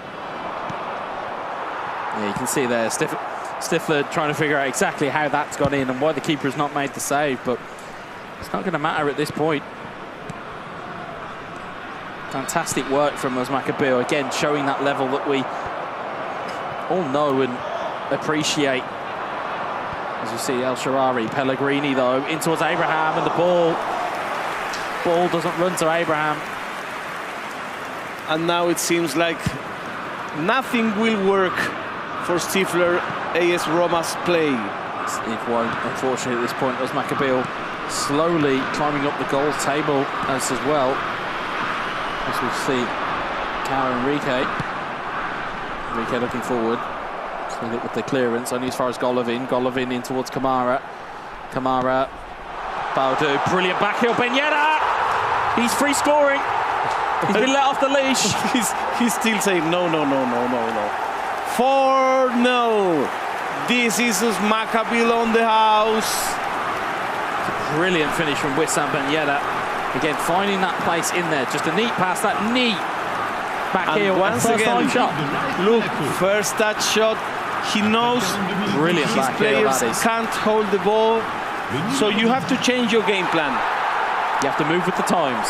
And did he change? Yeah, Stifler pretty much saying there, just sub me out. It's done. Don't. Let's get on to the next one. Fortunately, there is no mercy rule within eFootball Championship Pro. Yes. There's no white flag you can wave. You have to sit there and unfortunately take punishment when it is dished out. As you'll see, El Shaarawy trying to win the header down is Pellegrini, Dybala, and Abraham cleared away. What a player Maccabi is. Even being angry or disappointed or whatever, look at this performance. It's passion. It's passion. It's part of my own kind of notes. It's both his biggest weakness and his biggest strength. And I can see Camps saying, slow down. Yeah, but you know, as Maccabi, he's never going to listen. God love Camps for trying, but he's never going to listen. And because again, it feeds into that aura of, you know, this winning mentality. As we see, ball going through there. Oh, it's in! And he needed this goal. He's got one back straight from the kickoff. And he needed this goal. If he wants to have any chance, he needs to score a goal in the first 5 minutes, and that's what Stifler has just done. Well, at least there is a foothold of some description in the game. This match is not great close. Finish. It's not over just yet. I mean, it's not. I wouldn't say it's anywhere close to being a comeback just yet. Certainly needed to score first if he was going to score, or if he was going to get back into the game. He needs to score the next goal. You can see he's very unhappy, Stifler. And let's see. I would be too if I had conceded 4 in the first half. Let's see what did he save for this second half. There's Ben Yedder, Enrique forward towards Volland. Volland with the knockdown, got Baudu. Oh, it's a wonderful goal. And this is how Maccabi says, okay, you scored on the first 5 minutes, I will do this the same. Now, wonderful goal. Now things get back to normal. It was the knockdown. Yes. The knockdown from Volland. Yes. When that ball comes through, this ball here is a fantastic ball, and it's that knockdown. Knockdown, Baudu, first time strike, into a corner. Fantastic goal. 5 goals. It's watching the best be at his best. Yes. He recovered his level. No doubt. I for sure don't want to be on Stifler's shoes. Well, Dybala's stolen it away there. It's Paulo Dybala, and Dazati will clear. Again, confirmation, 6 goals now. And again, if my memory serves me, that will put him level with in dominator Yes, exactly. second place, but he may not want to share.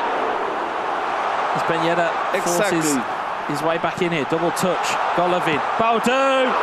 Told you he didn't want to share. But he shares with Roxa. He now shares with Roxa. It's a demolition. Yes. Absolute demolition. Yes. No doubt.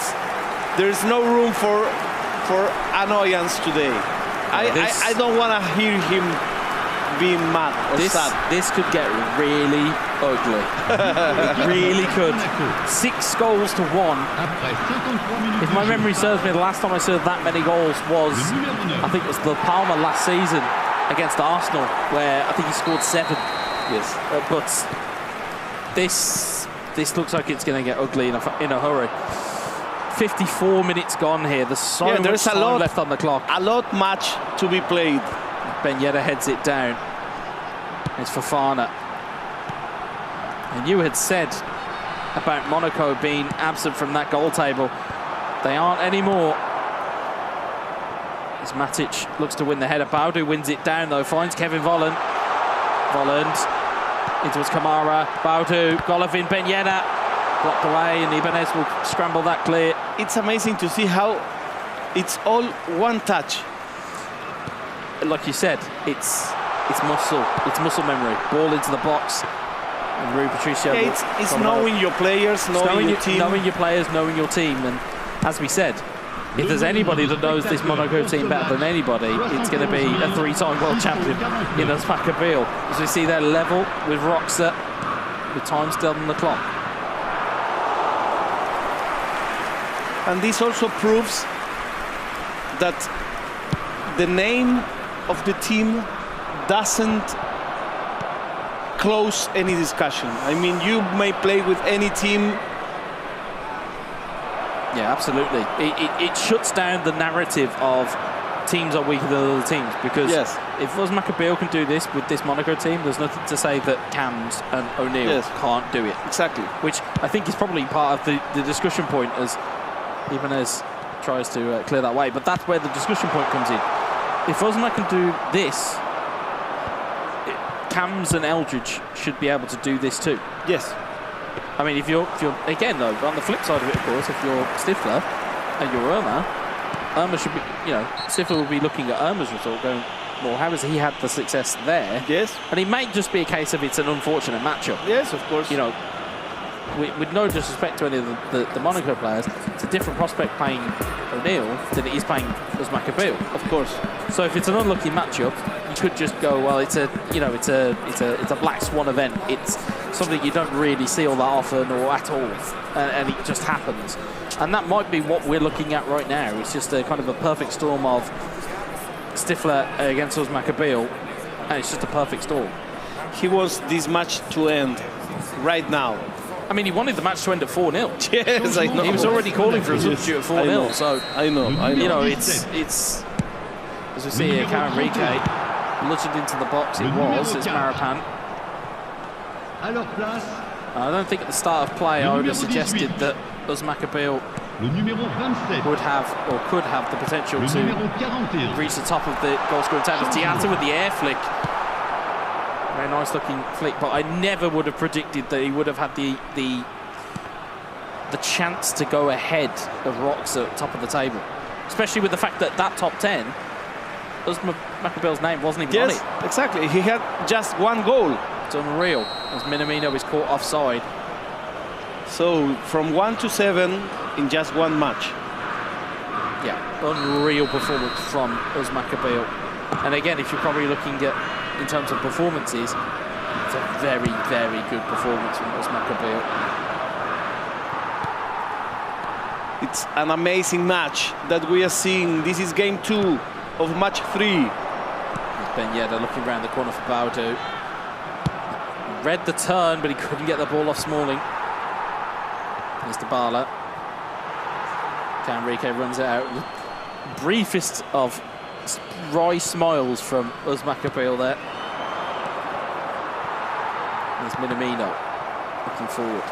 10 minutes in-game left here. Alongside with the header. There's Diatta on towards Minamino. Ben Yedder trying to flick it through the gap there.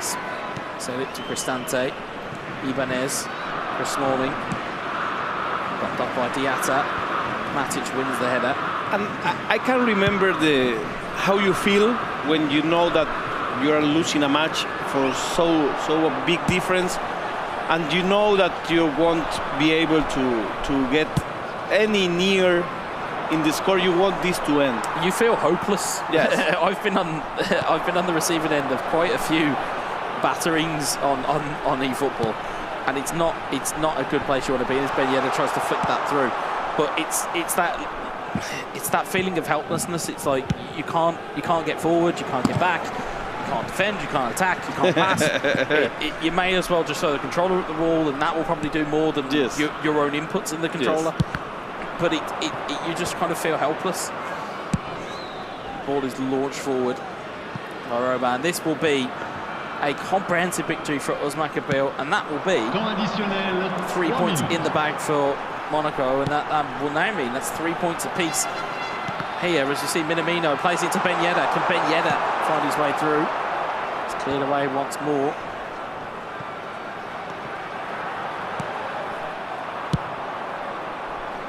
He's going to tick down, and there is going to be the final whistle momentarily, and that will be Uzmakabil 6, Stifler 1. Incredible performance. Monaco gets 4 now in their first 6. They get away from the bottom of the table. They reach 4 points,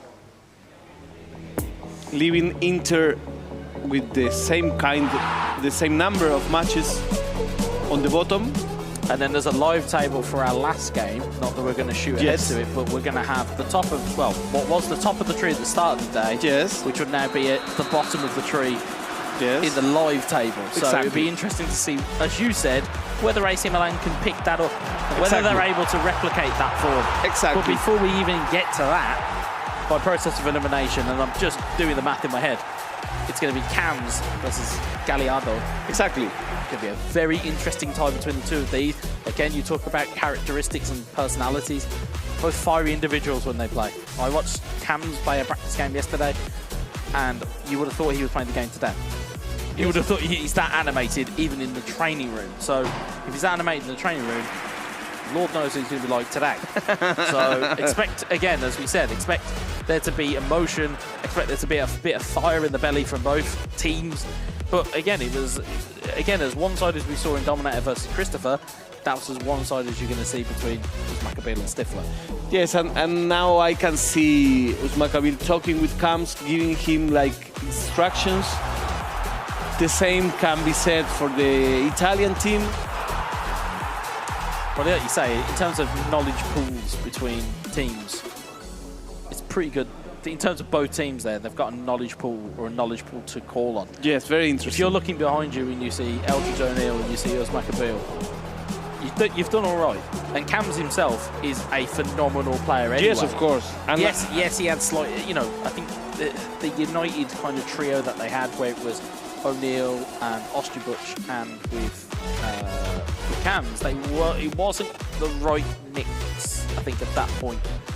I think this is more of his home in terms of, as we said, players sometimes like to be combative. They like to be in a place where they think, actually, I've got to go and fight everybody for this. And I think that's where Cams is at his best.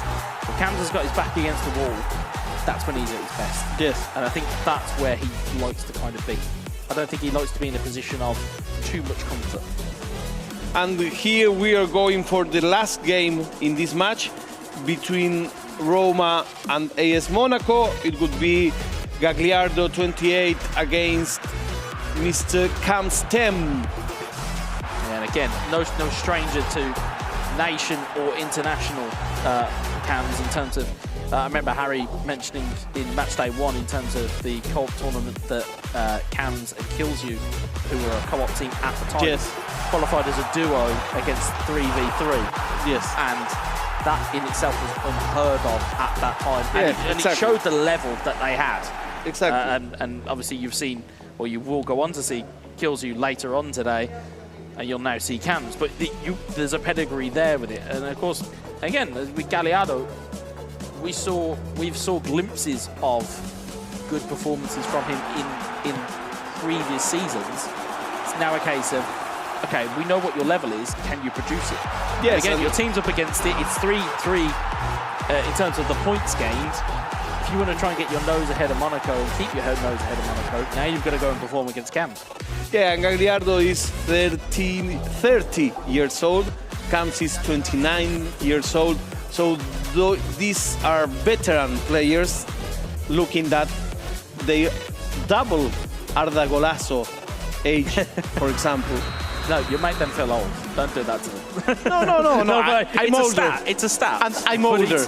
But I get your point in terms of experience, life experience, gaming experience. These guys will have been in the trenches for a good number of years. And so, in fact, Camps have been all over the world. I've been with him in Argentina. Yeah, but that's it. That's the level that, as we said before, that's what the level these players are at. These players are at a level where they have been to other countries to go and compete. They have been to regional finals. They have been to world finals. They've been to the eFootball Championship Pro before. I think there's so many levels to this. And as we've said, there's no easy games here. No. So the fact that we've just seen 6-1, that shouldn't have been that. But Uzmakabil was too good. Yes. He's too good. When he finds that level, when he finds it, he is unplayable. It's like I say, it's awful to be involved with. When you're on the end of that type of loss, it's soul destroying. Because now, if you're Stifler, you're going to go home now and be like, well, what do I need to change? Everything. But actually, you're on the surface of it, you think everything. But the reality is, actually, you just come up against somebody who's better. Yeah. You've just then got to learn, go back and study that game film, and take on some of the lessons that you got taught in that game. Yeah. Let's see what these guys are cooking. You can see here as well. You see both sides. It's almost that mirrored 4-3-3 once again. But that's because these players or these teams have got these players to use in these formations. These formations only suit the players that you have.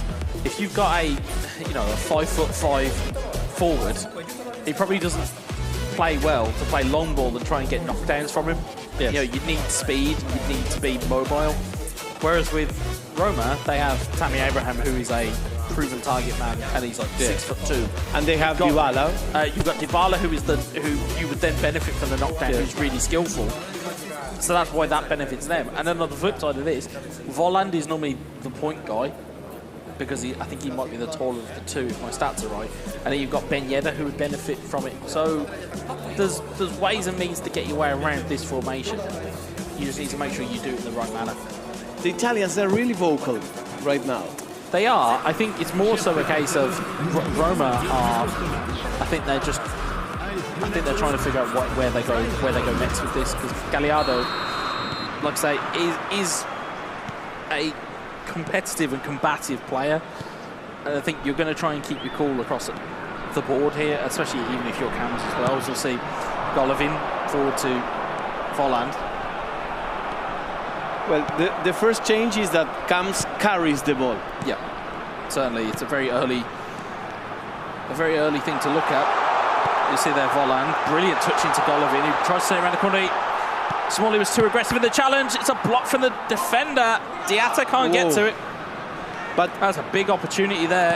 It's Enrique back towards Diatta. Diatta, neat double touch, try to take around, takes another double touch. Oh, what a goal! Fantastic goal from Cams. And it's dramatically different than the kind of the game from Uzmakabil. It's exactly the opposite. When Uzmakabil touches just first touch play, Camps carries the ball, dribbles. It's very, very interesting to see these two teammates playing with the same team in things completely different. It's like taking on the heads of a hydra. They've got three completely different play styles. Exactly. Fantastic footwork. It was a double touch into another double touch. But you'll see it again here. Recycles the ball from a chance that should have been conveyed. Double touch from Diatta into his feet, takes another double touch, takes it round, and it's the controlled shot. It's an underrated controlled shot. When you hold either R2 or RT, depending on what console you're on. Yes. The controlled shot is a very underrated weapon within eFootball. You can get that little bit extra bit of curl. It curls into the bottom of the court. It makes it harder for the goalkeeper to get to. As we'll see here again, or as we'll see from the lead-off here, is Abraham to Dybala. Well, very, very interesting for me is to watch, and this also proves our point, our earlier point. Sometimes it doesn't mind the in-game team you're using. It doesn't, indeed. Here's Dybala. Dybala trying to snake his way through there. Enrique blocks it off. Dybala tried to benefit from his own block there, and ball is launched clear. But to your point, you are correct. It's all about how you utilise these players. It doesn't necessarily matter about the team itself. It's how you utilise them. You're only as good as the team that you have, and you're only as good as the person controlling them. Here's Nemanja Matic forward to Stefan El Shaarawy. El Shaarawy double touch inside, goes to the control shot, good save for the goalkeeper. But in fact, Abraham recovers. There Chances was gone. a lot of gossip and social media talk about Monaco, if the team is weak, is not weak, is fast, is slow. Well, today they are playing with two different styles and both are working. Absolutely, indeed. They may have just found the key to their form. Here's Kamara, tries to clip it in field. It's a corner ball. And certainly have come to the party here in the early going of game 3.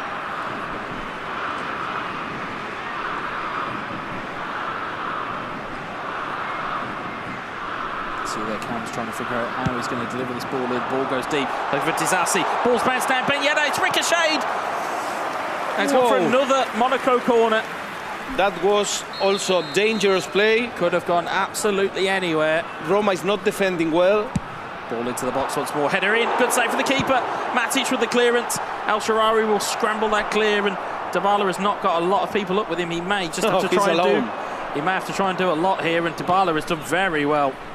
Alone in the dark. He's given the ball away. Prime real estate.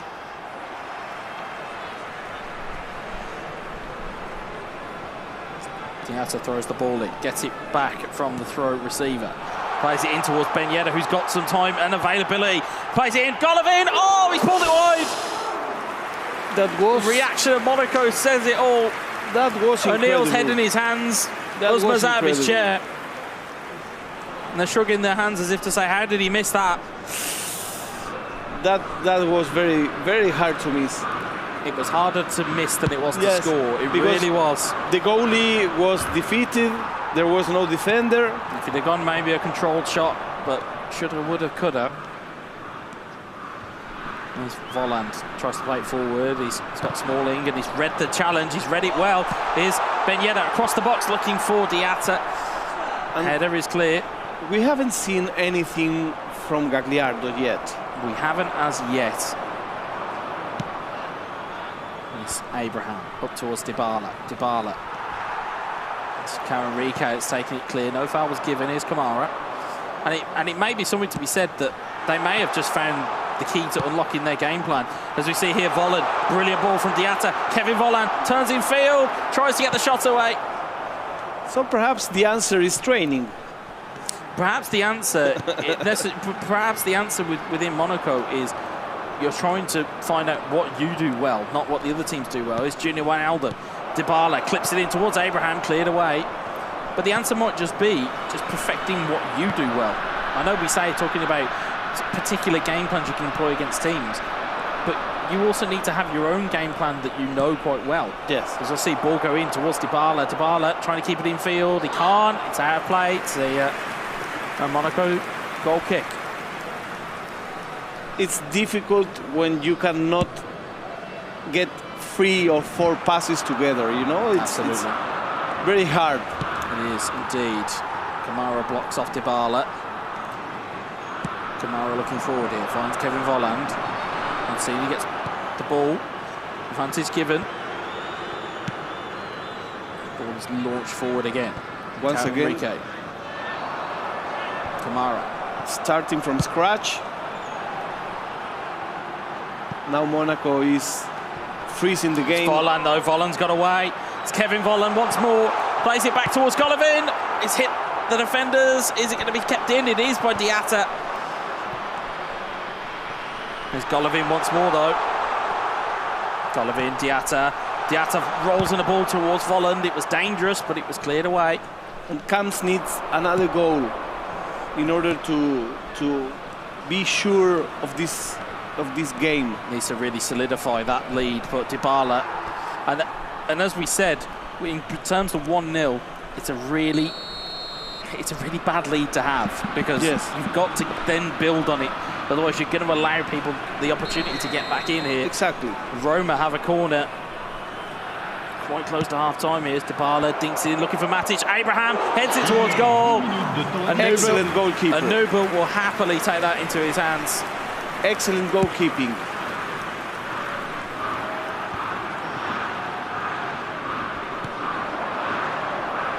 It's Dybala. Dybala onto Abraham, back to El Shaarawy. Last action of half, surely. El Shaarawy is away. Zalewski in towards. It's towards Dybala.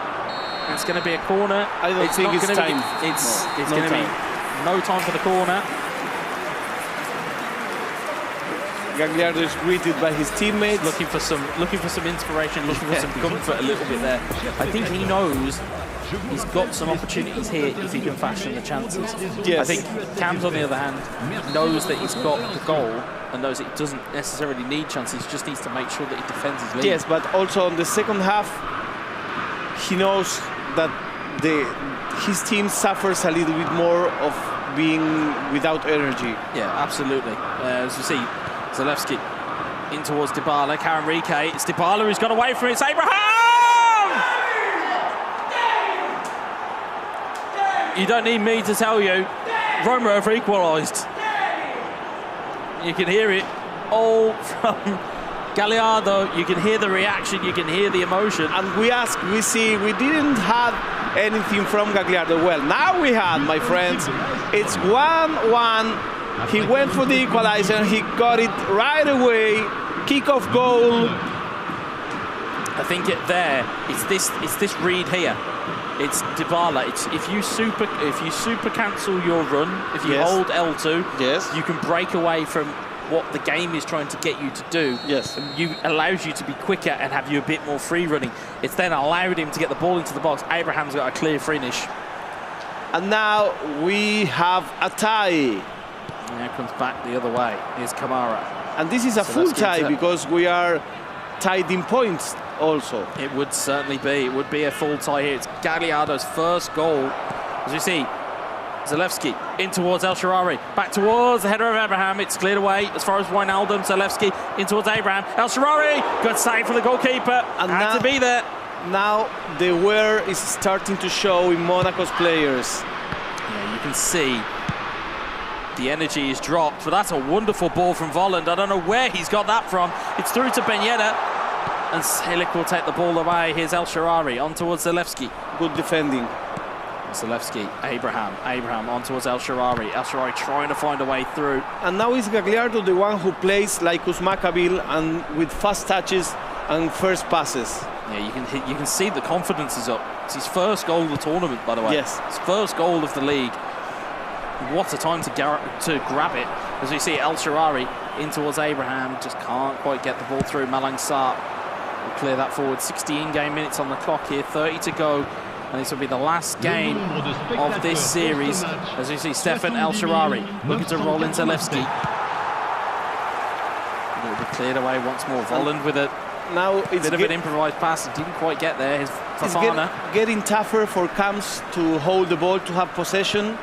Great ball through. Abraham's onside there. He's looking towards the header of Zalewski, in towards Dybala. Kamara will clear. It's like it's all in the feet of Roma. Nemanja Matic steals one in possession here. He's moving forward in transition. It's Zalewski looking for Abraham. Dybala tries to clip it back into him. It's just not quite there. Monaco cannot grab the ball. You can almost hear Roma just willing every touch. Gagliardo just shouting every touch to be friendly. And instead, it's Diatta. I understand a little bit of Italian. And I would only suggest that you probably don't repeat what you probably heard. But you can probably hear here, though. And I would imagine if Monaco can get a goal here, the explosion of emotion may just be a little bit of a response in kind. But Dybala, though, will play his way forward. We may need to bleep it a little bit. Is Diatta on towards Ben Yedder. Nemanja Matic will clear it away. Sharari, clear forward. Golovin. Good defending there from Roma. Wijnaldum springs it forward. Maripan, it's just going backwards and forwards at the moment here. Here's Fofana on towards Diatta. This is the last game of match 3. It is indeed. They are 1 win apiece at the moment. Punched by the keeper, but it's an offside, so it doesn't really matter. Not much time left. Usmakabil won his match. Urma won his match. And now they are tying this game. 1 for AS Monaco, 1 for Roma. Nothing to separate them as yet. Although, I will venture to say, as our curse of the commentators continues, there's still time on the clock. There's still time there for something to change. There's not a lot of time, but there's still some time there. Yes. I think there is time for 1 more goal. Who will score it? I don't know. 15 in-game minutes left plus whatever the referee decides to add on. Here's Kevin Vollen, finds the ball through. Baudu, the Dutchman, can he find a way through? He's onside. It's a brilliant block by the defender. With the last breath, he got to the ball. He'll get to defend, the ball goes out of bounds. It's Mancini, I believe, with the block there. He had to get there. He had no option but to get there. Although the danger is not over here. Of course not. Enrique wants to get the ball into the box. See the Celtic clear. New corner. It's another corner. Could see that sequence of corners that we're so used to seeing. It's like once you have 1 corner, they keep coming. They do indeed, unless they score, which Maripan nearly did. Here's Baudu. Tammy Abraham looking to claim it. He does so, and it rolls out of play. Whoa, what a ball lost by Roma. It's really, really bad place to lose it as well. As we see Minamino, what can he do? Minamino into the box, Maripan with the clearance. It looks like all of the players of both teams seem tired. They do, certainly do. And that's where substitutions are so critical. Yes, of course. With good substitutions, you can win a match. You certainly can. If you time them correctly, they are like gold dust. If you can time them correctly, that's where they come into their own. And 8 minutes left. I think that both of these players wouldn't mind to draw this game. I don't think they would, but I think they will always go for this win.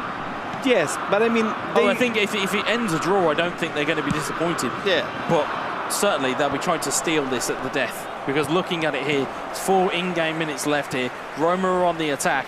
Malang Sarr heads it back, and you can see there it's just kind of petering out a little bit. See Nubel launching that one forward. 2 in-game minutes left here. Minamino on towards Volland. Andrea Bellotti trying to get this one forward. This may be the last one. May just be. Depends on how much the ref is electing to give. If he's as generous as it's been the last couple of games, we'll see 6 minutes. Yes. But he may just not. It may be something a little bit shorter. See them deciding on a throw there. We're going to now tick into added time. 3 in-game minutes left. Andrea Bellotti. Must have forgotten man at Roma these days. It's Volland though, finds Minamino. Minamino launches one forward. It's more in hope rather than expectation. I think that's going to be the draw, and that's going to be 4 points apiece. It looks like that way. Yeah, and that is the final whistle. It is 4 points apiece for 3 games. They could not be separated. They both seem to not be so happy. A little bit of disappointment once again from Monaco. I think neither team is happy. Neither team is happy to come away without one-upping the other, as it seems. But again, both teams have got 4 points. Yeah, and great sportsmanship, as Stifler says to Usmakabil. You came coming and coming. It was relentless. There was no words for it. I love that. Was so Italian. You know? But again, you know, Roma had their moments. Monaco certainly had their moments. You know, Irma, you know, took that game away from Eldridge quite quickly. And you can see that Usmakabil took that game away from Stifler very quickly. Cheers. It was only that last game where it was a little bit more cagey. Once that equaliser had gone in, it then all of a sudden became quite cagey. But yeah, I mean, you know, great to see the sportsmanship on it, of course, as we always see. And yeah, 4 points apiece.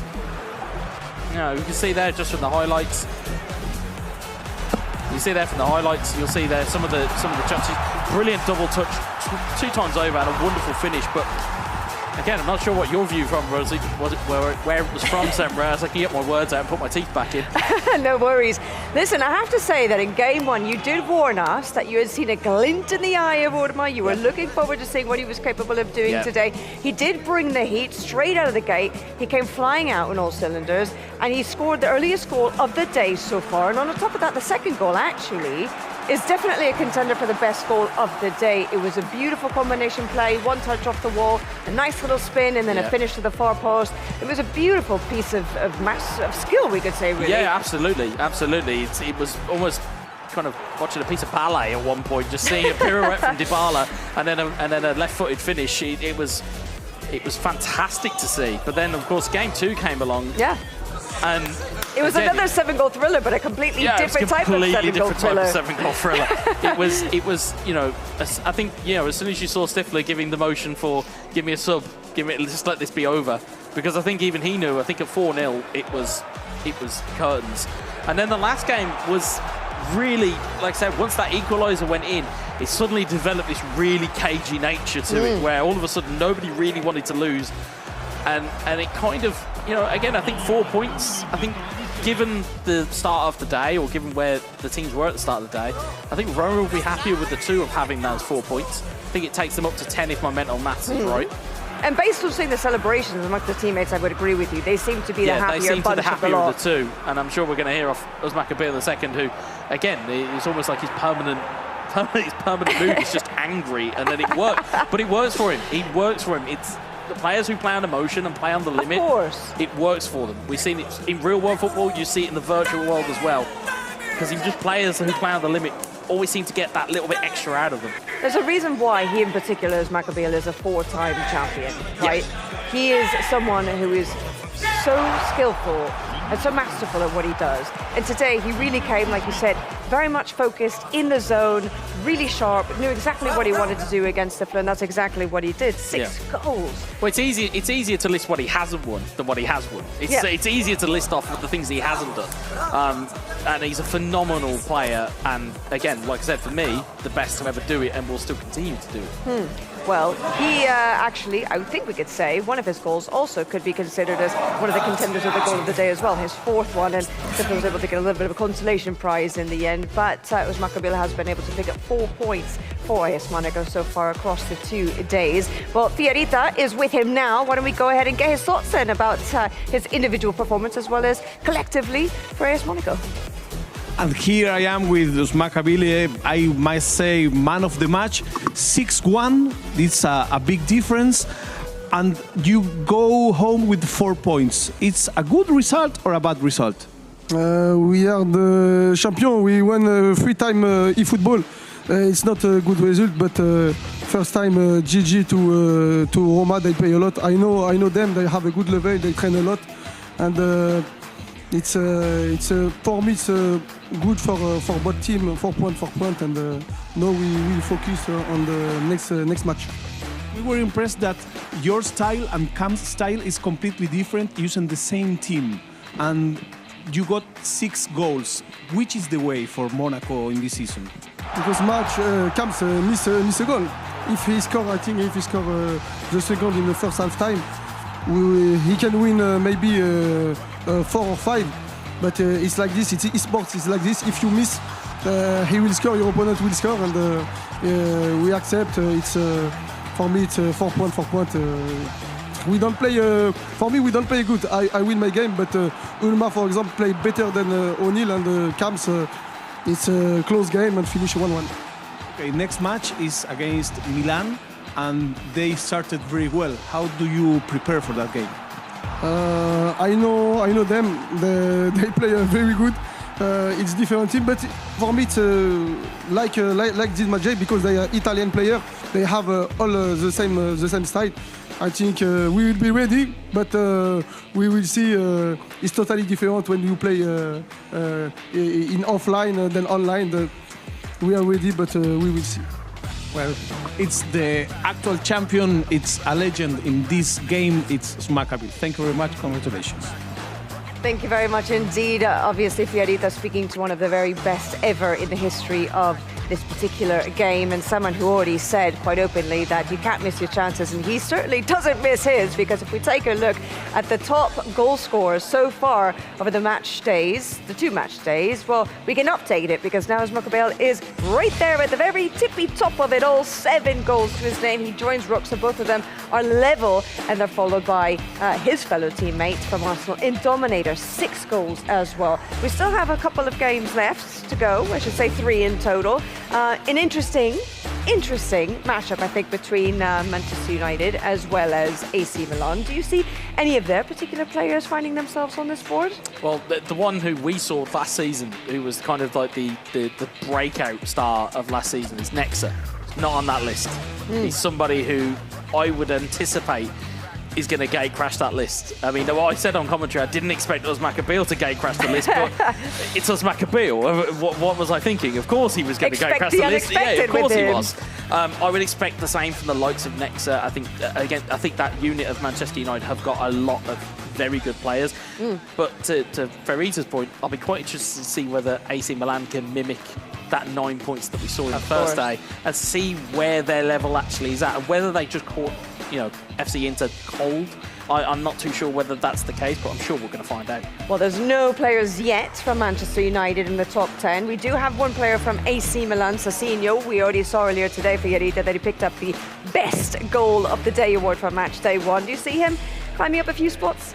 Well, I mean, he might, because he will have very, very harsh competition today. We've seen excellent goals, and when you interview him, he said, not today, next match. Perhaps he was like a premonition, because we had so much good games, but they only need 4 points in order to get to the top again. So I think it would be a very interesting match, because Manchester United is at the bottom of the league. It is indeed. Well, Manchester United, they only have 2 points to the name so far after the opening round of action. It'll be fascinating to see how they take on the most informed club and team so far. The only team to have collected maximum points in this competition is AC Milan.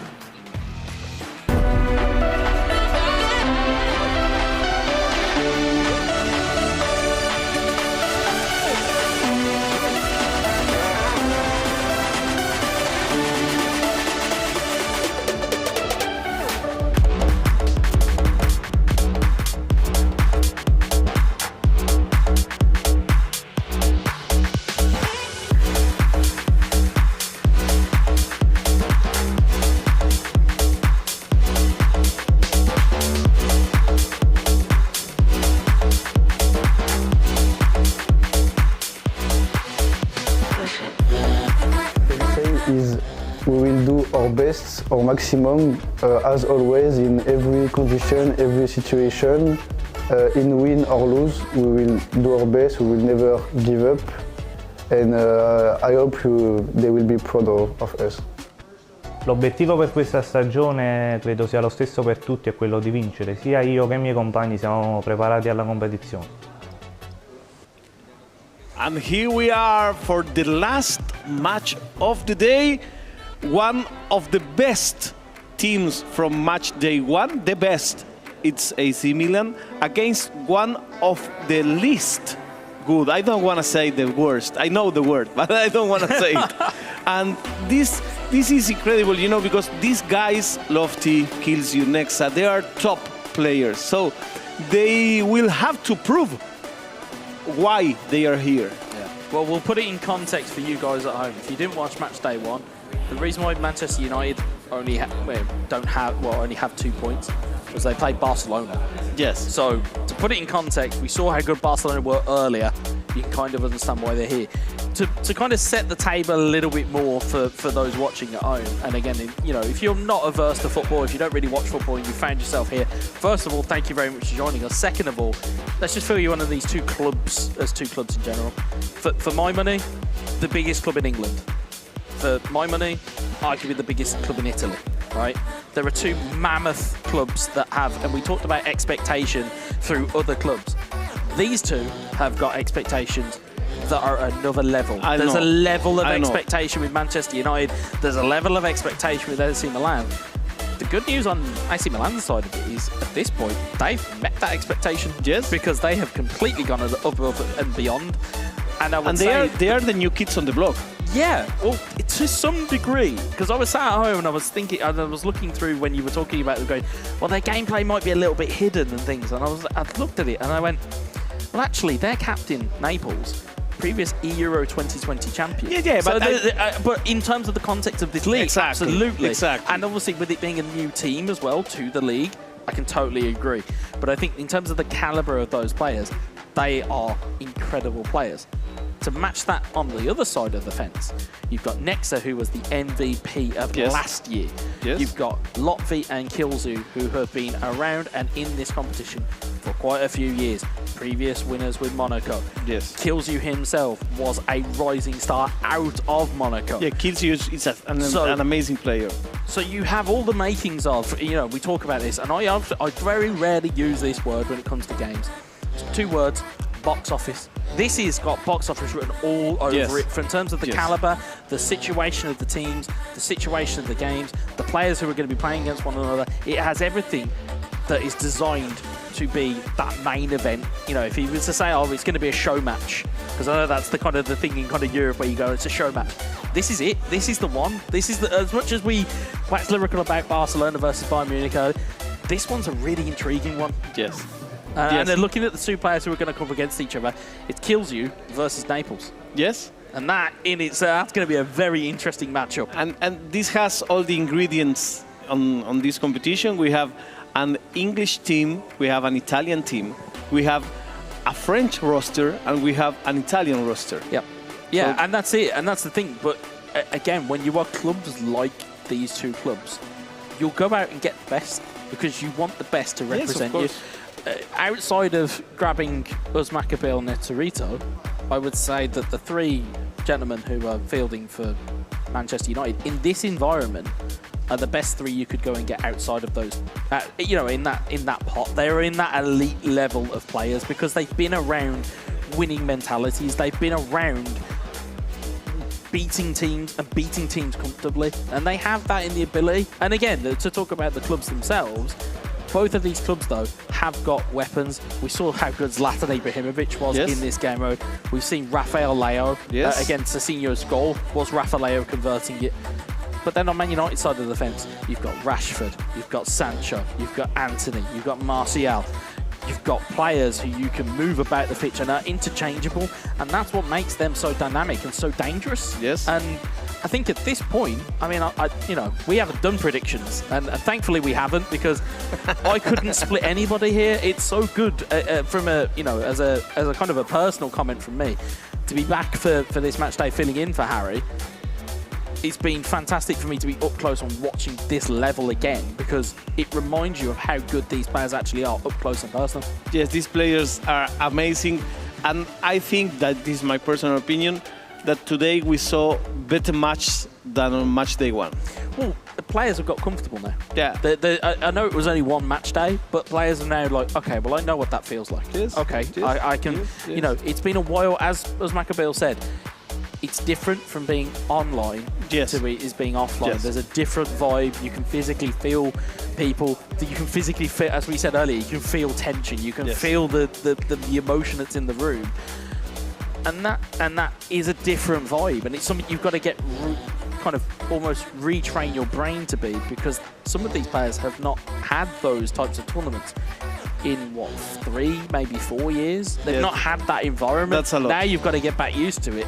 That's a lot. And they have to travel, they have to come here to Barcelona. We are live from Barcelona, enjoying with these players this amazing celebration of video games, of my favorite video game, which is eFootball. I've been playing this game for so many years. It was called so many other names. There's been a lot of iterations of it. Yeah, I think probably the two of us have probably been playing it since we were in short pants. Yes, and I like this game so much, and I enjoy this game so much that being able to share this time with all of you at home, this makes me very happy. Thank you very much. This is the best community in video games for me. I mean, I grew playing this game and I enjoy it every day. And thank you very much to everybody in Latin America, in Argentina, in Brazil, in Peru. These people are really passionate. Well, I was going to say, to pardon the pun, it's great to see the evolution of it. Yes, of course. Pardon the pun. It's great to see the evolution of, to get to this level, to get to a level where we have real world clubs that have rosters of eFootball or esport athletes.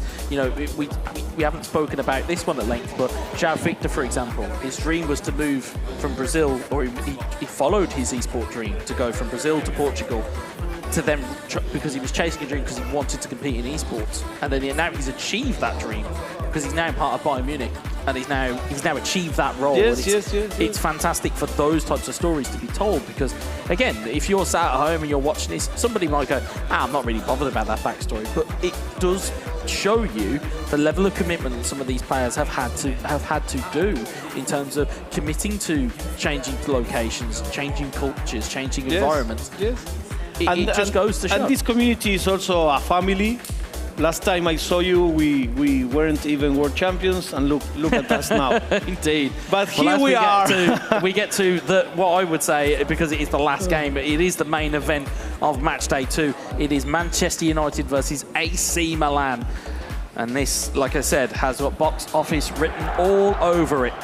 And it starts with kills you against Naples. And it is AC Milan go from left to right. It is Manchester United in their traditional red shirt going from right to left.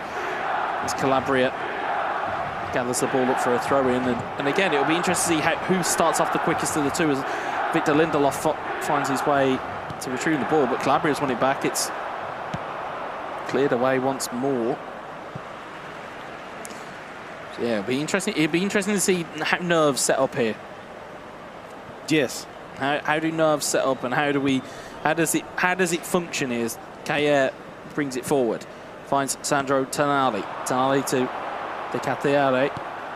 Brahim Diaz is cleared away. Here's Eriksson though, finds Marcel Sabitzer.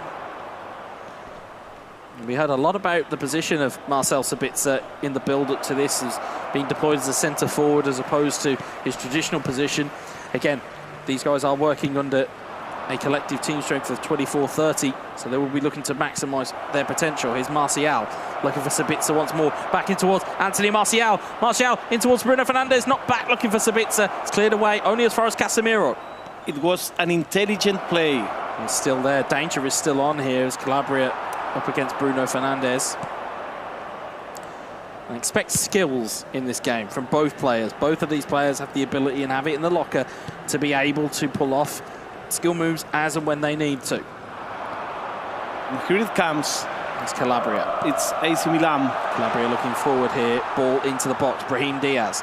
He's towards Sandro Tonali. Tonali looking back for Brahim Diaz. David De Gea will gobble that ball up. We'll take it away. Here's Sabitzer looking for the header. Gets the header, but he's gifted it straight to Rafael Leao. Leao into Tonali. Back towards Leao. In towards Brahim Diaz. Epa. Oh, it's Zlatan Ibrahimovic. He's looking to lurk there, but he's cleared away once more. Is Anthony Martial. I like the fancy jump. It's very much, the air flicks are very much a welcomed aesthetic that I'm very much a fan of within this game, as Bruno Fernandes looks to free up Marcus Rashford on that left-hand side, drifting in, as he has been doing to great effect in the real world. He's now trying to do it in the virtual world too. Yes, of course.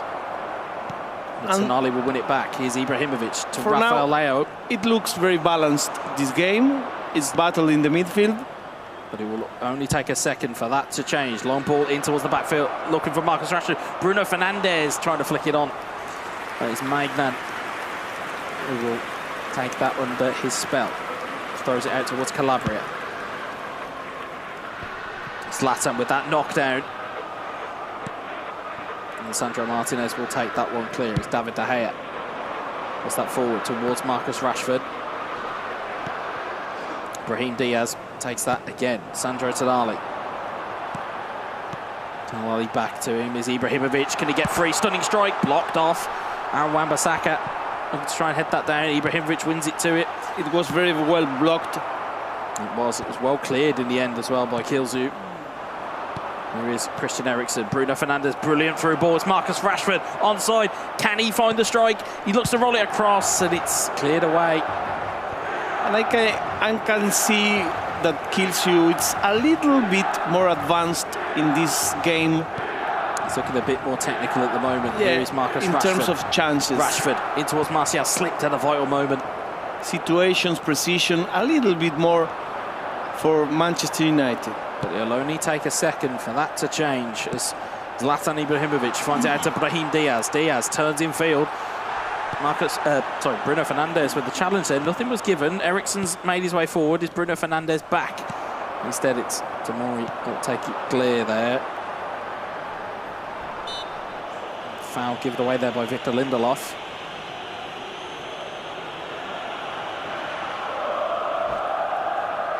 We've seen plenty of trick-free kicks. Yes, in our travels. We haven't seen today any free kick goal. No, not yet. I don't think we've only ever. I think we saw 2 direct free kicks. Yes. One was Bayern Munich, and the other one was the post hit for Arsenal from Dominator. So we haven't, quite rightly, fouls have not really been at a premium at this level of the field. It's going to be taken shortly to Calabria. And Sabitzer is going to nick that one clear, and that's a little bit of a waste opportunity there from AC Milan. Yes, that failed. That was a prepared play that failed. It did indeed, as Marcus Rashford looks to turn back in field. Kaye takes it away, though. The Great Dane at the heart of AC Milan's defence. Ball forward to Calabria. Calabria inside to Brahim Diaz. Neat back here, finds Tonali. Finds the hands of David De Gea. Martial. Towards Eriksen. Eriksen to Sabitzer. Back towards Eriksen. Wan-Bissaka. Casemiro. Up towards Marcus Rashford. Has overlapping runs should he use them. It's Bruno Fernandes. Fernandes looking to combine. Plays it in towards Sabitzer. It's going to go all the way out for a corner ball, I believe. This will be a corner for Man United. Coming up towards half-time here. Look towards Rafael Varane for a header. The goalkeeper's come out of goal here. Sabitzer, can he grasp hold of it? He's put it wide and an open goal. What happened to that goalkeeper? Manual goalkeeping to come and try and stop Varane's flick on. Instead, Magnan doesn't get out quick enough, and as a result, it leaves the goal absolutely wide open. He went for a pizza. He went for everything, and instead come up with absolutely nothing. And you know, I could hear Kilzu lamenting because it was a big opportunity to have that goalkeeper so far away from the goal.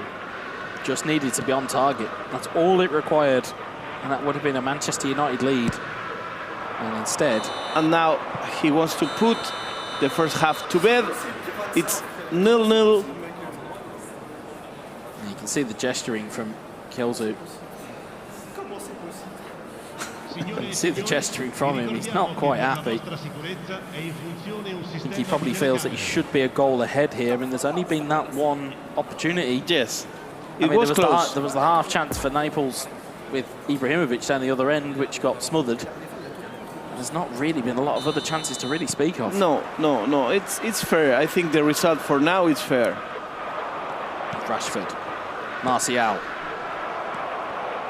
Tomori intercepts it, finds Tonali to Rafael Leao. Casemiro intercepts it, finds Bruno Fernandes. Fernandes to Eriksen. Eriksen to Sabitzer.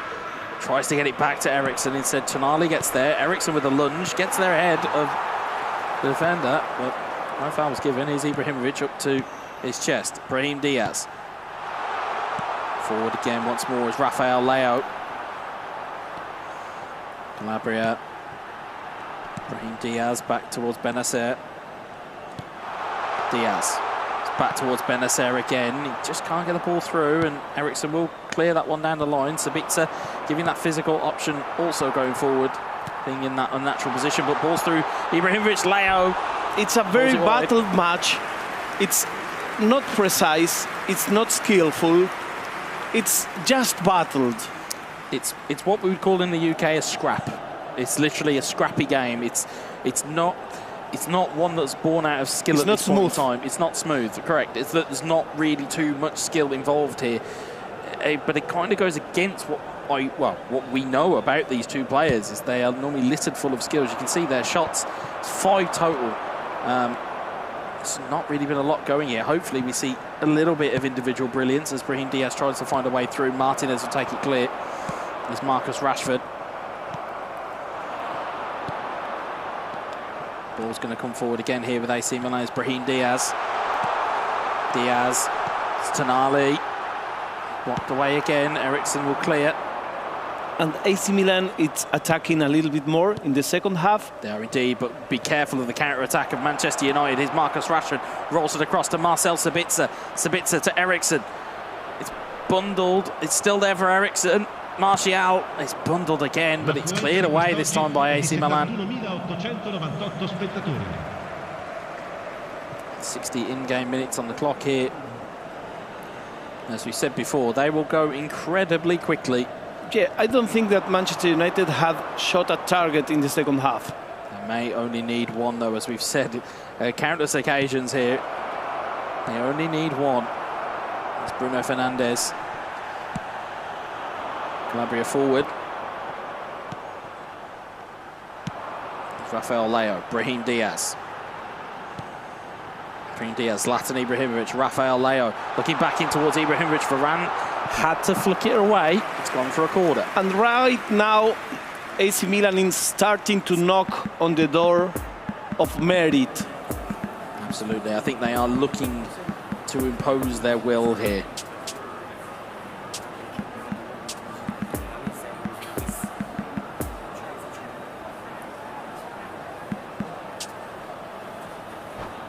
Their changes that are coming on there.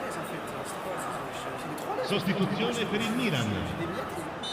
Numero 10. See what effect they may take here, but Tonali is stood over this corner. Tonali looking in towards the header of Ibrahimovic, looking back towards Tomori. It's headed by nobody. It's gone all the way through. It'll go to a Manchester United throw-in. And this match counterbalances how many goals we saw in the earlier matches. Yeah, it's very much equalled it out from earlier on. As we see Zidane Iqbal, highly rated youngster from Manchester United, onto the field here. Cleared away by Kaya. Just seems to be breaking down that last pass, that last moment, as Casemiro rolls it on to Wan-Bissaka. Yeah, because both are best defending. Sabitzer in towards the back post. Oh, it's off the post! And you can hear the groans. What an opportunity that was for Manchester United to take the lead. Ball's going to come back, though. It's still not cleared of full danger. Here is Bruno Fernandes. Fernandes looking to create a chance here. Zidane Iqbal. Casemiro. Iqbal. Back to Casemiro. Looking to roll in. Martial! Kilzu breaks the deadlock. Martial scores the goal and Manchester United take the lead. And he was looking for this goal since the moment this match started. He didn't have much precision, but when he needed, he found it. Remember, it only takes one, and he only took the one from Anthony Martial. What a strike that was. Again, good interplay between Iqbal, Casemiro, Kilzu, as you said, patience, working the opportunity, working the chance. And Anthony Martial finds the back of the net. You can see Kilzu delighted with that. Absolutely delighted. And he celebrates in his own right. The moment in where AC Milan was getting better and better was the moment in which Manchester United scored It's the perfect time to strike. You Yes. take your opponent when they think they're about to get their way. Sucker punch. Pumba. Pumba indeed. Very much sucker punch. And it sets that now in motion. There's now a difference here in terms of the way that these teams have now got to form. You notice there, left-hand side of your screen, he's looking to tuck up the shop. He's looking to put the shutter down and say, nope, you're not coming in now. And that also lends itself to how dangerous this AC Milan team are in this mode, in this mode and in this stance. Because again, physicality is massively important. Zlatan Ibrahimovic, incredibly physical, as we know, especially in this mode. He's gonna have to find, or they're gonna have to find something else here. As Naples looks to find his way through there, but instead his ball has been given away to Marcus Rashford. Rashford looking to try and find a little bit of a way through, and Krunic will intercept it and take it forward. And this match is important because if may get Manchester United a little bit relief. May get them out of the danger zone at least. If not only for one game, is Kalulu to Tamori. Benacer. Looking to move forward once more. Rafael Leo, Krunic, Ibrahimovic. Ball being moved about there by Naples, just can't find the next pass through. Instead, Bruno Fernandes looking to set Anthony Martial. And Kilsio builds his game from the defense. He starts laying the base in his defense. And by having a good defense, he's getting able to win this game. Absolutely, absolutely. And in terms of the way that he's performed here, it's again, as we used the word earlier on, maturity. It's a mature performance. It's showing that actually we can find our level, we can perform. Naples, however, though, is always a danger. Until that final whistle goes, he's always a danger. As Martial heads it down, Iqbal clears it forward. So now, as we said before, as long as that ball stays in play, that clock keeps ticking. And for AC Milan, that time is winding down quicker and quicker as time goes on, as Sandro Martinez plays it back towards David De Gea. Oh, a bit of danger here, maybe. David De Gea clears that forward. Only as far as a Benacer header. AC Milan, could they get an opportunity? It's closed down by Bruno Fernandes. Not long left on the clock here. Sabitzer looking to run that clear. He will clear his lines, and you would think that that is going to be 3 points in the bag for Manchester United. And there goes the final whistle. And it seems to be the stereotype with our French players here. They just get angry even when they've won. As we see Kilsey just very angry with what he's doing. Yes. I'm angry because I won. Yeah. I've got 3 points. I'm really annoyed. It's like, no, that's not how it works. But again, as we say, players who play on the limit, or players who are frustrated or annoyed, it's passion. Sometimes it works in your favour. Yes. And that is when it works in your favour, is just that annoyance that he had of, can't believe I've not scored more, I can't believe I've not played very well. Instead, you find a way to win. That's what champions do. They find ways to win. That's true, my friend. And let's see the highlights of this amazing game. Yeah, there wasn't that many chances really to speak of that you could point to and say AC Milan deserved to get anything out of the game, realistically. I look at some of the moves that they made, and again, that's a bit of chance that could have been. I mean, that could have been. They tried, but they didn't have very clear chances. No, I don't think they did. And I think looking at it, I think the balance of it is, I don't think they deserve to win that game. Like, looking at some of the chances, they were half chances more than anything else. Or, as one of my favourite sayings I used to use was, it was chances to have chances. Yes, exactly. If you're not picking the right options, you're not going to get your way through. And I think with AC Milan and with Naples, it wasn't particularly the most progressive of games, as you see there as well. Could have been more for them. Hitting the post off that header. There were so many things that could have been a bigger goal difference on. And that probably explains as to why Kilsey was probably as angry as he was. And now we are looking for the next match, but before, we still have to see the goal that gave Kilsey. Fantastic work from him. Again, to work that chance. Martial scores, brilliantly finished off. And again, in terms of players we talked about, we said they have that interchangeable front three. Yes. If you're not using Sancho, you're using Martial. If you're not using Martial, you're using Rashford. If you're not using Rashford, you've got Anthony. They've got so many attacking options that they can use. It just comes down, as we've said before, it comes down to personal preference. It comes down to which one do you prefer using. Clearly, Killsy likes using his countryman because Martial was the one that took the game away from him. And this is how it went. Now it's time for the second match, and we will have Sasinho, the man with the best goal from match day 1, against Nexa. So you've got goal of the match day versus previous season's MVP. Whoa, that's amazing. That's a tie. That is a really good tie. And again, I think if Sasinho's correct in terms of his matchup, he will want to keep it tight, and he'll want to make sure that there is no goals conceded. Exactly. It's going to be incredibly hard against somebody like Nexa because he, again, is one to watch.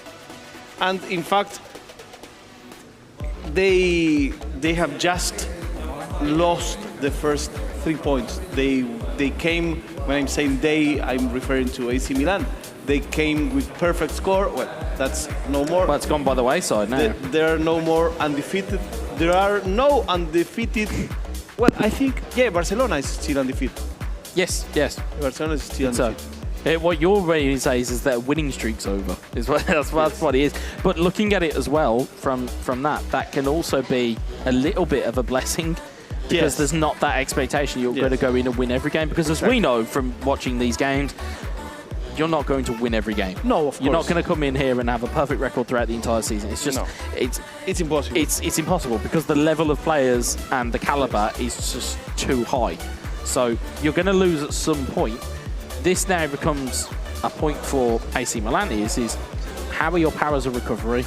Is Sasinho going to be kind of disheartened by the fact that Naples has just lost, or is he going to be buoyed by the fact that he's going to bring in Nexa? And more importantly, is Nexa going to take comfort in the fact that Gilsu's just won and he might go, oh, hold on a minute, I can do this as well. There's so many of those personality questions, and we talk about kind of the players on the pitch, we talk about the clubs, we talk about all these things. It's the intangibles of the human beings behind these controllers. It's how do they react on a human level? Because that's always the bit that intrigues me, is what goes on in their brains in terms of what do they look at and go, I'm inspired by that, or what do they look at and go, I'm really disheartened by that. What is the method and the game plan that goes with it? And there's so many different facets to this. You know, I speak to representatives from different clubs earlier on where they said, I didn't really know esports was this deep. I didn't realise it was this. Honestly, when I spoke to them when they said the weeks and months of preparations that these guys go into, they were shocked. They were like, I didn't realise there was so much going on this. And it's like, it really is. And, for those viewers at home that might just look at these 3 games and go, well, they've only just turned up to Barcelona and they've just, it's a little bit of a jolly, it's a holiday. No, it's not. No, it's not. Because these guys will now go home with whatever results they're going to come out with, and they'll go, we need to work on this, we need to work on this, we need to work on this. This tournament in particular, you have just 1 match. So you have to expect at least 2 weeks. Yep, it's one of the best, but also one of the most cruel competitions. Because if you come out and you don't win, or you don't score, or you don't put on a good performance, like you said, you've got 2, maybe 3 weeks of it burning you, the fact that you didn't put on the right level and you didn't put on the right game plan. There are players that we have already a month going on in the competition and they haven't won. Yeah, but that'll be something for them to go home and reassess, because as we've said, those guys will have teammates that have earned points here as we kick off game 2 here. It's Manchester United from left to right. It's Rashford looking for Martial early. He's offside from near enough the first minute. Yeah, he was trying for this kick-off goal, and he almost got it. Almost indeed. Ball will come back the other way though. As we mentioned, it is Nexa versus Sasinho. His last season's MVP of the entire league versus the player with the goal of the match day for match day 1 this season. And a check of 5,000 euros under his belt. It's not bad for a goal. Not bad at all. Perhaps he can have us for dinner. Maybe. Well, it depends on the result of this game. As you see, Rafael Leao And you'll see Cezinho try and grow into this, I think. I don't think it's going to be a case of... I don't think it's going to be a... He's not going to try and play Nexa's game. He's going to go and try and play his own here. But as we'll see there, ball breaks to Lisandro Martinez. Martinez forward, looking towards Anthony Martial. Gets there ahead of Kalulu. Martial loses out eventually to Kalulu. It's Magnan forward to Calabria. Brahim Diaz. Ball is recaptured by Bruno Fernandes. Here's Fred. Very battled. He is indeed. Bruno Fernandes clips one over the top. Looks for Sabitzer. Sabitzer on the chest. Brilliant save from Magnan. Very good saving by Big the opportunity goalie. for the Austrian. Ball is not cleared fully yet. And Brahim Diaz will clear it this time. It's forward to Benacer. AC Milan looking to drive this forward. Benacer receives it once more. Benacer has Zlatan Ibrahimovic, gets away from his defender, but that little go-between between him and Wan-Bissaka just put him off enough to just let go of the ball. It was near 15 in-game minutes. Not clear chances for anyone yet. Not just yet. Apart from that one big opportunity that was just down the other end, but here's Zlatan. Looking to work their way in again are AC Milan. Here's Benacer, double touch, finds it to Calabria. Brahim Diaz in towards the box, looking for a header on. It's Rafael Leao that will recover it at the edge of the box. Sandro Tonali. It's cleared away by Rafael Varane. Sabitzer launches that one clear.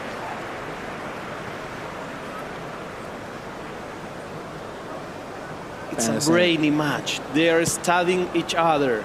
They're starting the game. Oh, Magnan nearly came loose there at the seams. The ball goes launched forward again. Martial trying to flick it on. It's Fred who's going to recover it. Sabitzer in towards Fred. Fred, neat little backheel, backheel, backheel. Oh, it's Rashford! Oh, la, Manchester. That was, I'm just counting up in my head. That was 1 backheel, 2 backheel, 3 backheel. Fantastic work from Nexa. Brilliant finish from Rashford. And I think that today it's gonna be a very hard day for the guys picking the best goal of the match, because we have amazing goals. We have incredible goals. What a goal! It's stunning. I mean, as a highlight reel goes, I mean, the production team are going to have a field day with the highlights package here, because this was fantastic. Let's see. If you watch this again, it's 1, 2, 3, 4. Unreal gameplay there to see consecutive backheels just at ease. But again, it's knowing the positions of where your players are going to be. Brilliant finish from Rashford. Amazing. Oh, sorry, no, goal. I beg your pardon. It wasn't Rashford. Number 9's not Rashford. No, number 9's Martial. It was fished up by... I think I had seen so many backheels, I got confused between my goal scorers. I believe that was Anthony Martial. Such was the speed of the backheels and such was the speed of the movement. It's very quick to follow it when you see a name. Brahim Diaz looking to get his way through here. AC Milan trying to insta-response here. And how fast things change. Oh, Rashford is not. No, sorry, I got my own lines confused. Rashford's not number 9. I don't know where I got that from. First match day, AC Milan got perfect points. Now they are losing the first 2 matches. As Rafael Varane flicks it up and plays it back to his goalkeeper. He'll take that one clear. Nexa knows. That was a nice trick. Well, you say it was a trick. It's more so to time waste because it keeps the ball in the air. But I think it's a little bit too early for time waste, especially 30 in-game minutes in. Yes. Well, we'll see AC Milan try and launch their own counter-attack here. Benacer. Benacer over towards Rafael Leao. Leao, neat dummy. Looking towards Ibrahimovic. He swung a leg at it, but Lindelof got in the way. He tried to kick the ball, but the ball wasn't there yet. Kicked fresh air is what he kicked there. Here's Rashford. Rashford to Sabitzer. Back to Fred. Fred looking back in. I'm still thinking about how great that goal was. It was incredible movement. It was incredible movement. But we talk about players knowing where their players are going to be. It was second nature because he knew where that kind of row of players was going to be. So, again, it's brilliant prep work from him. It's Rafael Leao. Ibrahimovic, great give and go. Finds Leao, looking for Ibrahimovic again. Ibrahimovic still there. It's a ball through, but AC are offside. And they will complain about it, but it's a foot. It's literally nothing. a foot. It's nothing. But as we said earlier, if you're offside by a yard or a mile, you're still offside. But that was dangerous. It was indeed. It's Tonali. Forward towards Brahim Diaz. Zlatan Ibrahimovic. It's cleared away though. Bruno Fernandes looks to launch that one forward. He's up against Martial. Or to Martial. It's cleared away once more by AC Milan. Here is Sandro Tonali. As we'll see the live table, you'll see the effects that these results have had all over this match day. And of course, we will bring you a live or a full table once we get at the conclusion of all of these results here today. And you'll see the movers and runners and riders of all of the changes you've seen here today. Here's Brahim Diaz. Diaz to Benacer. There will be 1 minute. Rafael Leo takes it under his spell. Brahim Diaz. Fred takes it away. Sabitzer, will he get the last attack of the half? He will look to try, and there's a slight challenge. It's through to Rashford. Rashford squares it to Martial. Martial, has he got the opportunity to big save? Rashford! Marcus Rashford makes it 2-0 on the stroke of half-time. It's that lightning-quick attack. And again, it comes from, I can't say it's an error because they read it correctly. It's just a ricochet that doesn't go your way in eFootball. It's a great slight challenge to read the tackle, but it played straight into Rashford's hands. You'll see it here again. It's a great read. Instead, the ball bounces to Rashford. Martial, brilliant. Forces a save. Rashford sweeps it home. 2-0. It's amazing how they build the play and how the planets lined up, because, you know, the goalkeeper did his job, but he had the second player on the right spot. You see what it means to Nexa as well for that reaction. Yes. You can see what it means to them to represent Manchester United. It really is, like we said, it's that almost that badge of honour that they really have of, we are representing the club that we are especially proud of here. So again, great performance. It's only halfway of the job though for Nexa. He's got another half of football to go. But at the moment, he's looking that he's replicated some of the form that we saw last year, just in a different kit this year. But, you know, what amazed me is that last match day, AC Milan looked invincible. Indeed, indeed. But the thing that also surprised me, which the goal graphic has just given me here, Nexa hadn't scored before today. As Rashford takes a neat little double touch, tries to find the ball, and Kaya gets the ball away. He hadn't scored before today. It's so unlike Nexa to go in a 0-0. But again, as we said, Manchester United had a difficult game against Barcelona opening game. Yes. They had, you know, and we saw Barcelona's level already. And by now, Barcelona is at the top of the standings. They certainly are. And again, looking at the way that they are moving at the moment, Manchester United look to be looking up rather than down at this point in time. Yes. As you see, Calabria has it forward. Back here, Brahim Diaz trying to find his way in there. Alessandro Martinez clears that ball away. It's Marcus Rashford in towards Bruno Fernandes. Martial, Fred, Sabitzer. Sabitzer in towards Martial.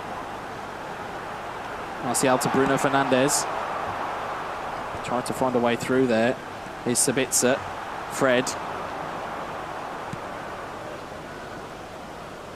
It's Magnan just trying to collect himself a little bit here.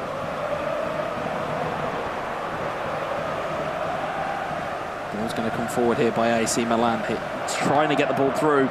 Instead, Alessandro Martinez picks that up. It's Fred. Fred with the super cancels. Nexa just trying to employ a little bit of trickery just to get that ball through that low block. Brahim Diaz onto Benacer. Benacer forward. Instead, Fred will come and pick his pocket and take it away from him. Here's Martial, who has got away from Kayet. And Martial has got his way around the back here. He's found Marcel Sabitzer in towards Rashford again. And it's cleared away this time. And now Nexa is justifying his win. Why is he winning? Because he's playing way better than his opponent. Hold that thought as AC Milan look to be on the charge here. Ball to Benacer in towards Rafael Leo. Rafael Leo looking to turn. Bit of a stumble, nothing given by the referee, and Fred will clear. Here's Martial on towards Rashford. Calabria will take it clear. Ball forward by Wan-Bissaka. Martial looking to chase. It's Calabria. Martinez will clear. Calabria back once more. AC Milan running out of time here to get themselves into this game. Again, as we say about styles of teams playing up against one another, AC Milan just may have just ran into a team that it doesn't fit well with them. Exactly, and they don't are being able to get some danger into Manchester United's box. Not even once. No, they seem to be struggling. It seems to be struggling with trying to find a way through. Again, that kind of the golden triangle, as I've seen it be said on social media, of Varane, Martinez, Casemiro. Yes. That triangle seems to be incredibly potent with stopping that block. It really does. That may explain a little bit why things are how they are. Coming on to replace him is... Yeah, it's Rashford in on goal again. And Sassinio needs a goal right away if he wants to have any chance of equalizing this game. I think so. I think it needs to. It's now or never, to pardon the parlance. As Tonali try and get that ball forward. It's Fred. Forward towards Martial. Martial rolls it in. Rashford once more! And this game has ended. This game has ended. Amazing win. Amazing play for Nexa. This is the Nexa that we saw last season. Has nothing to do with the Nexa from match day 1. 3-0 in a very clear game, in a very clear level difference. Yeah, fantastic ball as well though there. Just that one. And again, AC Milan, or Sassinio, thinks he's done enough. Thinks he's got the body across. If you look here, you see there the hand out. That's always a key thing to look for in eFootball. He thinks he's done enough. Calabria's got across. He thinks he's got the block in. Instead, no. You pull the trigger. You pull the trigger. You get the shot gone.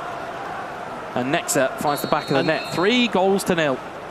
Nexa definition was amazing. In all of the 3 goals, the definition, the last step was amazing. It's always that last step that is the most crucial.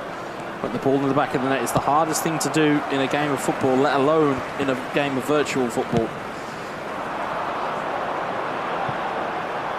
Quite a nice echo for Nexa's celebration there, mimicking Marcus Rashford's. It's a nice little echo because it's Rashford that's done all the damage for him here. That's true. That's true. And perhaps, who knows if Rashford is watching this live stream? Who knows? Who knows indeed. But certainly he has been a thorn in this AC Milan side, especially with Nexa, as they look to come on the charge again here, as AC Milan just can't get that last bit of quality through the ball. Florenzi, Krunic. AC Milan just trying, and Sassinio just trying to find a way through here. They've got Rafael Leao. It's quick feet from Rafael Leao. Got the controlled strike, and there it is. It's a goal. 1 goal. They've gone to get the ball at the net. There is still time. It's improbable, but it's not impossible. Yes, I think this goal is more important for Kirito, who's playing the next game, than from Sassinio. Certainly would give you a little bit of confidence to say, yeah, actually, we can put the ball in the back of the net. And it was that very quick feet there from Rafael Leao. A little bit of dribbling, then the double touch, takes it away from the defender. Controlled strike, finds it into the back of the net. Like I say, very delicately poised right now. And I know some people may look at it and go, but where's that? It's 3-1. I'm like, no, it's still poised. There's still time. Nexa will need to go out and kill this game now. Yes, it's, as you said, it's improbable, but it's possible. For it to be real, he needs to grab this ball as fast as he can. Yeah, and it's just whether Nexa's going to allow him to. And as we say that, well, he's now giving the ball away. And it's Rafael Leao. Rafael Leao through the middle, looking for Zlatan Ibrahimovic, and it's cleared away by Lisandro Martinez. Affectionately known as the Butcher around the place at Old Trafford. It's Florenzi to Tonali, in towards Zlatan Ibrahimovic. Ibrahimovic still moving forward here. What can he fashion out here? Not a lot, as the chance may seem. Only two added minutes, so this looks like it's going to be heading the way of 6 points now, going the way of Manchester United. And the ball is thefted there by Lindelof, his friend. There goes the final whistle. 3-1 for Nexa. And that is a huge result for Manchester United. 6 points already in the bag. And, you know, if you are the AC Milan coach now, you're saying, how can this be? How can we come from 9 out of 9 to 0 out of 6? Well, there's a couple of arguments you could make. Number one, you're in a derby in the day one. Yes. You're in a derby. There's an increased pressure. Number two, you could point to the results that we've seen from FC Inter today, point to them and go, are they as strong as Manchester United? Now, again, we're only taking this match day and last match day into account. On the basis of the results we've seen so far, Manchester United are stronger than Inter. And more importantly, we have seen a lot of players reference Manchester United as being one of the favourites. That's true. So with that all being said, as you quite rightly said earlier, we're needing to find where AC Milan are as a level. We need to find out exactly where they are in the grand scheme of things. Was it a one-hit wonder? Was it a flash in the pan? Or have they got more in their locker? Now, if they can take 3 points away of this third game, then that kind of argument kind of becomes a bit of a moot point. Yes, exactly. Because I think as it stands right now, this match is the most important of the three. Yeah. Just because of that. Because they need something to go away with. Yeah, because it's so different to have 3 points, 6-3, than to have 9-0. It's really it's a sea of difference. Well, and also to put it in context, as the stat that between me and Semra dropped earlier, a 9-point match day never happened in the Football Championship Pro. So I think it's such an anomaly that I think it's the anomaly that kind of almost disproves the rule. I don't think that we are seeing the best of AC Milan, but I think that's more so because we're now seeing the quality that Manchester United possess. And I think that's the real takeaway from this game. It's not necessarily how bad have AC Milan been, it's actually how good have Manchester United been. I think that's the real takeaway. That's true. And you know, if Manchester United wins this the last game, then we climb from the seventh standing to the second one. That's amazing. Yeah, but it shows you just how compact it is in that cluster. It's really compact. That's true. And also it'd be great for them because again they could walk away and go, okay, well we're second. Okay, actually first match day may not have gone exactly as we planned. Yes. But we took 9 points away. But as I've said, a 9-point match week or a 9-point match day is a rare occurrence. But I'm hoping that we're not going to see kind of an echo of it. I'd like us to see some type of response from Kirito. And again, we haven't even touched on the player that he's playing against in Lotfi, who, again, as we've said, went back-to-back in 2019 and 2020 with that Uzbekistan team. Yes. And he's was a runner-up in 2021. Has had a litany of success, both nationally, internationally, as a co-op, as a normal, as a 1v1 player, and again, it knows his way around the game. It's not like we just grabbed random people off the street and gone, here, come and play eFootball for a bit. These are premier players. Yes, he's a young veteran because he's just 23 years old. Yeah. But he has been playing since he was. He's been playing since the dawn of time, from what it feels like. Yes. But it's right. It's you've got these youthful players, but they are experienced, and I suppose that's the beauty of this kind of setup now, is you've now got kind of players who are mid-20s but have been around for years, so they already have that experience. So when you have the likes of Nexa, Killzu, youngsters, although they're of similar ages, they've got a bag full of experience that they can import onto those players and then make their own styles out the back end of it. So I think this is going to be the real tale of this game. If Yes. we can, if it's United and they get 9 points, it's going to be a fantastic match week for them. If it's 3 points or a 1 point, if it's a 1 point, I don't think. Again, I still think it's a very good match. Match day for Manchester United. But I think for AC Milan to walk away with at least some level of happiness, they're going to need 3 points here. Yes, I agree completely. Lotfi is the oldest player in Manchester United with just 23 years old. He's the captain. So this is a very young team, but a very talented team. I think that perhaps their youth could take a toll on the first match day. Well, as a not so wise man once said, you don't win anything with kids. And I'm thinking that these might disprove the rule.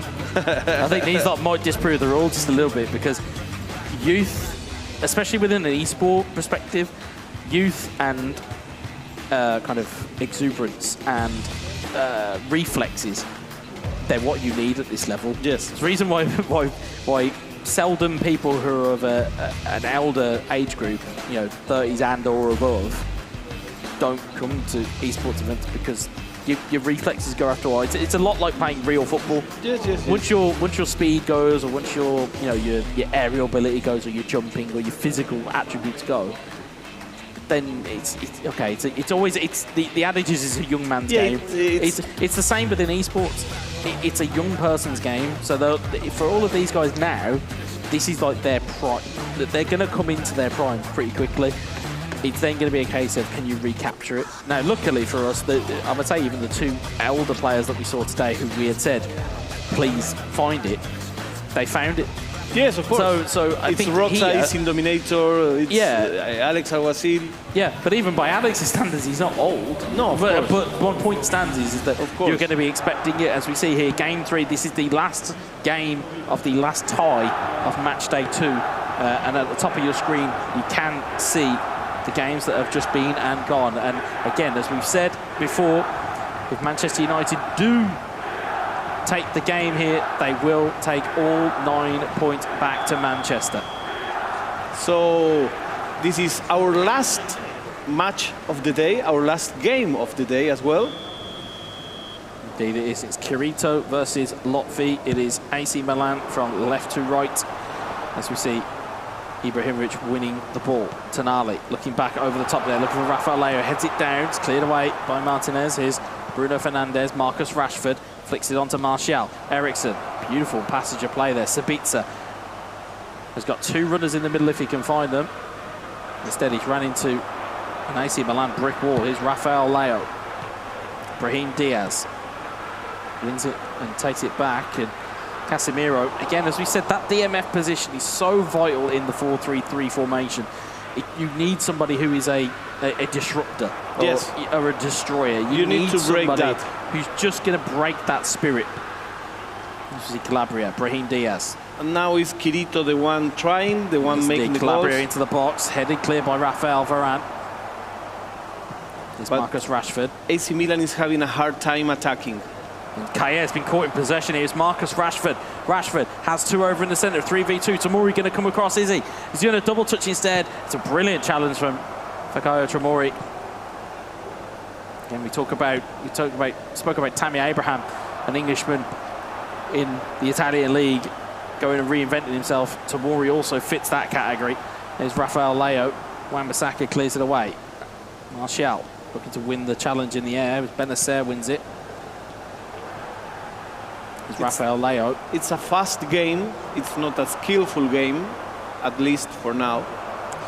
No, but it will turn into one of those types of games very quickly. Once they have worked each other out, that's when the game really starts. As we see AC Milan trying to charge forward here. Ericsson with a defensive header. Casemiro plays it on. Here's Sabitzer, rolls it forward towards Martial, who's got man over, but he can't take hold of the ball, Martial. But it's a very fast-paced game. It looks almost like tennis. It very much does. And in terms of the pace, have a look at the players that are playing on this pitch. There are no slouches in terms of pace. As we see, Zlatan Ibrahimovic goes for the shot. Day with the save.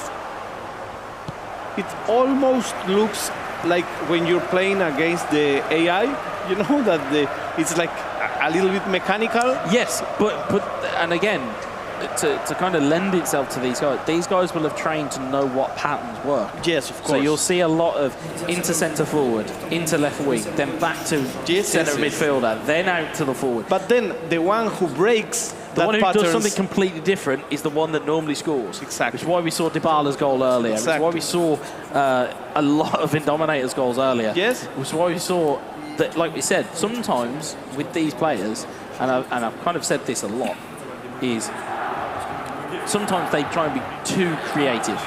And that sounds silly to say. Sometimes you can be too creative. If you just do the simple things, you can score goals. And that's what we're seemingly finding at the moment. First touch finishes seem to be the order of the day. As the ball goes into the box, Rafael Leao with the header. It's palmed away by David De Gea. Cleared away by Wan-Bissaka. Good defending by Manchester United. Was indeed his Tonali. Well execution on the corner by AC Milan. I think the best corner execution on the day. So we'll have another attempt at it here.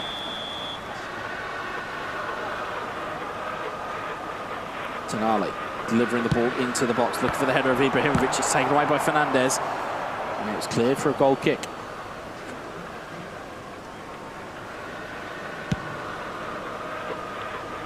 Rashford in towards Fernandes. Martial. Eriksen. Bruno Fernandes. Back to Eriksen. Manchester United looking for a way forward here. They found Marcel Sabitzer. It's Eriksen. Out of play. It is going to be a throw in the direction of AC Milan.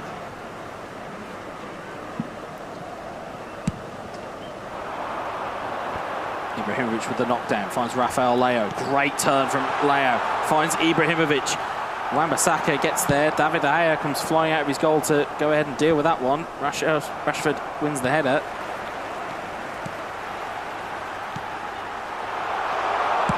Ball goes in for the strike. It's a good save. What is amazing is that with today's results, if AC Milan wins this match, they will still be the first in the standing league.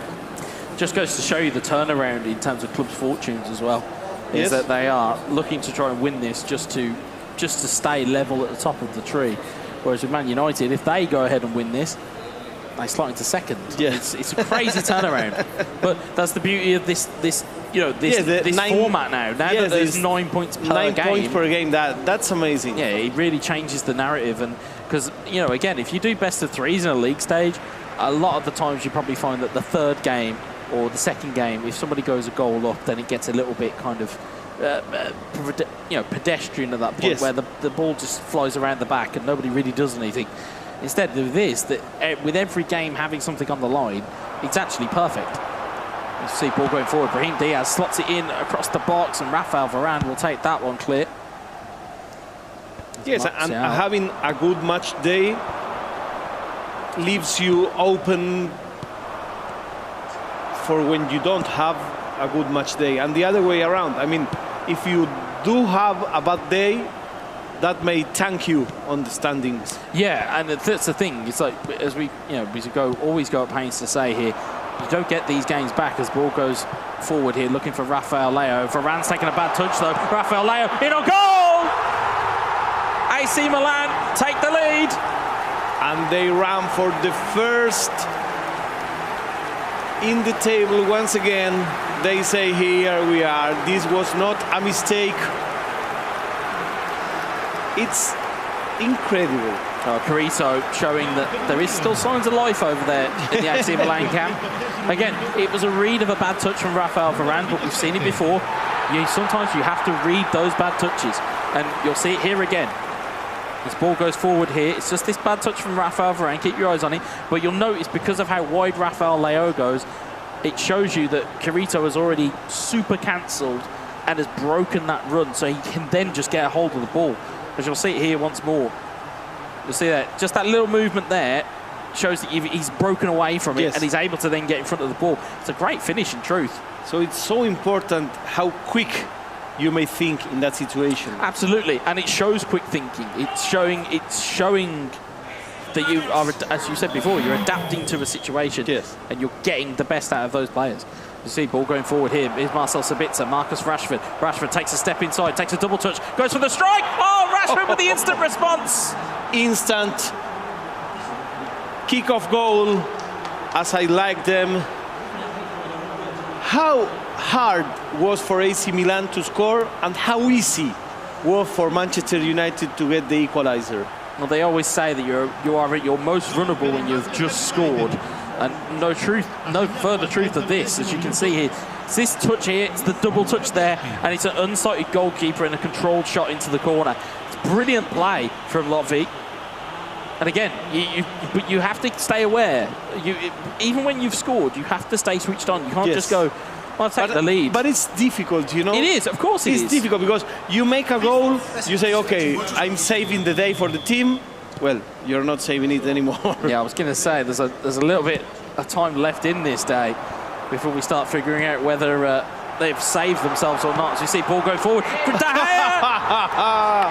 De Gea can't save it. It's Zlatan Ibrahimovic. It is 2-1. And as a great wise man said, you have to stay focused after you score. That's exactly it. You've got to stay switched on. You have to stay switched on, and you have to pay your opponent the right amount of respect there. As you can see, ball goes to the wide part, cut back in.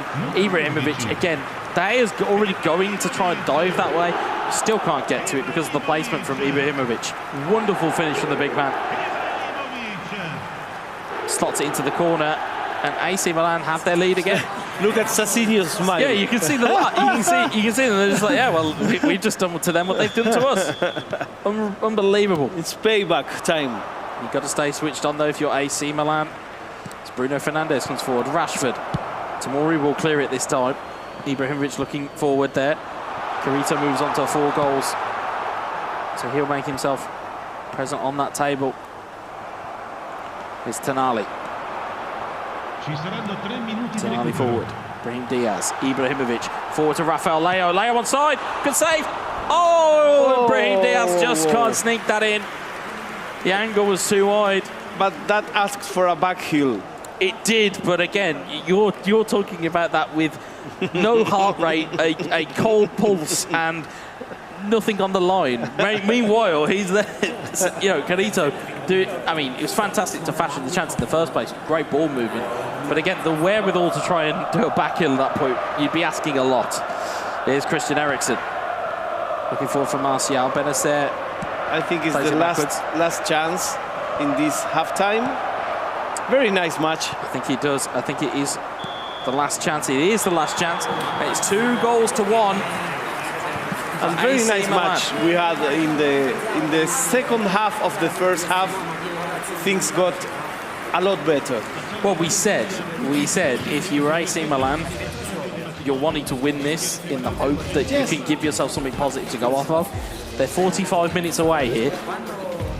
Yes, and we also said at the top of this game, 9 points or a 9-point match day is a rarity. Yes. You have to be incredibly on your game.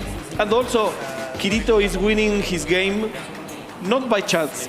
I mean, he has done things to justify the score. Oh, absolutely. Yeah, it's not without skill, or it's not luck that he's ended up in this scenario. But also Lofty is in the game. Great drag back from Rafael Leo. Back heel. Scoop ball in towards Zlatan Ibrahimovic, and Varane will run that back to David De Gea. That's the kind of game I like. Oh, I know. You're very much a man for flicks and tricks as he goes. Is Marcus Rashford looking to win the header. Finds down to Bruno Fernandes. Sabitzer. What can he do? Can't do a lot. I'll go back to Maignan. Eriksen wins the header. Casemiro looking forward, and Kalulu will intercept it. Finds Rafael Leo. Sandro Tonali.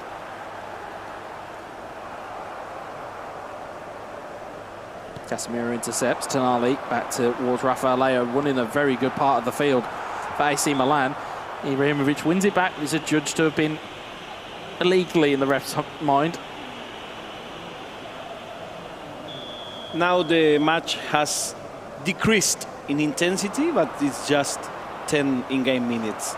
If you were describing this as a fire, the coals have turned to an ember right now. We're just waiting for it to heat back up once more as Tonali finds Rafael Leao. Wan-Bissaka intercepts it. De Gea launches that forward. Sabitzer, Eriksen. As you can see, just a quick preview or a quick review of today's results as Rashford does to get through on goal once more. Rashford, good save, rebound! And now everything starts again. We said this is getting quieter. Well, not anymore, my friend.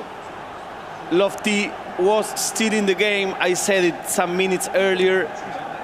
This game is far from being closed. This is 2 for Manchester United, 2 for AC Milan. I was asked earlier, who would I pick as players to have in your arsenal if you're playing as Manchester United?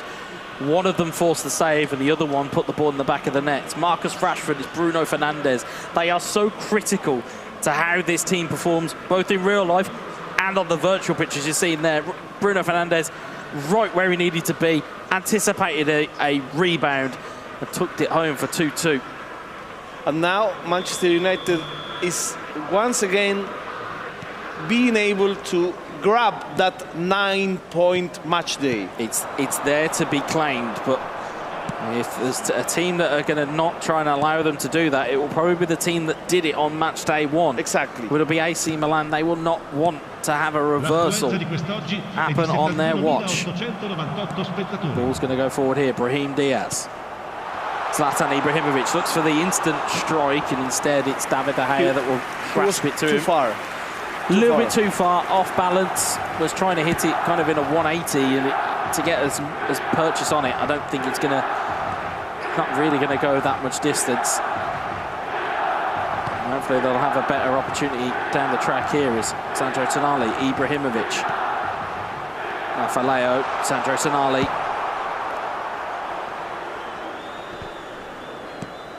Cleared away once more by Manchester United, and they're looking to try and counter-attack here. There's Christian Eriksen. Forward towards Marcus Rashford. Rashford moving infield. Martial. Back to Eriksen. Good use of the football here, and it's given away to Kalulu. There's Rafael Leao. Ibrahimovic. Moving forward is and now AC it's Milan. Kirito. It's Kirito who's in the ascendancy here. Rafael Leao, Tonali. What could be done here? Can AC Milan score? They can't. It's forced to save from De Gea. Ball is not gone yet. It is a corner ball. They seem tired, in pitch and out of the pitch. It's been a long. If you think about it from a player perspective, it's been a long day for both of these teams to play. Yes. If you talk about, if you're looking at the time locally, yes, they were here from the morning. So they've been here all morning. They'll have probably been practicing a lot during the day. There's a lot of energy that goes into that, and that's where you kind of have to pace yourself as a player. You don't want to practice too much, you don't want to practice too little. You want to hit that sweet spot so that when you come to match day or you come to the games that you're due to play, you're in that sweet spot. And it's funny that tonight you may cross with a lot of players, but on Friday night you won't see no one because they are at their rooms practicing until late night. Yeah, and that's the level of dedication that these players will take, as we see corner potentially going to be going in from Brahim Diaz. Ball into the box, looking for the header of Zlatan Ibrahimovic. De Gea comes away with it. Now you'll see, interestingly, Zidane Iqbal on again for Manchester United. Again, looks to be a little bit of a go-to sub for Manchester United currently, as Kayer wins the header. It's Bruno Fernandes. Fernandes forward to Rashford. Rashford, what can he do here? Rashford double touch, passes into Iqbal. Iqbal round the corner for Sabitzer, takes the first time strike. I don't think Lovey thought he was onside there, and that's why he's taken that strike early. He had a little bit more time than he realised. It's Bruno Fernandes, lofts it forward. Kayer with the header. Maignan will take it in to his hands, and looking at it here, we've got 12 in-game minutes left here. Benacer. There's a good block there, and Could be a little bit of a gift here for Manchester United. Marcus Rashford, Bruno Fernandes, double touch, looking to get it around the corner. Marcus Rashford, big save from Maignan. Whoa, there was whoa. a manual movement just before then. Carito with a fantastic save. So close of this 9-point match day that we were looking for.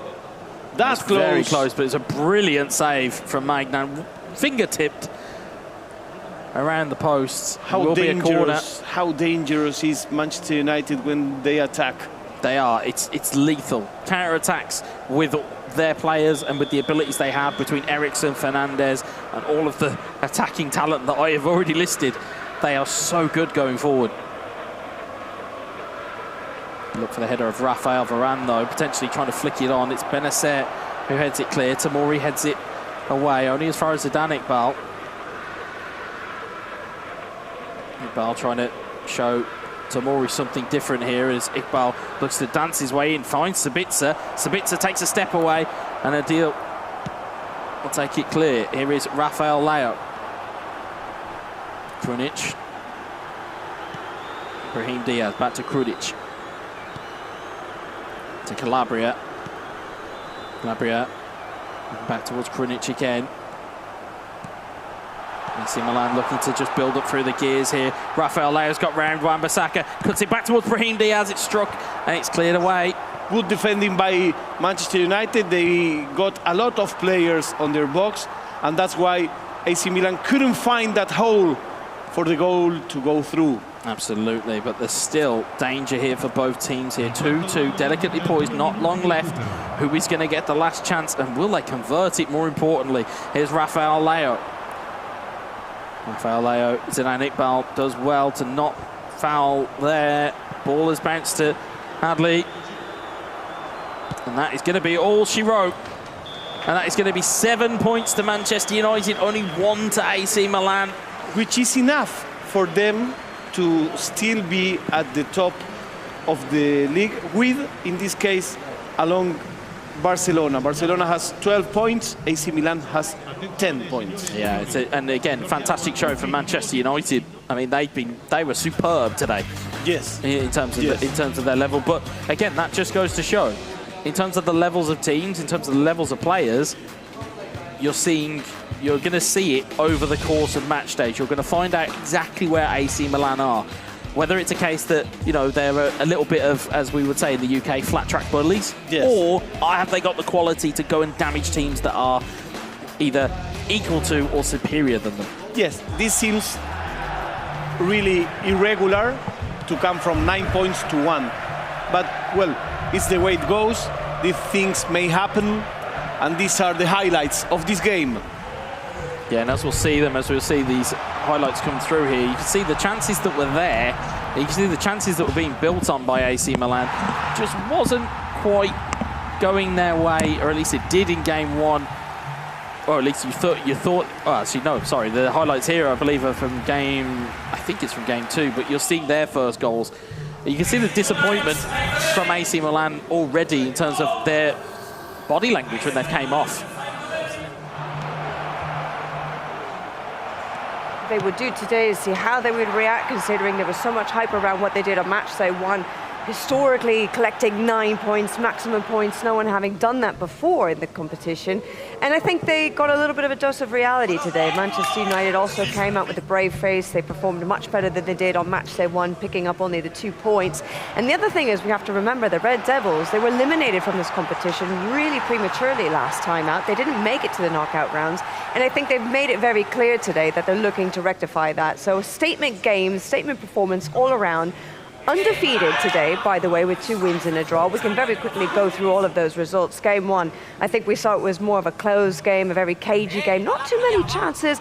The late goal coming from Kilzu in the end, but patience was really the name of the game. Yeah, absolutely. And as as we were referring to it on commentary, it only took 1 chance for Kilzu. It only took 1 opportunity for him, and he was able to score. It's that level of being clinical in front of goal is what you require here. And I think looking at both teams, I think we're looking at more questions than answers around AC Milan. And I think we found out a little bit more about Manchester United today and go, actually, we kind of forget the calibre of the players that they've got, and then you forget the calibre of the players they've got at their disposal. So you kind of go, you kind of forget that they are as good as they can be, and they certainly showed it today. They certainly did indeed. Well, I have a funny feeling we'll be talking about some of the other players from Manchester United, but we're going to focus on Kilsue, who, as you rightly say, Wes, one chance, one goal, that's all you need. It's in the name, right? He makes sure that he takes the opportunities that are granted to him. Well, he is now with Fiorita, so we can get a better sense of how he feels after picking up those 3 points today, as well as how Manchester United did overall. Thank you, Semra, here with Kilsue. Congratulations. Well, today 7 points. So is this the real level for Manchester United? Yes, our first match day was very difficult. Even this match day was very difficult. Only small win, but that's the victory we need to stay in a good position. So yes, we are very happy. You climbed from the bottom, and now you are on the top pack. And why? Because I think that's where we should be, because we are one of the best team, I think, in the league.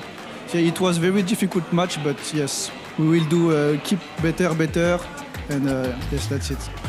Next match day is an English derby, very important match. How do you prepare, and what have you studied about Arsenal? Yeah, we saw their match. They are very offensive. They score a lot of goals, but we will work on our defense. But yes, we are ready. English derby, so I hope we will win this one. Well, thank you very much. Congratulations for the match day. It Kilsue from Manchester United. Thank you very much indeed to both of you. Obviously, that English derby is going to be one to really keep an eye out on for the next match day, but we'll look ahead to match day 3 in a little while. Why don't we actually go ahead and review everything that was played out earlier today across the 4 matches in the 12 games, because there was plenty of excitement to go around, and I think we'll see here that FC Barcelona, they really came to play today. They have 7 points on the board. Nobody was able to pick up more points, the same as Manchester United for today, but a lot of disappointment whenever it comes to the 2 Italian teams. Inter, they're still hanging about on the bottom end, the wrong end of the table. They did manage to get some points today, but just the 3. And the same as well with AC Milan. They went from 9 to 1, Wes. Yeah, I mean, you know, in terms of the turnaround that was there, it's quite shocking. But again, if you look at the game that they had in matchday 1, it's against FC Inter, who are kind of flowering to deceive a little bit in terms of their you know, like we said, 3 points out of a possible 18. Like you said, the little bit of reality check that they got playing against Manchester United this match day. I think, you know, a point to mention about Monaco, they're starting to just find their range a little bit. And I think Bayern Munich will be bitterly disappointed that they didn't come away with more against Barcelona in match day 1. And obviously things are looking very tasty indeed in terms of the English derby. Arsenal and Manchester United picking up a heavy amount of points for today. In the case of Bayern Munich, the Germans, well, a lot of disappointment with those heavy hitters, falling very short indeed, just the 1 point. Well, let's go ahead and do the maths and take a look at the full breakdown then of all of these 8 teams and see where teams have swapped and changed and who's moved up, who's moved down. Things are obviously looking very good indeed if you're a Barcelona fan, because you've got 12 points on the board. That's followed by AC Milan with 10, the same amount as AS Roma. Arsenal have managed to sneak their way into 4th, 9 points. Again, the same as Manchester United. Wow, very tasty indeed whenever we see that all-English affair. Next up, Bayern Munich. They're hanging on in there in the top 6, 8 points, but things definitely not looking so great for the reigning champions, Monaco, as well as Inter, were rock bottom right now, Fiorita. Well, some results were amazing, some results were a surprise, and some others were expected. As Manchester United climbing, because as we said earlier, they had the material, they had the players to be there. And Barcelona starts to look again as the team we used to see when Etorito and Alex Aguasil got together for the first time. I think this is getting better and better. It certainly is, and it definitely is if you're Maccabi El-Roxa and Indominator, because the 3 of them have managed to leap their way all the way to the top end of the goal-scoring charts. Sensational stuff from them today. Yeah, I mean, you know, you look at it and you kind of look at the 3 names, and one is not like the other because we're not used to seeing Indominator that far up the tree. Roxa, you could argue, again, one of the premier strikers on the planet. But Maccabi, again, it's easier to list what he's not won than what he has won. And again, Etorito, again, I think it was a difficult going for Barcelona today, but they got the job done. Sometimes it isn't about how many goals you score, it's about how many points you get. Yeah, and also starting to see how many of the teams repeat with two players.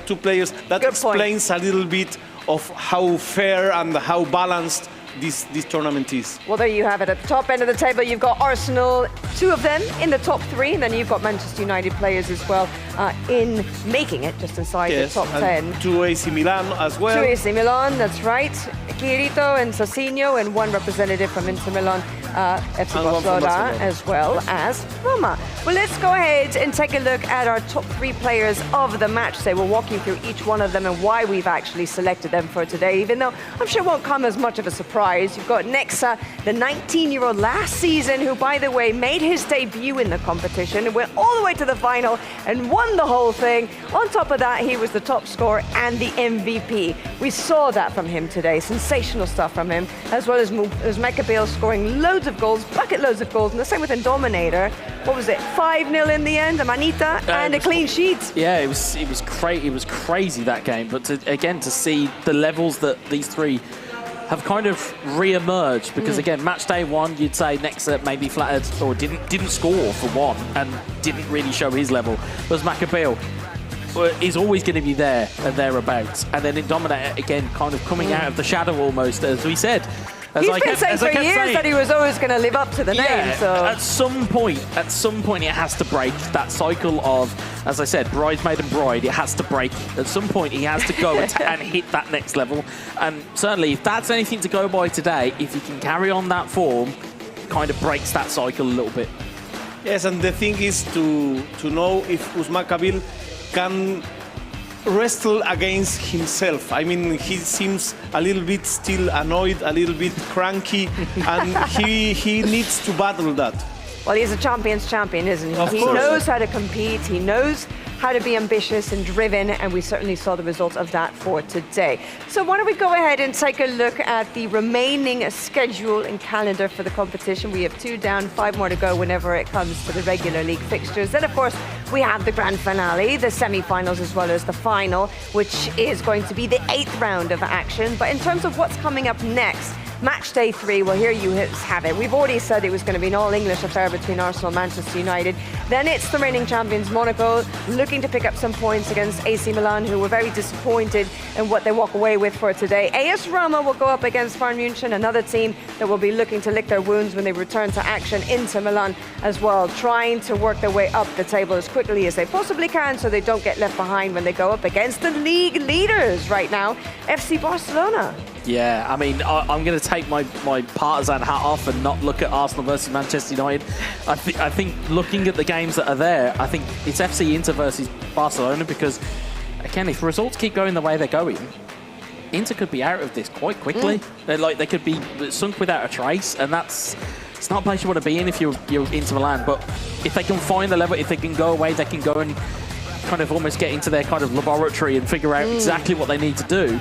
They could get something out of that Barcelona game, because we saw today Bayern Munich were able to frustrate and they're able to dominate. So that's what I'm looking at here. I think I'm looking forward to AS Monaco, AC Milan, to see where is the real level for AS Monaco this season. Is it match day 1? Is it match day 2?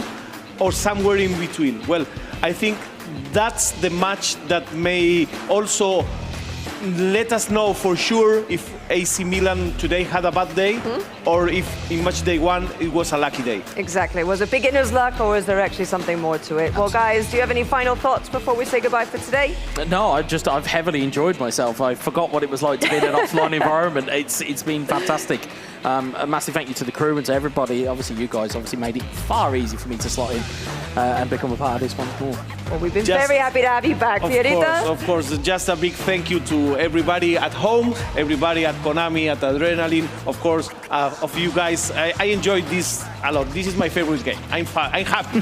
Good. We want to see you walk away from here happy today. Okay. You will. Brilliant stuff. Brilliant stuff. Thank you Great job, team. And thanks to everybody at home who watched throughout the day. We hope you enjoyed all of the action. We'll be back here in 2 weeks' time on March 18th on Saturday. Make sure that you stay up to date on all of the latest information across all of our social media platforms and outfits. And of course, we'll be right back here on YouTube in those 2 weeks' time. So until then, take care. We'll see you very soon indeed. Adios.